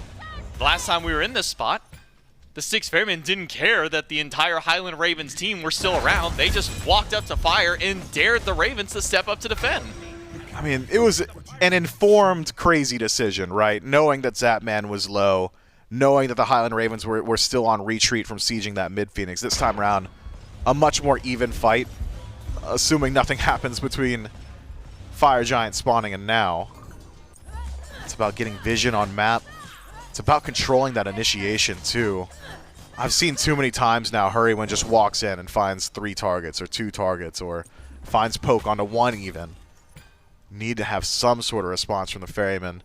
Generally, the response could be just kill Hurriwind, but we haven't seen that just yet. What is this? Is it just Primal Fury then straight to fire? But you're giving up so much positioning on the right. Fire Giant's going to spawn up pretty quickly. It will be the Primal Fury. The Highland Ravens should know, just a moment, exactly where the Styx Ferrymen are. Fortunately for the Ferrymen, not a whole lot of sentries in pocket for the Highland Ravens, not a lot of wards to play with, so won't lose out in too much space. Ferrymen are still over there. I mean, Paul can fly in at a moment's notice, so that's not as huge of an issue. CycloneSpin just going back to base. Now 4 Ferrymen on the right side. All the Highland Ravens nearby. An enhanced Fire Giant on the map once more. So we push in here for game number 4. The Fire Giant under the eye of the Highland Ravens this time. First one's on the scene for the pit. but not willing to pull it just yet. It's been the Ferrymen making the more proactive choices to make at least the more aggressive pushes towards these objectives. As the Highland Ravens sit back and maybe just wait to see what the Ferrymen do. On Ravens, I mean, they're hovering this Fire Giant pit, but haven't quite found anything now. Fire Giant's pulled. It'll go quickly, down to 50% already. Aror spots it, will communicate to his team the HP, and even just Aror poking his head in will force the Highland Ravens to back up there. Your eyes on Scream in mid. He's got a lot headed his way. Ult's traded out from between the two warriors. Scream will crash back in, rejoined by the team. Maybe a more valuable one, taken away from Baskin. He'll have to go back to base.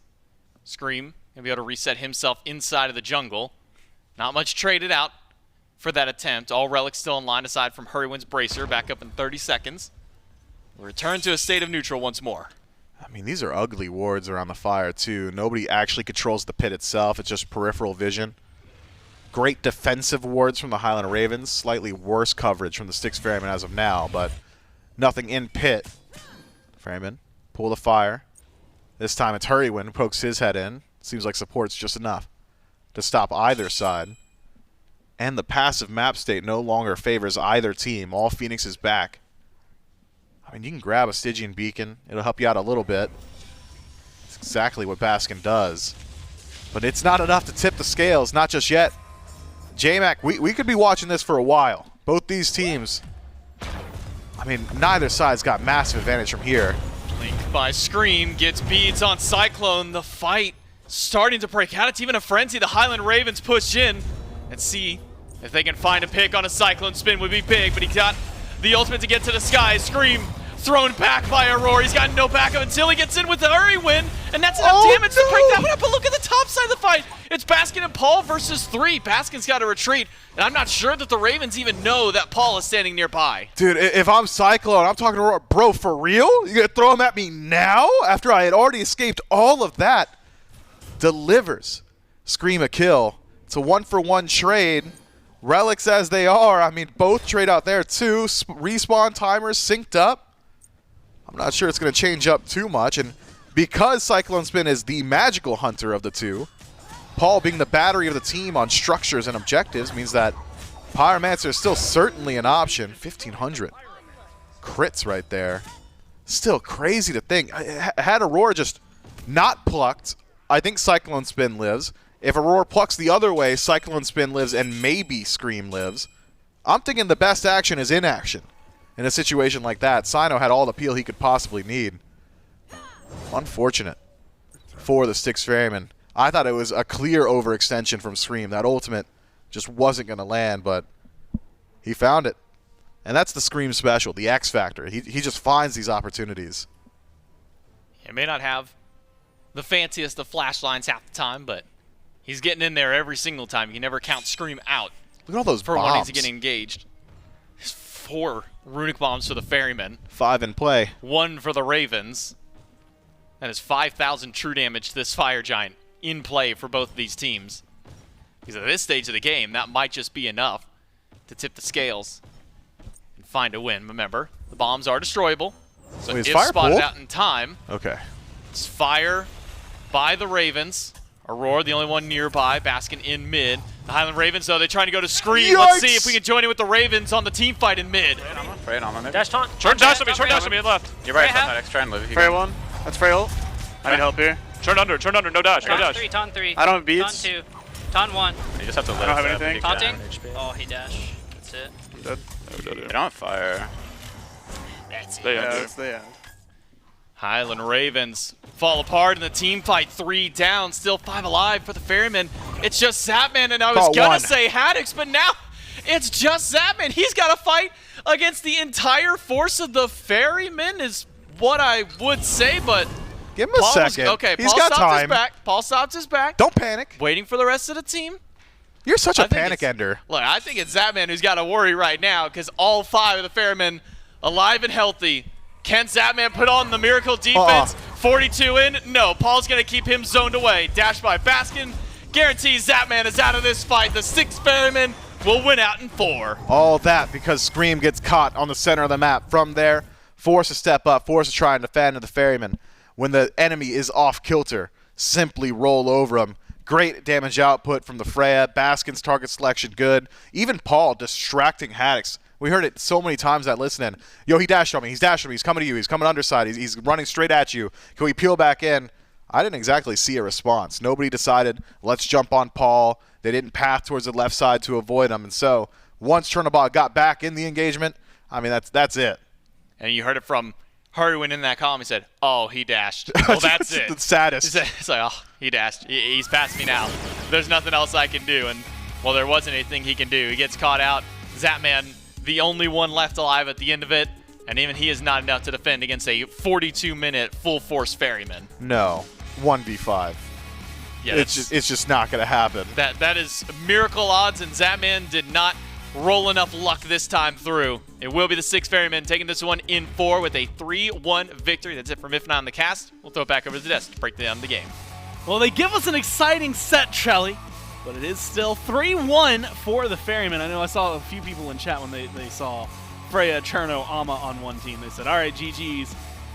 That game was a lot closer. Wasn't as simple as just, yeah, they got those top 3, but ends up being a GG regardless, and I think that getting Freya and getting Ama and getting Cherno 2 late game is going to put you in a good position. I think Scream did a very good job diving Cyclone the first time, right? If you saw, he went real deep onto the Freya, and I was like, he's ulting this? Cyclone's got ult. There's no way he dies, but they go together, Hurriwind and Scream. They get the first dive. The issue, of course, is how much Scream used to get that kill. Once he spawned back in, he got caught out by the Naja, and then once you get that pick, it's a 4v5, and the Styx Ferrymen just siege forward. Paul was just zoning out Haddix by himself, critting way too hard, and at that point, it's a 4v3, and it gets even more simple for the Styx Ferrymen. Sometimes simplicity, well, actually most of the time, simplicity helps out, facilitates a lot here. Baskin also... Oh, this too. Oh my goodness, I forgot about this. Where Zap just lazy backed in the middle of the lane. In the lane, Baskin stopped him, and then Zap just kind of had the, okay, fine, and then stayed in the fight for maybe a little bit too long. Yeah, that didn't go well for them. No, I remember, like, Zap's like, oh, you think I won't go into this fight half health? And then Baskin's like, you think I won't kill you if you do? Like that's pretty much what happened, and this was the ult that I would argue won the game and the fight. Call it the set, if you will. I mean, they had a chance, even if this went 5, to try and come back, but catching out Scream, making sure that this was a fight that's in your favor. I was talking about how you don't really have that much burst for the Naja ult, and that in the early game is true. Late game, you just need like some auto attacks from your ADCs, and there's plenty of follow-up for that Windfire Wheels. Yeah, and yeah, when you're asking for auto attacks, you got Freya trying to get Ama on your team, you're getting autos. I know we were talking about it and just looking at Baskin. I think perpetually just a raid boss to have to deal with, and then when you put that in with the way the rest of the Ferrymen were performing, it's just real difficult, I think, to try and tackle what they were dealing with from the Ravens. Got a lot of good damage numbers from the other side. Unfortunately, it just falls short here. Still, though, and there are some really great moments, not only in that game, Charlie, but you go back to game 3, right, where things get a lot dicier overall than maybe would have expected. For sure. And so I think that at this point, the Ferrymen, like they always like to talk about the fact that what they're mainly doing, their main focus from each set is to learn something from it. I feel like there's going to be a few things for them to learn from this set, but you don't got to take it from me or Trelly. We've got Aror standing by ready for an interview.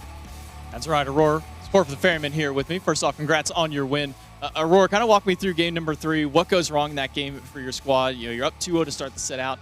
To have a bit of a rough patch. What kind of falls apart in game 3? I just played really bad in game 3. They literally played 4v6. I was on their team, so if I wasn't on their team, we might have had a chance to win. Like the game before, game 2, they played 4v5 because I also played pretty bad and Baskin kind of carried us. But game 3, they played 4v6, so there's not really much they can do at that point.